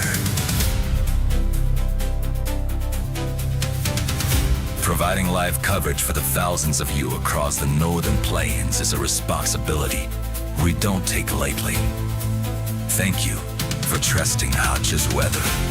Grab a quick refill, take a second to share an update from your neighborhood in the chat. And we'll be right back to continue monitoring these developments together. Your safety is our mission. When storms arrive, we go live with eyes on the sky. We stand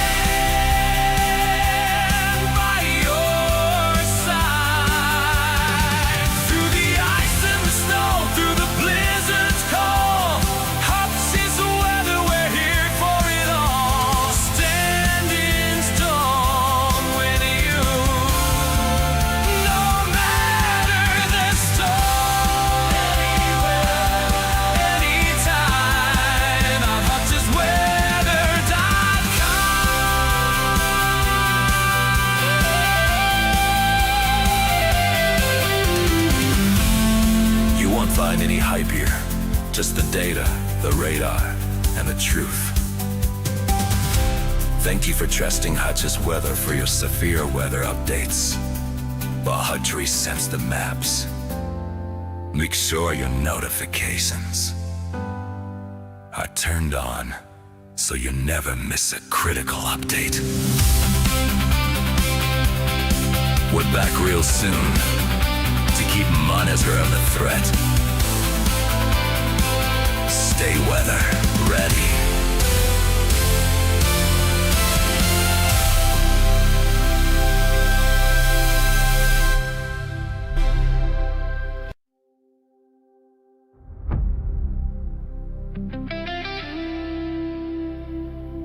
You're watching Hutch's Weather live.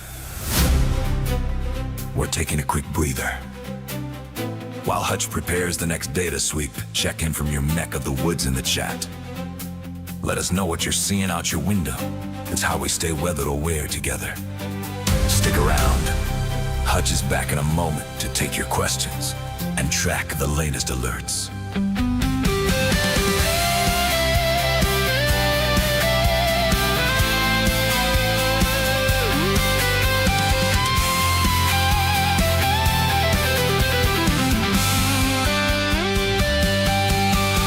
When storms arrive, we go live with eyes on the sky. We stand by your side through the ice and the snow, through the blizzard's call.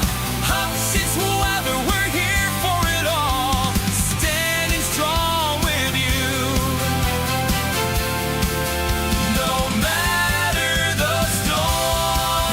Anywhere, anytime, at HutchesWeather.com. Don't wait for the next update to stay safe between Hutch's live reports. The Hutch's Weather app is your best way to stay alert.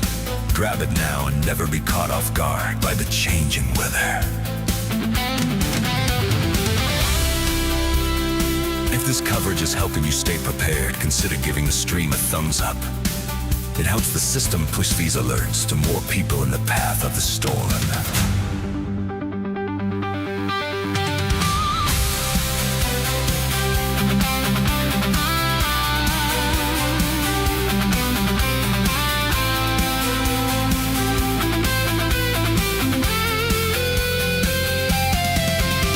When storms arrive, we go live with eyes on the sky. We stand by your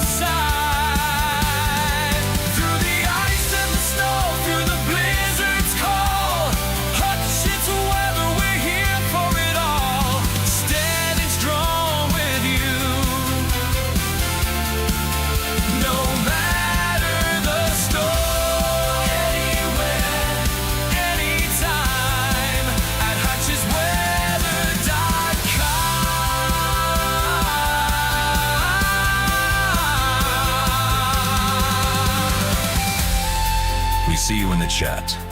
Keep the reports coming. Hutch is monitoring your local updates in real time. If you're seeing a change in the weather in your area, drop your city and current conditions now. You are our eyes in the field.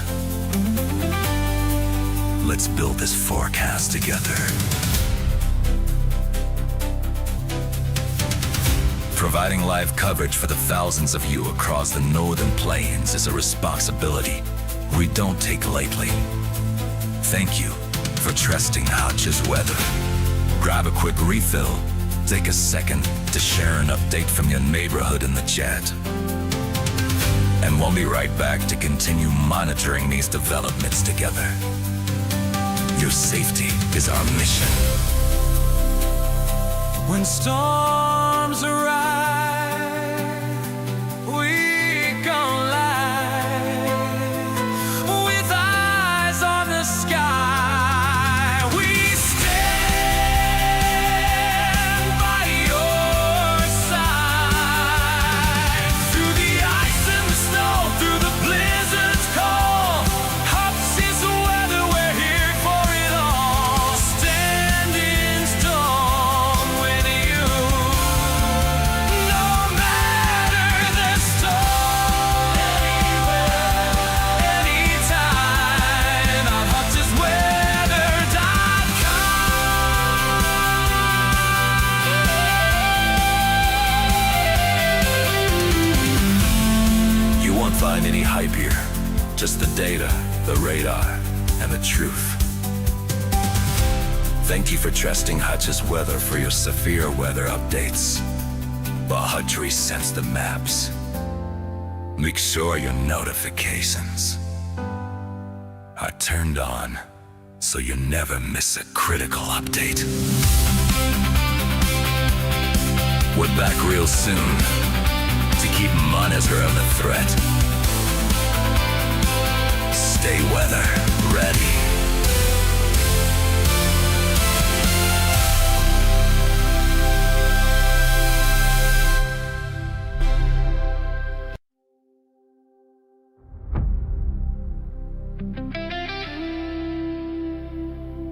You're watching Hutch's Weather live. We're taking a quick breather. While Hutch prepares the next data sweep, check in from your neck of the woods in the chat. Let us know what you're seeing out your window. It's how we stay weather aware together. Stick around. Hutch is back in a moment to take your questions and track the latest alerts.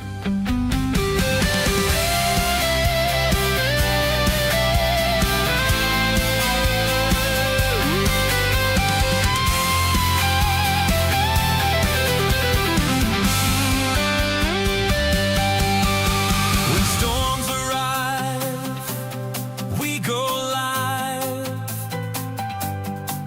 with eyes on the sky. We stand by your side through the ice and the snow, through the blizzard's cold. Hutch's weather, we're here for it all. Standing strong with you, no matter the storm. Anywhere, anytime, at HutchesWeather.com. Don't wait for the next update to stay safe between Hutch's live reports. The Hutch's Weather app is your best way to stay alert. Grab it now and never be caught off guard by the changing weather. If this coverage is helping you stay prepared, consider giving the stream a thumbs up. It helps the system push these alerts to more people in the path of the storm.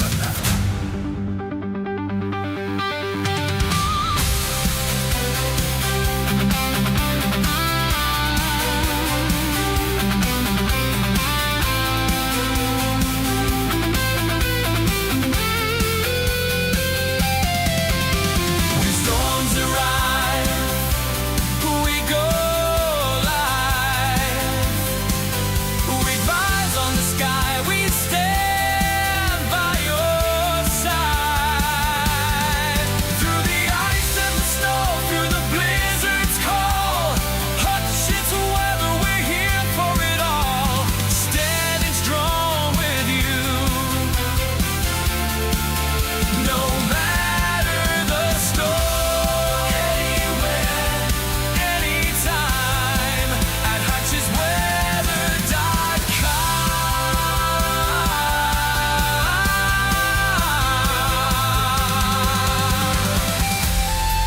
see you in the chat.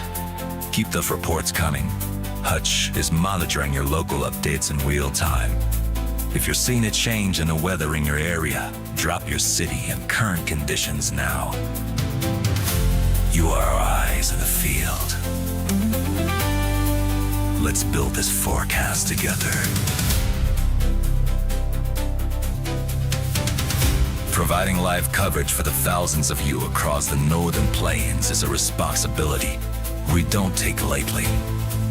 Thank you for trusting Hutch's weather. Grab a quick refill, take a second to share an update from your neighborhood in the chat. And we'll be right back to continue monitoring these developments together. Your safety is our mission. When storms arrive, we come live with eyes on the sky. We stand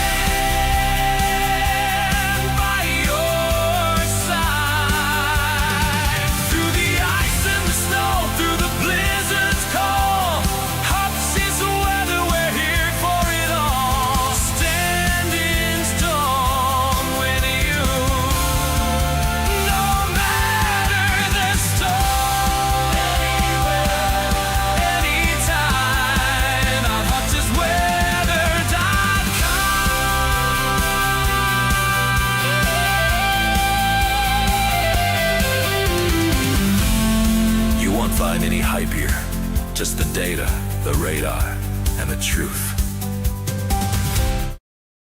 Hello, everybody. It's meteorologist Hutch Johnson back with you with a quick update on our radar and conditions here across the region heading into the overnight hours now. There's been a continued trimming of the severe thunderstorm watch that was in effect or is in effect until 1 o'clock in the morning.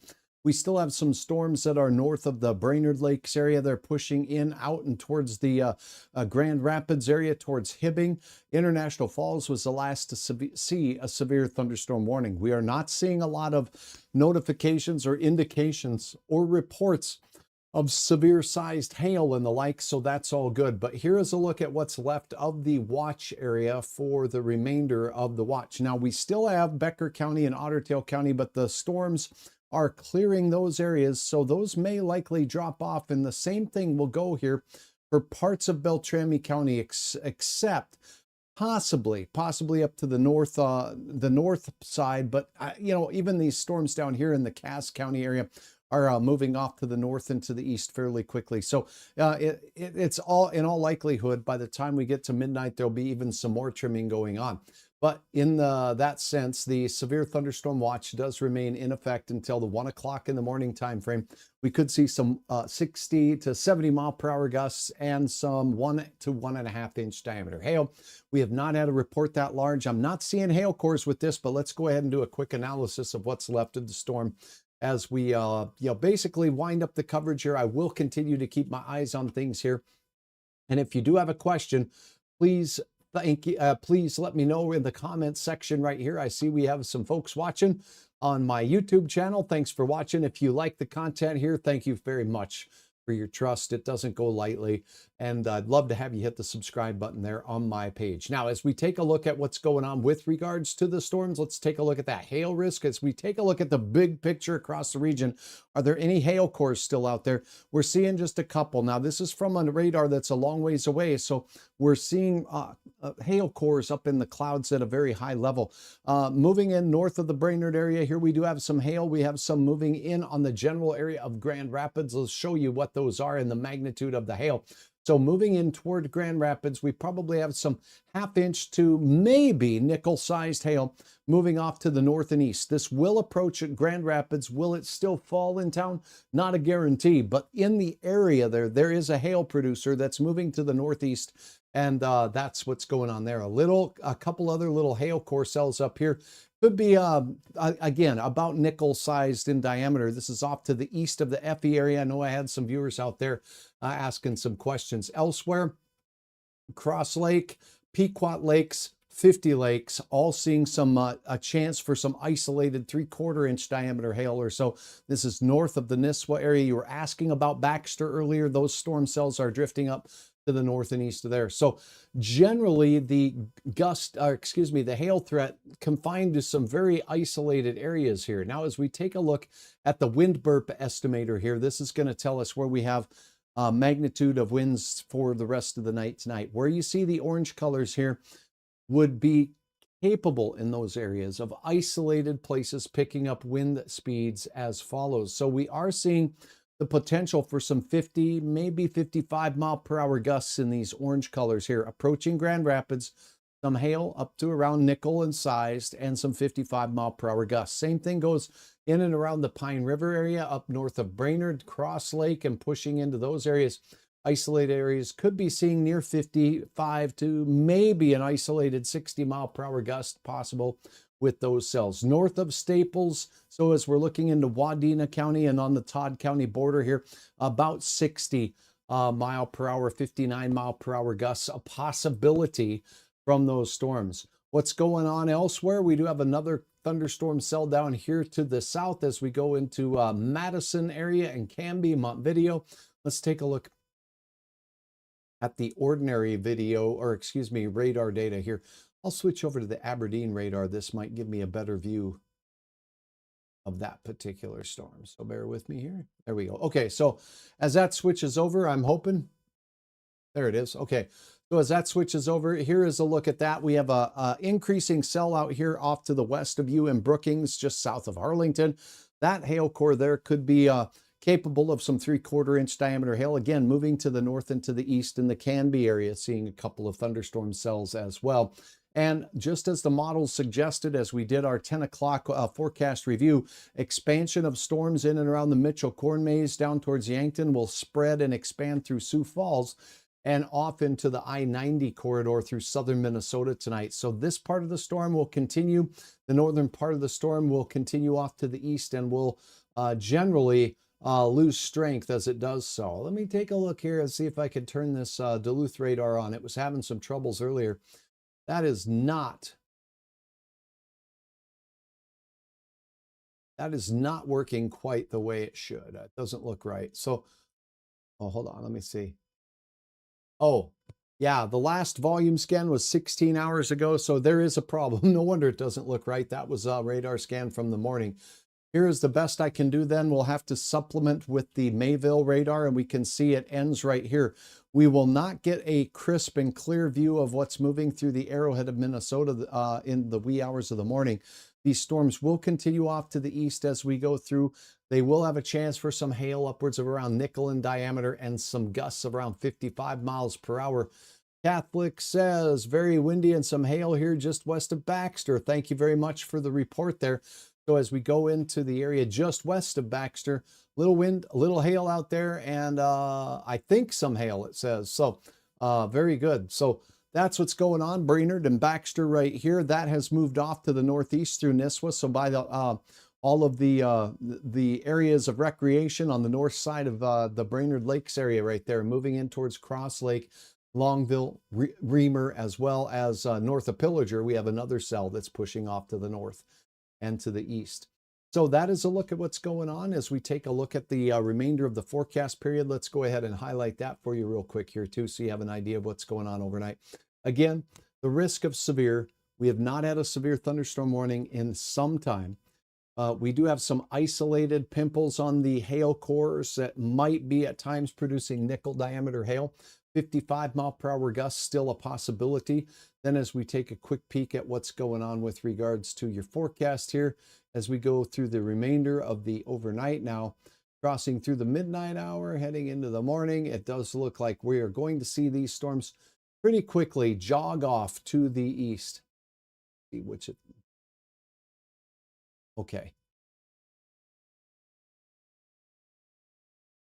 All right, so we'll let that looks like it's loaded up pretty good. Okay, so here as we cross through the midnight hour right now, we're seeing these storms pushing in out east of Brainerd, heading in toward the Big Fork area. Again, isolated hail with these cells, and then an expansion of what's going on down here in South Dakota taking place as well.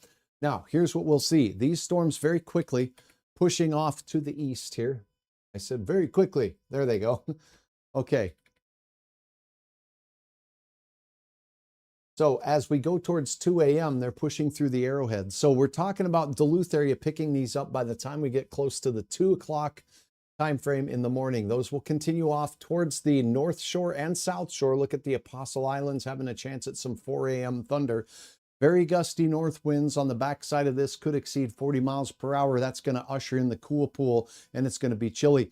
Along the boundary with the warmer, more humid air, we'll continue to see a chance of showers and thunderstorms into the morning and daybreak hours between 4 and 8 a.m.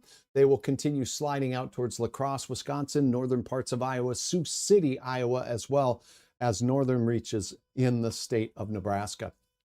So that's what we have now. I do have my channels. I want to thank everybody for watching. I have my channels available to you. I would love to have you download my brand spanking new weather app. Search Hutch's Weather in the App Store today. And let's take a look at my website here, and I'll show you where you can go to sign up. If you go to hutchesweather.com, on the website, hutchesweather.com, on any device, mobile or otherwise, there is a button up at the top that says Get the App right here. You click on that, you can download my brand new weather app. And I got to tell you what, it is expanding greatly. It has notifications, exclusive notifications to twisting storms in your area. So if they're approaching you, you're going to get a notification of that. And if you also have approaching lightning, approaching hail, approaching rain, you get notifications. So get that handy. And then you can always check out my app, or on the website, you can also upload your photos and clips of videos of weather that has hit your area, things like hail size. And we've gotten a bunch of reports from all of you throughout the evening tonight. So thanks to all of you for being a part of Hutch's Weather during this stormy event. There is still a severe thunderstorm watch that is in place, but at this particular time, because the risk for severe weather seems to be waning very rapidly, and because we have not had a warning for some time, and because during the prolonged duration of this event, the watch issued at about 6 o'clock this evening, and having only about 2 severe thunderstorm warnings, maybe 3, a couple of instances as hail and a couple of funnel cloud sightings, but were unconfirmed tonight. I must say that tonight's risk area and threat has really diminished, and really it didn't evolve the way that it could have, which is a good thing. We didn't want widespread hail on all these crops out here. So with that, I am meteorologist Hutch Johnson. I appreciate each and every one of you taking part in this broadcast. If anything does go severe, I will do an update here, or have some information for you, or you can get the very latest on my website right here. Latest watches, warnings, advisories. You can turn the alerts on right here on your map on the website as well to get the latest watches and warnings. But for now, I'm meteorologist Hutch Johnson, thanking each and every one of you for your trust you place in me, for your weather information. It does not come lightly. I'll keep my eyes on the skies for you. I have some cleanup work to do here anyways. So what does Silver Bay look like? Currently camping. Well, I got to tell you what, there are some storms out here heading in your general direction, and I just showed the model, so I'm going to take another look there. Joss 3482, thanks for your question. Crazy Fingers is waving goodbye to you. Going back to that hour-by-hour forecast so you can see Silver Bay, and I will focus on that area for you. There is a chance for some stout or windy thunderstorms tonight, but we just have not had nonstop severe thunderstorm warnings out. We have a watch in place. It's until midnight. So let's go to your area. So you get up on the North Shore up here. Here we go. So there's Silver Bay, and as we pop the storms now, this is by 2 in the morning. They'll be approaching. You'll likely start hearing them as we go from 2 to 3 from the Ely area, St. Louis County, out here in towards Virginia and down towards Cloquet, hitting the I-35 corridor by 2 a.m. Then after that, so it looks like after 2 a.m. before they reach your area. Will they hit? They may. Now, isolated places along the North Shore are going to get nothing. So what looks like a solid line, as you know, is not going to be a solid line. These are individual thunderstorm cells. They'll drop rain here, they'll drop rain here, but miss the middle. And that's just the way they go. Models tend to just show us where there's the best chance and the timing of that chance. So that's what we're looking at. Guru, thank you for the jewels. Thanks to all of you for the jewels tonight, including Midwest Sirens and Crazy Fingers. Love it. Appreciate y'all watching. Do you cover the weather in all the U.S.? I am an expert in the Northern Plains, but I can cover weather anywhere. If you ask a question about somewhere else in the U.S., I'm happy to try to address that as time permits during an outbreak here in the Northern Plains. I typically focus on that. Thank you for your question, though. I really appreciate the interactability of the platforms that we're on here tonight.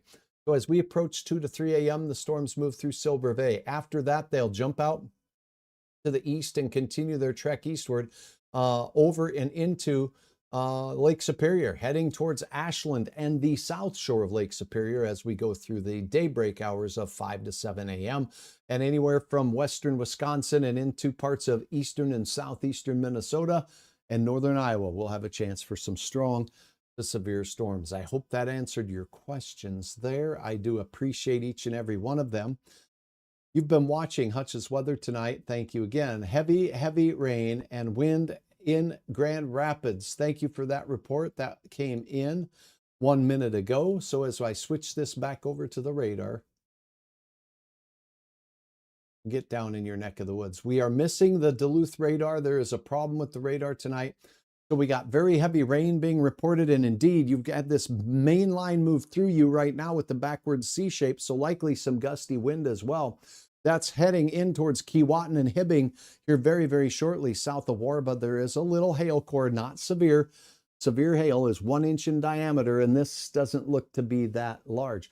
Reamer to Deer River, these are moving northeasterly, so if you can imagine this batch near Reamer, it's heading your way in Grand Rapids again. So one great dose of rain from round 1 and another heavy batch coming. That would be round 2.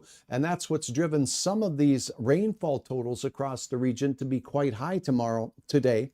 And now, what day is it now? We're talking Tuesday. So you got one batch that's moved through, another batch coming, and yet a third one on the way. This one south of Walker, north of Brainerd, and heading out of that area north of Nisswa here in Pequot Lakes area, Pine River. That one could have some hail. Cross Lake could have some hail. Those hail cores on these two cells could be approaching nickel size in diameter. How bad will the wind be in Silver Bay? Currently in a pop-up camper. So what I like to tell folks in a pop-up camper is that there'll be some gusts tonight. Some of the gusts, as we go ahead and look at them right now, I'll show you. The problem with these is this. Thunderstorms are small. We have measurements of surface winds, but they might be here, here, and here. And thunderstorms can happen in between those locations. So we don't always have the greatest data network to cover thunderstorm type events. These thunderstorms have produced wind gusts tonight, but they were hours ago since we had the last one, and it was up here in the Northlands. So the strongest storms moved through Couchiching County and moved up this way. Those are now off way up here into Canada. We're not seeing as much frequent lightning from them now, but we do have some, and they're moving off to the east. And again, the wind gusts will be 40 to 55 miles per hour in all likelihood as we go into those post 2 a.m. time frame hours. So isolated places will pick up gusts that are that strong. In all likelihood, because of the movement of these storms from kind of southwest to northeast as they're kind of moving along, you can think of them as coming at you mainly from the west. Okay, so they're not going to sweep down north and in that general direction from the west. So if you're in the pop-up camper and things get a little wild, and do you have a way, Joss, of getting weather information? If not, download my weather app right now at hutchesweather.com. If you search that on your mobile device, go to hutchesweather.com. Right up at the top, you click on the Get the App button, or you can search for Hutch's Weather in your app store today. It's free. It has early alerts to approaching twisting storms. So if there's a potentially tornadic cell moving your way, you're going to get a notification. That's exclusive to my app here in this area. We also have notifications for approaching lightning, approaching hail, and approaching rain. So you'll get a notification on your phone. Just make sure the notifications are turned on and you will stay informed. And then know where there is a sturdy place to go. Again, 2 to 3 o'clock. So you may want to wake up at 2, check that radar, see what's going on. The problem is this. The Duluth area radar is down right now. So the closest radar that we may have, let me see. La Crosse, Wisconsin might be a little closer. No, it's not going to. Marquette might get it. I don't think so, Tim. Okay, so we do have a data problem with the Duluth radar right now. So your area is in a area that is now without coverage from the radar. You're relying on Minneapolis's radar. You're relying on one in North Dakota. There are no radars in central Minnesota that can help. So with that news, you know, it might be best to just make sure that you prepare for some gusts. They could be strong. I'm not expecting severe. I will definitely get your app, and thank you for informing me of this stuff. You're very welcome, Joss. And we want people to be safe. But you know what? One thing that we know for sure is that pine trees, just ask the folks in the Bemidji area, they can be susceptible because they have not a really big taproot. In fact, they don't have a taproot, so they have these surface roots. And if the ground is wet and we get strong winds, the pine trees can go, I won't say easy. It still takes a very strong wind to cause them to go down, but you don't want to be in a pop-up camper if there are some big winds. I can tell you this. I have had no reports of big winds in the area since the storms went through International Falls, and that was probably about 2 hours ago. I have not seen a gust report. I have not seen a significant hail report from the storms. There are some stout ones out here that are pushing their way out of the Grand Rapids area right now. A couple of those are moving out and in the general direction, but we can't see beyond this. So I just don't know where they are. So that's the best I can do right now. The Duluth radar has a problem, and at least on this particular app is purported to be down. Let me look on another source I have for radar data here.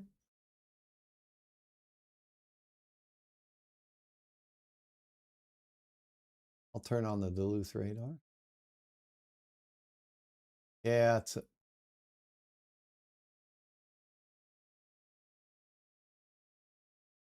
it's still old data.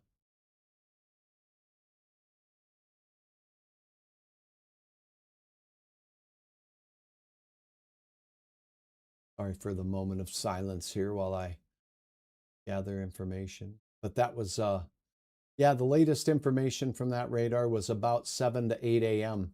So that radar is down. And because of that, it's going to leave your area in a hole. We do got a Canadian radar here. Let me take a look at Canada.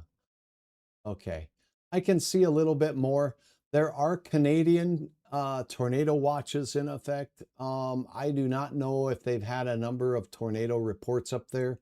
There is also a severe thunderstorm warning for some storms up there. But again, the storms in Canada are moving north and east. So there are some storms up there that are making their way through. They are moving from southwest to northeast, so it's going to take them a little while to get there, but based on the model we just showed you, 2 to 3 a.m. I hope that helps, Josh. Thank you very much. Be safe out there. Colwell says, expect a return late Wednesday and the earliest for the Duluth radar. Oh, Wednesday is the fix-it time. Technicians encountered a faulty part. Okay, thank you very much for the upgrade on that. So I did not see a notification of that during my coverage tonight. So that's my fault. But at the same time, we were covering storms that were out west of here. So the best we can do is tell you that the models are showing that arrival or ETA time around 2 a.m. Check the radar, then have an app that's going to send you a notification.